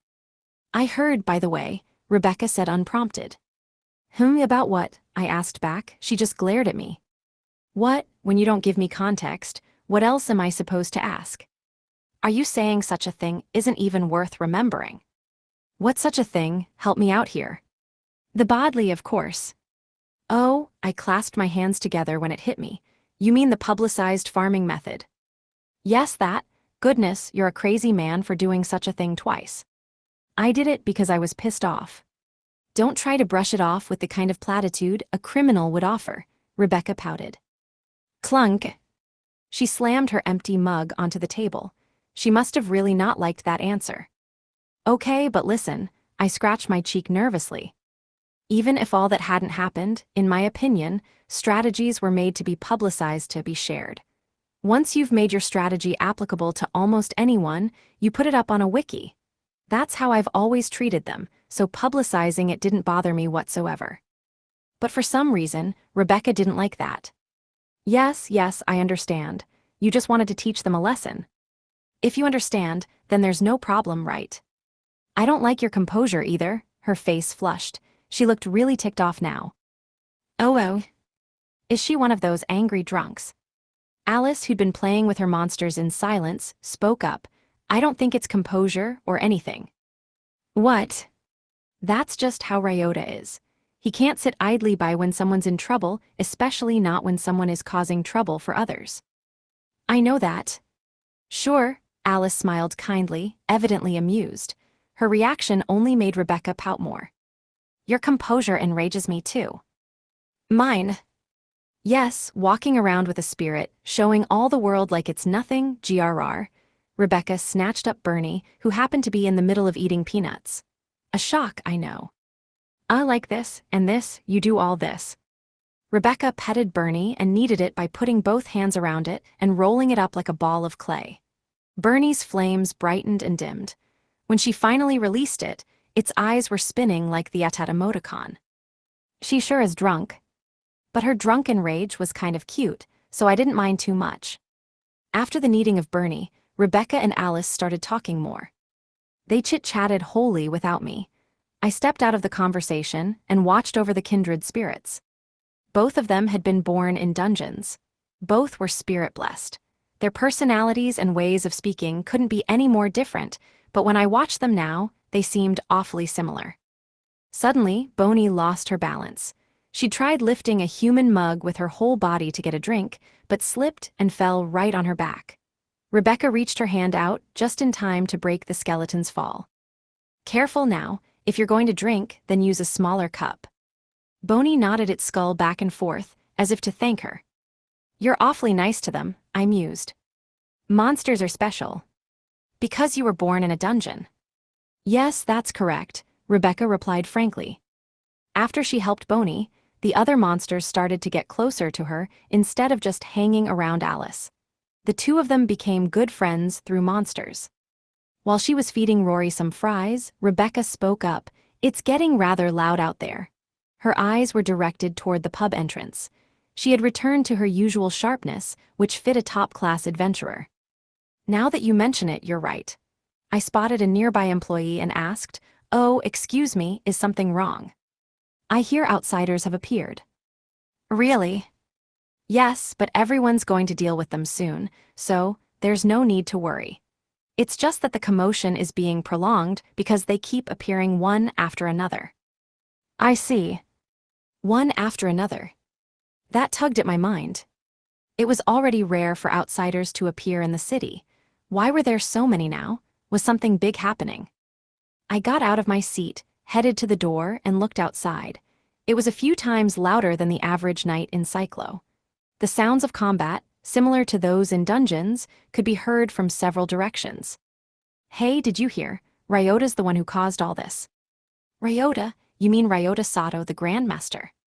Yeah, apparently, he's been scattering monsters all over the place. Across the road, in a place where it was hard to see their faces, I heard some passing men. Me, there's no way. I heard simultaneous voices from two different directions. No shot. Absolutely impossible. One came from one of the two men, and the other came from next to me. Both of them sounded almost derisive. Rebecca had followed me. Rebecca. A ridiculous thought, you would never do such a thing. Alice appeared too and agreed with her. Yeah, Ryota wouldn't do that. Everyone in town knows that. They were right. Don't do anything unreasonable in front of Ryota was practically a slogan here in Cyclo. Scattering outsiders all over the city, very few people would believe that. That said, I couldn't ignore this. Outsiders were appearing whether I liked it or not, and it was a fact that they could cause damage. Sorry, girls, I'll be right back. Okay, good luck. Do as you please. With their send-off, I ran out of the pub. After Ryota's departure, Alice and Rebecca were left in the pub. Alice had a big smile, and Rebecca was both bored and sullen. They watched side by side as he left. What a man. Aw, come on, you know he's like that. Alice covered her mouth and giggled suggestively. Doing such a thing twice, huh? You keep a close eye on him, or did you investigate him, huh? I have no idea what you're implying. Having been figured out, Rebecca stomped angrily and went back to her table. Ahahaha, don't be embarrassed. Alice chased after her, overjoyed by how much they had in common. 257. Pity does a man no favors. I ran around town. Slimes and other weak monsters were here and there. When I happened upon them, I instantly killed them and moved on. In dungeons, I would take my time killing things for the sake of training. But this was outside out in Cyclo. Taking my time would directly increase the danger to the city people, so I wasted no time and immediately killed each one. I used homing rounds for this. I didn't need to aim, and as long as I fired after I perceived a monster, it would follow them on its own. Repetition required 4 syllables of casting. The homing rounds just needed me to pull the trigger. For the weakest trash mobs like slimes, homing rounds were just faster. Thus, I searched for the culprit, shooting homing rounds as I went. Oh, culprit spotted. Neptune and... When I ran into Neptune, he suddenly accused me of causing this. As usual, he had his lovers Lil and ran in tow. The pretty boy flashed a mischievous grin and said to his 2 companions, "See, I told you. The criminal always returns to the scene of the crime." You were right, that's awesome, Nep. Don't get cocky, I'm the one who taught you that. Did you? But you're mine, Lil, and what's yours is mine. D-dummy, what are you talking about? What about me, Nep, what about me? Neptune started flirting with his girls out of nowhere. I couldn't sit here all day, so I ignored them and started walking again. Hey, wait, he called out. Ignoring me is just plain rude. Just so you know, it wasn't me. I know that. Everyone in Cyclo does except for the real culprit, maybe. That's why they think they can bring you down this way, Neptune said with a grin, as if he found it funny. Hey, mind if I give you a piece of advice? What? When you find the culprit, punish them good. Don't show pity. Why's that? Pity does a man no favors. Ahem. I half understood and half didn't. Oh, one more thing. Yeah. Your problem is that you keep killing too quickly. The criminal is going around telling people you're the one who did it, right? No. It finally hit me, I was too careless. He was right, that was exactly right. Someone was out there telling people that these outsiders were my doing. That person was trying to cause damage and pin the blame on me. Just running into monsters and insta-killing them wasn't enough. Thank you, that helps a lot. Hey, fame isn't all it's cracked up to be, is it? I'll thank you properly soon. I said goodbye to Neptune and ran off in pursuit of the criminal again. After running around Cyclo for a while, I found more monsters. This time, it was 2 slimes from B1 of Tellurium. Suppressing the urge to instantly kill them, I walked over. They bounced in my direction and rammed me. I could practically hear the feeble slapping in my head.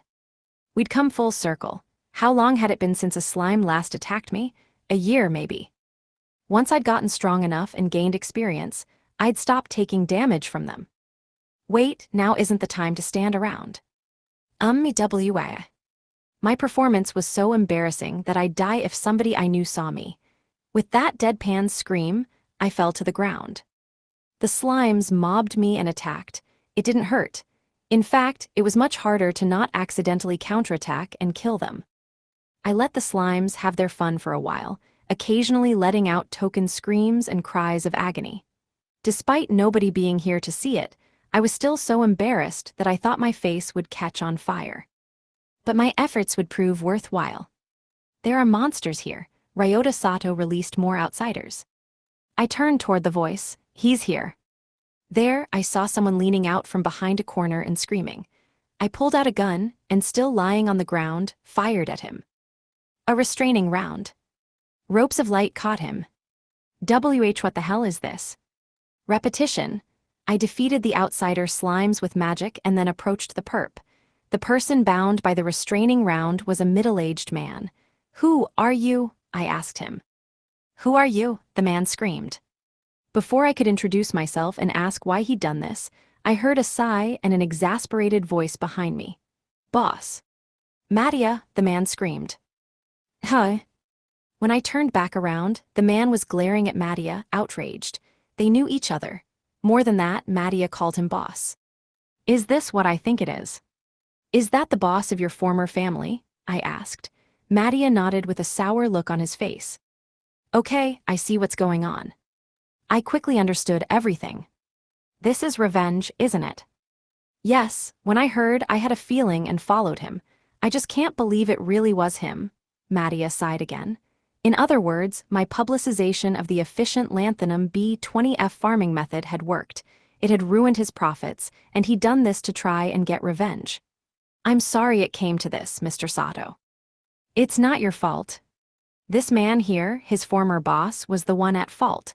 He'd started a business on a stupid whim. When it failed, he blamed his subordinates. When it succeeded, he took the credit.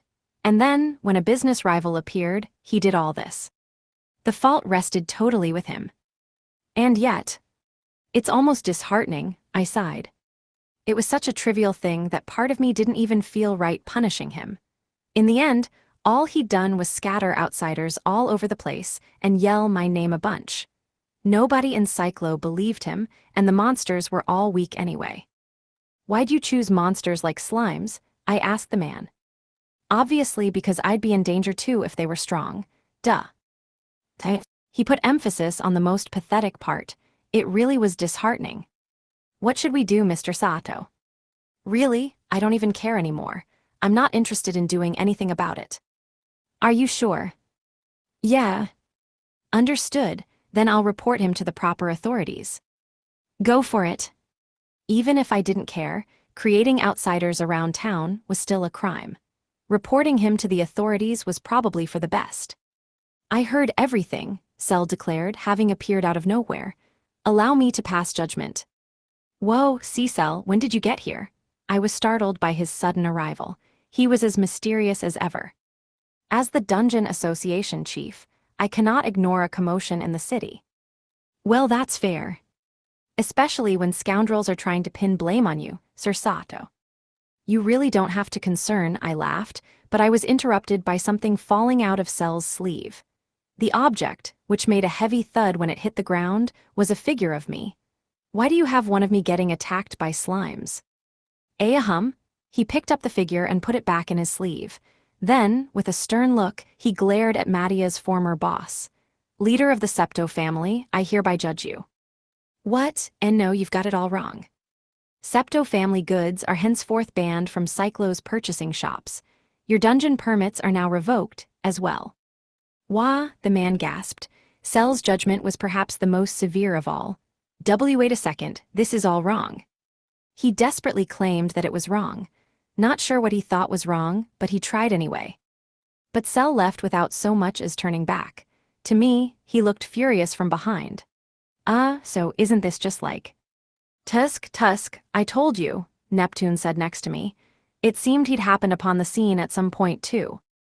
Neptune. Don't blame me, I told you, pity does a man no favors, he said with a smile.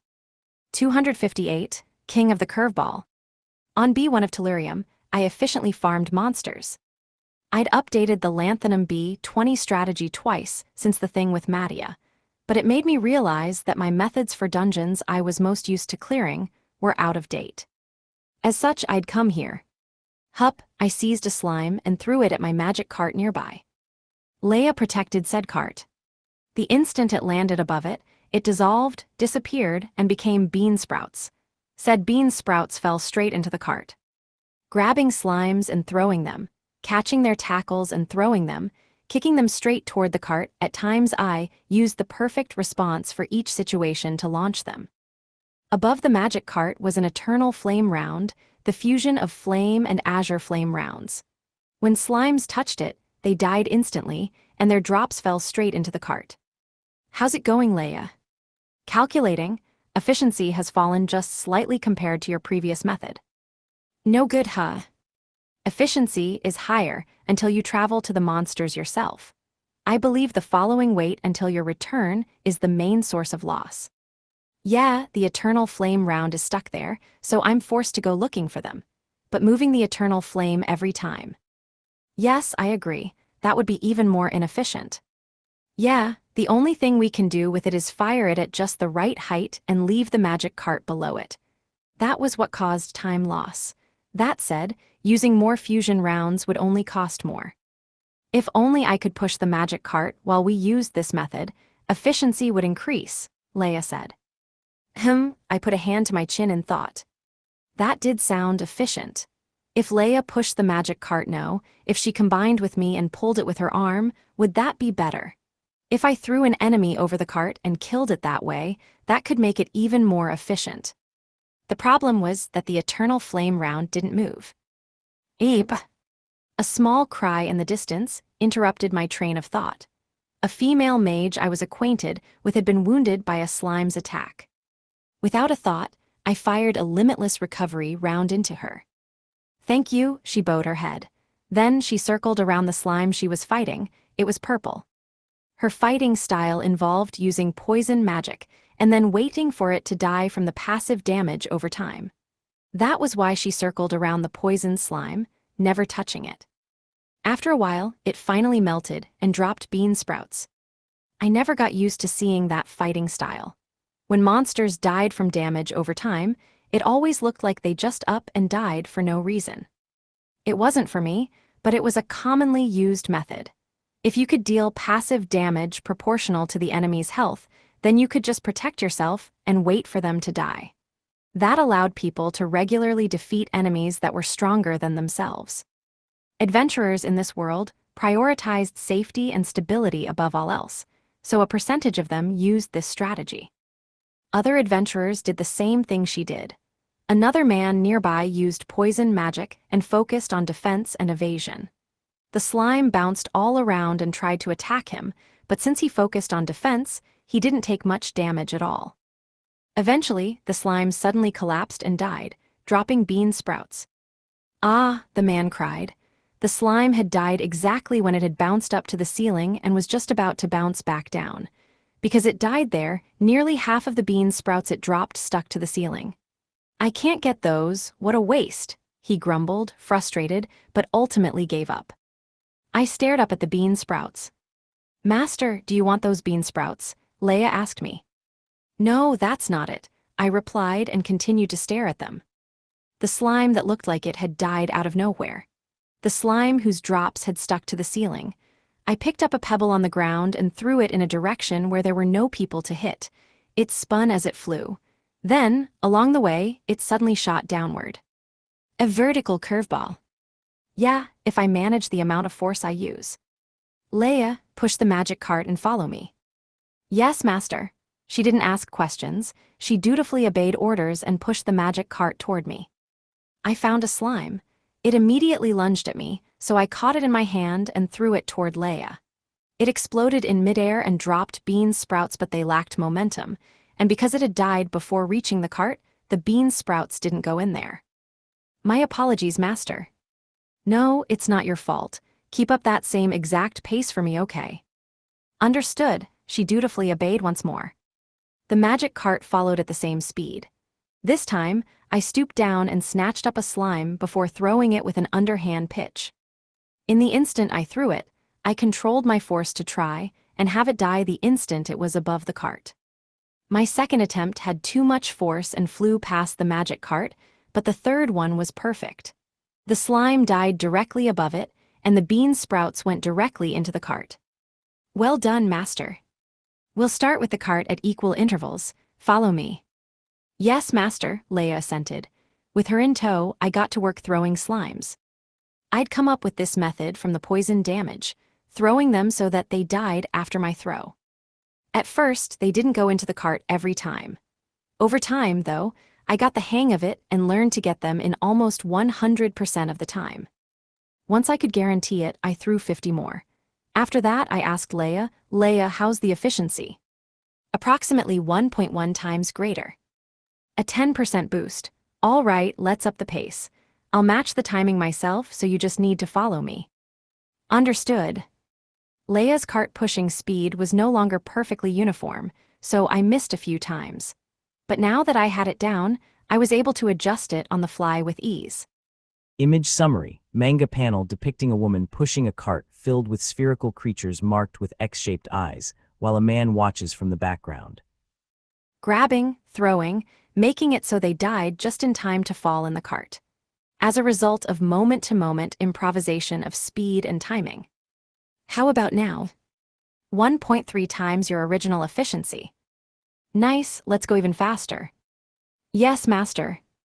And so, I spent a day improving my efficiency in Tellurium. 259, the field trip.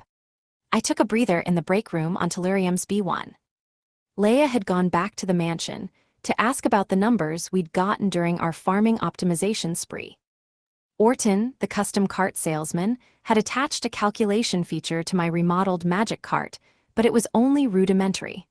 I wanted hard numbers, so I had Leia run the errand for me. Meanwhile, I took a break. I heard a dispirited voice.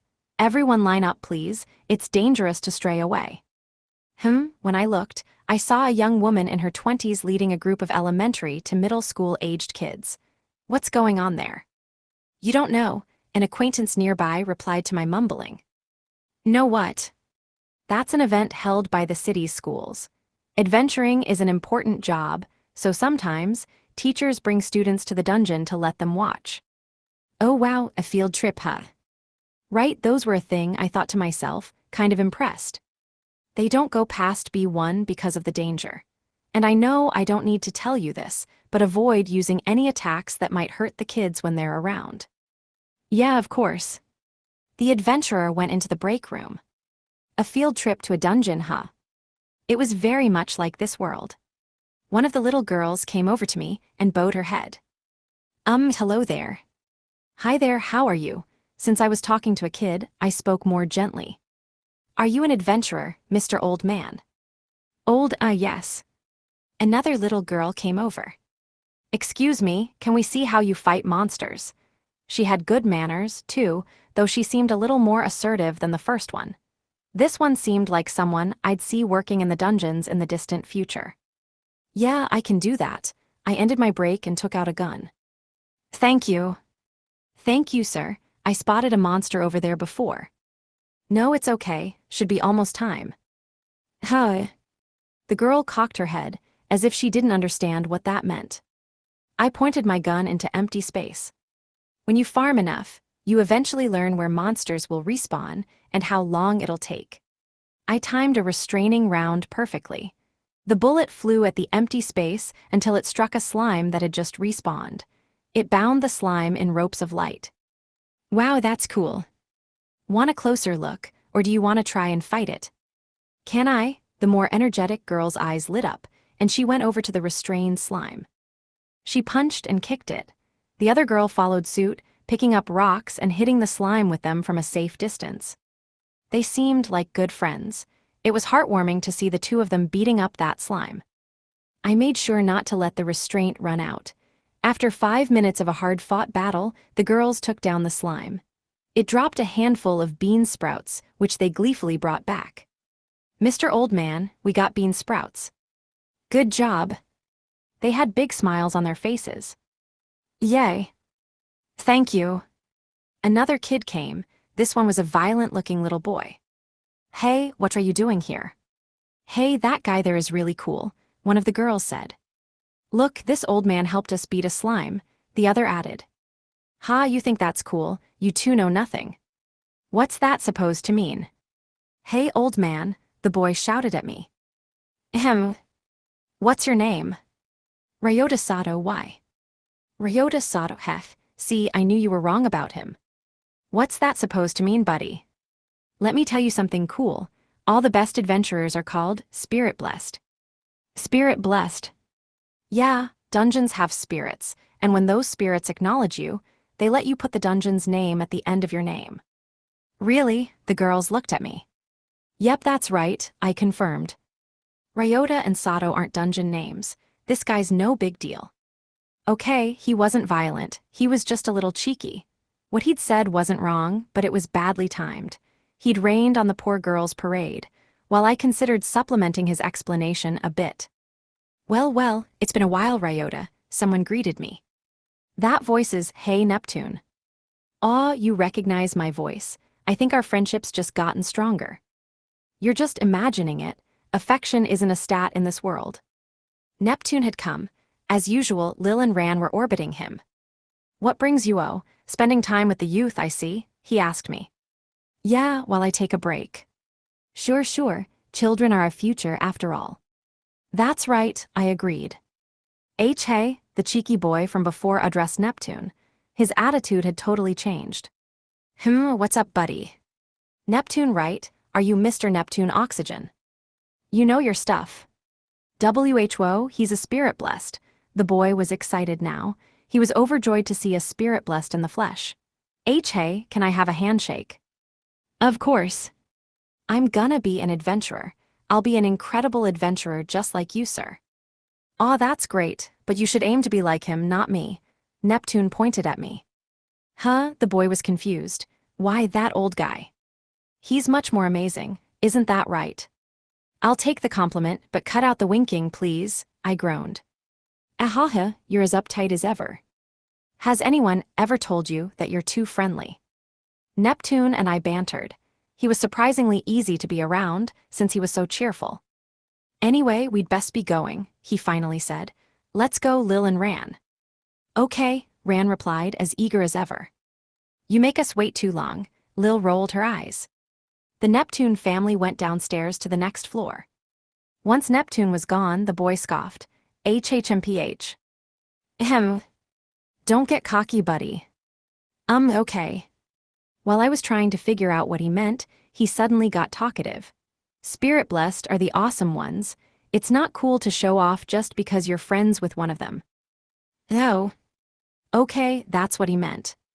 I was confused at first, but he was just jealous of me. He'd just seen me having a friendly conversation with Neptune, one of the spirit-blessed he admired. How cute. Master, a voice called from behind. I didn't have to turn around to know who it was. Oh, Leia, you're back. She circled around in front of me. Her eyes were focused on me, as if she hadn't even perceived the children. Normally, if you saw kids in a dungeon, your eyes would be drawn to them. It was very much like her to not even care. Apologies for taking so long. Did anything go wrong? Selenium called me. When I ignore her, her voice tends to echo endlessly in my mind and disturbs my service, so I went there first. Well, I can't blame you for that. Selenium calling her probably meant that they were doing something sexual, but Leia never said what, and I wasn't about to ask. Just then, I caught sight of the boy's face. He was stunned, looking back and forth between me and Leia. What's up? I asked him. Selenium, as in the dungeon. Yeah.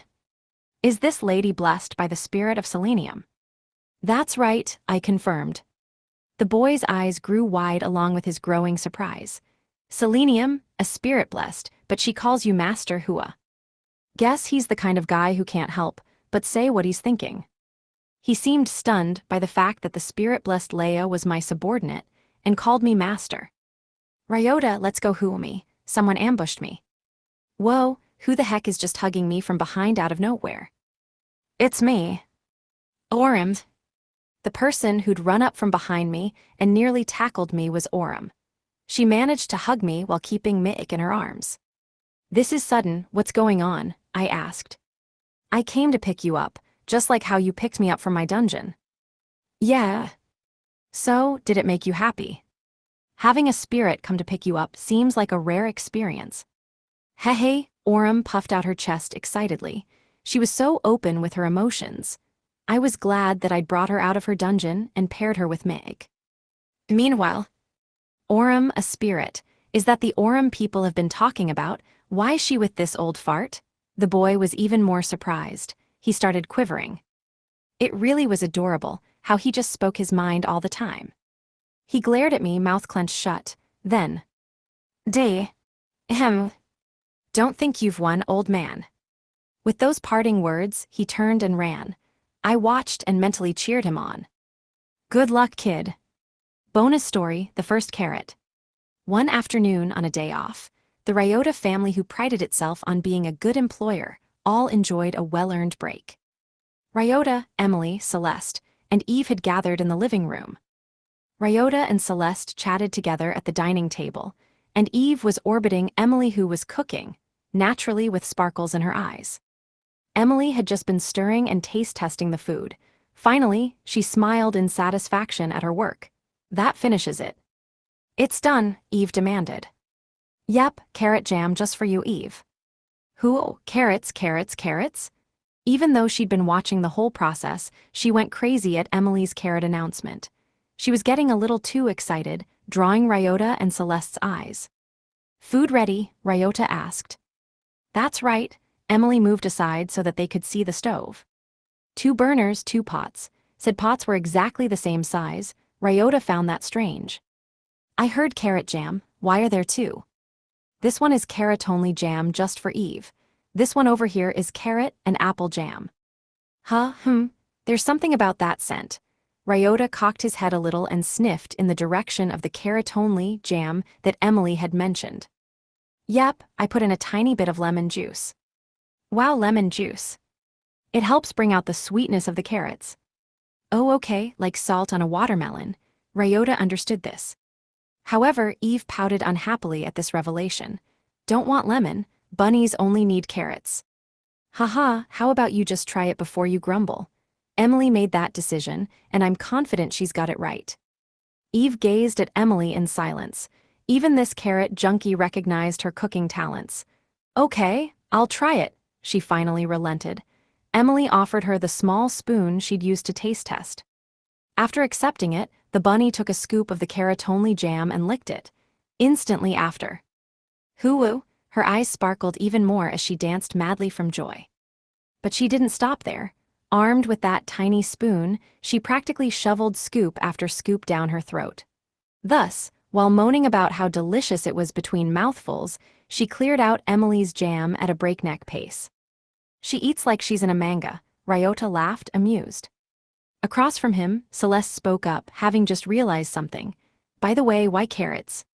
Isn't it normal for rabbits to eat carrots? Ryota replied. But Celeste continued, I hear people like her will eat anything, even meat. Really? His eyes widened at that revelation. He found it strange and surprising, but those emotions quickly died down. When it came to information and wisdom, Celeste was at the top of the family.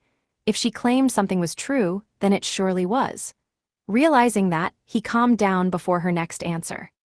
Image summary, black and white anime illustration of a girl with rabbit ears wearing a bunny suit and bow, smiling blissfully while eating from a small cup. Yes, that's how most of them are anyway. In that case, Ryota said, turning to look at the bunny who continued to single-mindedly devour the jam. Maybe the first carrot she ate was just that good. Many food preferences are often influenced by the quality of foods eaten during childhood, and they tend to stick for life. Ryota knew of many foods he'd tried as a child, found delicious, and continued to consider favorites for the rest of his life. So he thought that Eve's first carrot must have been a delicious one. In one particular dungeon, there was a secluded dead-end path where no monsters appeared. If any monsters did approach, they would be quickly detected. In this place, a group of beastmen adventurers ate together. Eve Callus Leader was among them. In human years, she was about 10 years old. Standing at around 43, she wore a bunny suit that fit her build. It was revealing, yes, but it wasn't sexy. If anything, it was just cute. Eve was the only child among this group of adults. Because they were an adventuring group, their dinners were often dynamic, but she stood out even among this group. She seized a chunk of cartoonishly large meat and utterly devoured it. After finishing one on her own, she reached for another piece of meat that had just finished grilling over the campfire. Hey, you can't just eat meat all the time. Vegetables are important, a middle-aged beast woman scolded her. Carrot soup boiled next to her. Carrots dropped on this floor, so the ones used in the soup were freshly procured. It was a simple soup, with the bare minimum seasoning. Even adults wouldn't eat it for pleasure, so the child Eve hated it even more. I hate veggies, they're gross. Too bad, eat them anyway. No. The child Eve rebelled strongly against adults' demands that she eat veggies. When they insisted that she do it, she stood up with her meat in one hand and ran away. Hey, Eve, wait. The woman stood up a little and reached out to grab her, but Eve evaded her grasp and disappeared into the dungeon. That child. Now, it'll be fine, a middle-aged man who looked to be a warrior said, munching on meat with a small bottle of alcohol in his other hand. He had bunny ears like the others, but one of them drooped due to a sword wound, giving him the aura of a battle-hardened warrior. Can't get upset every time a kid wants to be picky. We need to discipline her now, because she's a child. Nah, I knew she was special. That's why I brought her into the party, even at that age. After quaffing the rest of his drink and rubbing his mouth with the back of his hand, he let out a hearty sigh. She's a combat prodigy. Don't lump geniuses like her in with regular old kids. But she is a kid, genius or not. Her life won't be a long one if she doesn't keep it in top shape. That's fair, try not to make her hate you, though, he said. Now that he'd said everything he wanted to say, he started chatting with another of the men. Like him, the other man was chowing down on meat, ears flapping all the while. The woman put her hands on her hips and heaved a big, exasperated sigh. Good grief, this is why I can't handle men. In the dungeon, Eve walked with large bone-in meat in hand, sniffing and breathing heavily. It was then that a monster appeared. It had a buffalo-like appearance, but when it bared its fangs, it became clear that it was not herbivorous. It glared at Eve with bloodshot eyes. After snorting like a steam engine, it clawed at the ground with its hind legs and used the momentum to charge. A giant buffalo monster versus one 10-year-old girl. Normally, this would lead to tragedy, but not this time. Easy. Eve kept her cool and jumped. She didn't bother dodging, however. She simply karate-chopped the buffalo head-on, right between its eyes. The giant buffalo was blown away. Its neck twisted as it flew away, thrown as if it had just been hit by a car. The little girl had sent the ferocious behemoth flying. It seemed to utterly defy the laws of physics. Huff huff, Eve landed, breathing heavily again. Knowing the circumstances might actually make you sympathize with the monsters. All of her rage at being told to eat vegetables had been put into that blow. The damage to the monster caused by said rage could only be called calamitous. One could only feel bad for the poor thing. After being defeated by that one blow, the monster disappeared with a pop and turned into a drop. Eve was used to this sight by now. I hate veggies, they're gross. This monster dropped carrots, the very same carrots that the adventurers had created just earlier. As a hater of carrots, the child pouted adorably. However, in this case, it did not. Instead, a child of all things had appeared. It was a boy who looked to be about 10 years old, the same age as Eve. She had defeated a monster and received a child as a drop. That was the only interpretation that made sense to her. The apparently dropped boy looked around, utmost confusion evident on his face. Where am I? Weird-shaped carrot. Whoa, who are you? Why are you dressed like that? Carrots these days are amazing. They can even talk. What are you talking about? Lem. Eve approached the confused boy and licked his cheek. Startled by this bizarre and sudden event, he jumped back and blushed madly. The boy panicked now. What are you doing? Not a carrot. Obviously not. A rare drop. Eve cocked her head and looked up at the boy's face from below. What are you saying now? Also, where even are we? He looked around anxiously. For a haunted house, this place really doesn't look like one. Haunted house? Yeah, I waited in line forever for this haunted house, but this amusement park did a bad job of making it look right. Eve was just confused by his words. The boy kept on looking all around. Whatever, where's the exit? Exit? Yeah. You mean the dungeon exit? Dungeon. The boy was just as confused as her. He knew the phrase amusement park, but it seemed as if the word dungeon was not a part of his daily life. While the two were confused by their incoherent exchange, another monster appeared. It was another buffalo-like monster, far too big and dangerous for a child to deal with. The instant it appeared, its flame-red eyes locked on to the children. What's that? The boy screamed. Manganese's B16 monster, Death Buffalo. Manganese? He repeated, becoming more befuddled by the second. Like the stuff in batteries.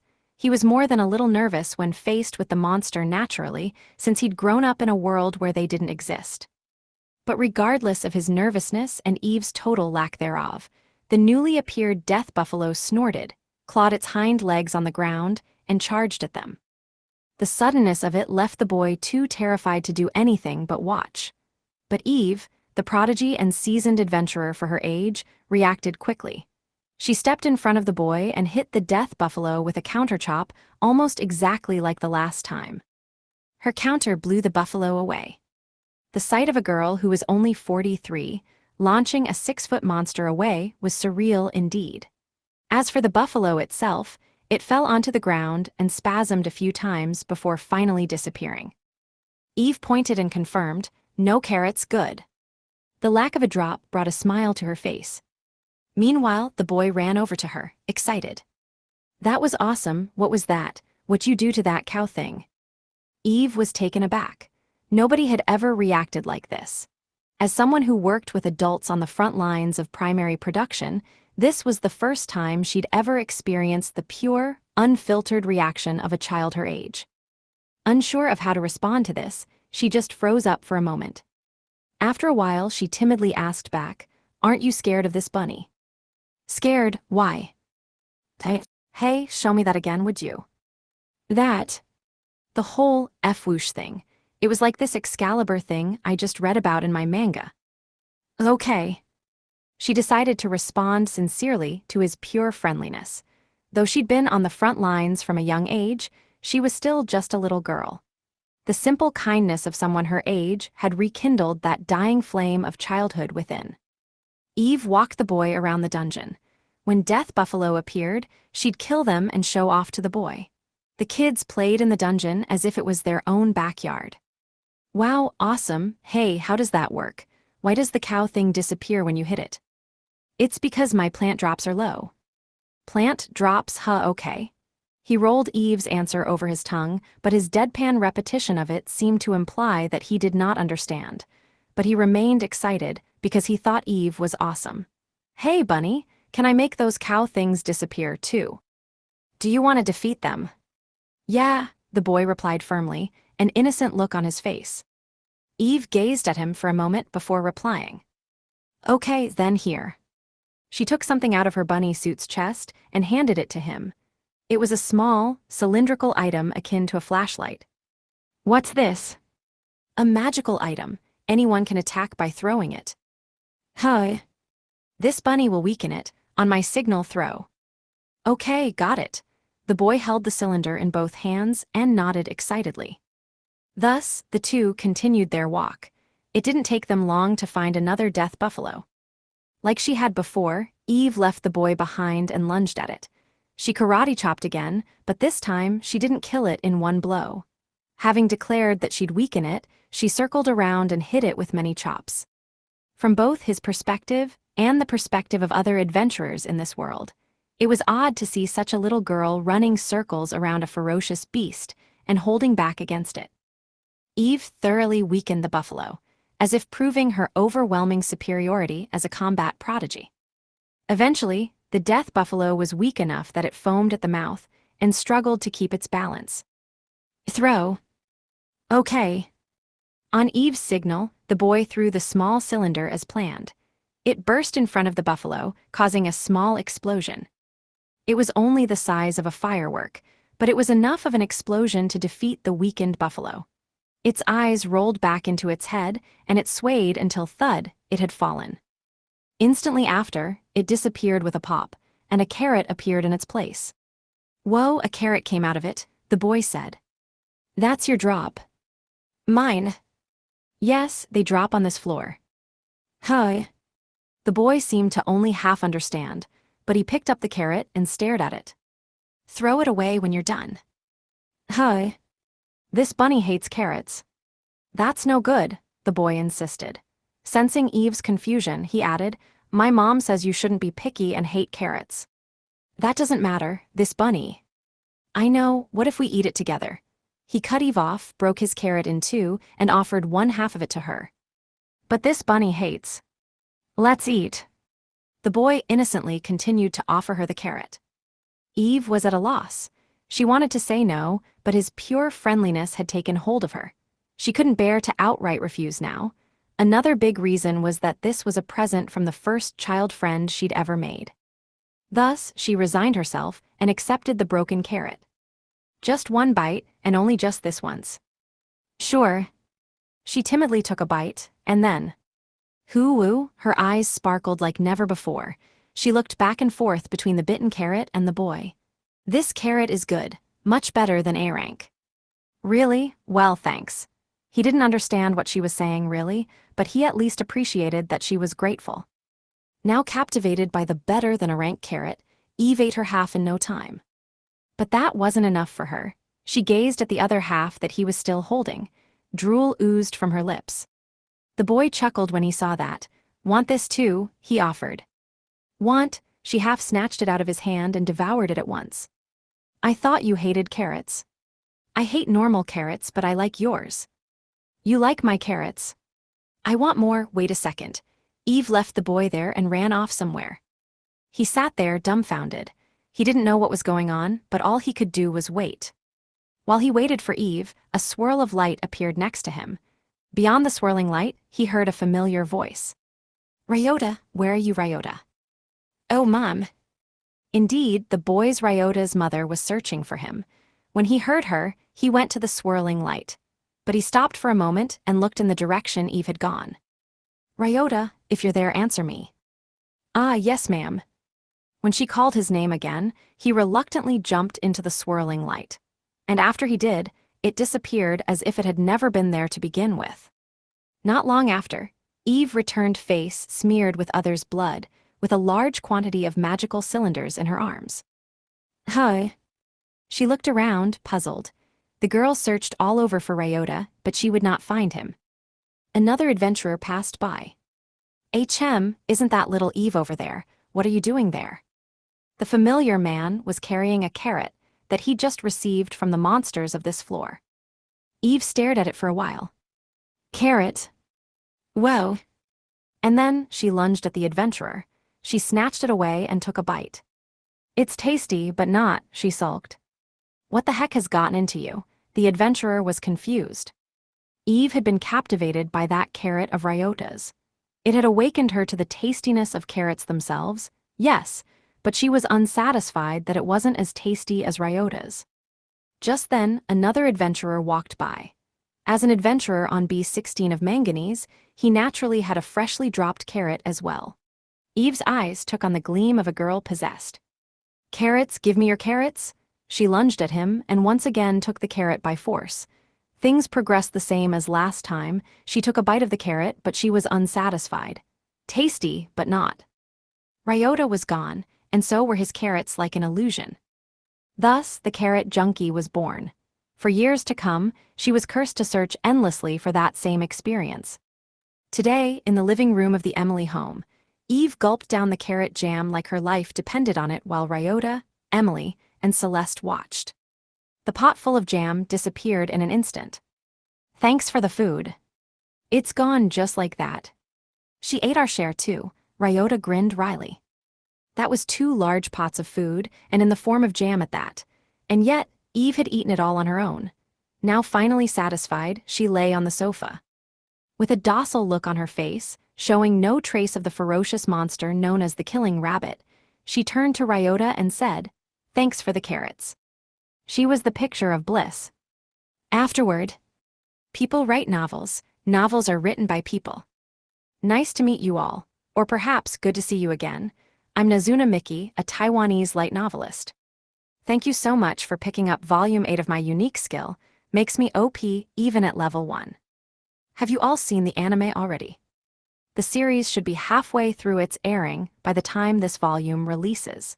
Depending on when this volume reaches your hands, you might just be able to binge the whole thing when it gets there. I won't divulge the details, since some people reading this may want to avoid spoilers, but I can say with confidence that it's a wonderful adaptation that makes great use of all of this work's best parts. I'd be so happy if you gave it a watch after reading this volume. Finally, I have many thanks to give. To Sabacha-sama, who continues to draw wonderful illustrations. To Kei-sama, who continues to edit my awkward writings. To K Light Novel Books' editorial department, who made this publication a reality. To the bookstores who stocked this book, and to those of you who bought it. I offer my deepest thanks to every single person involved in this work. Here I'll put down my pen, praying that the next volume will someday reach your waiting hands. Respectfully yours, Nazuna Miki. June 2023. Author, Nazuna Miki. Formerly a wannabe voice actor, now a light novelist. I'm so moved to see how beautiful the anime adaptation is. Illustrator, Sabachi. I'm overjoyed with the quality of the anime. Thank you for this valuable experience. It's the first time, and maybe the last, that I'll have this honor. Image summary, copyright page for the digital edition of my unique skill, makes me OP even at level 1 volume 8, published by Kodensha in 2023, with English translation copyright 2025.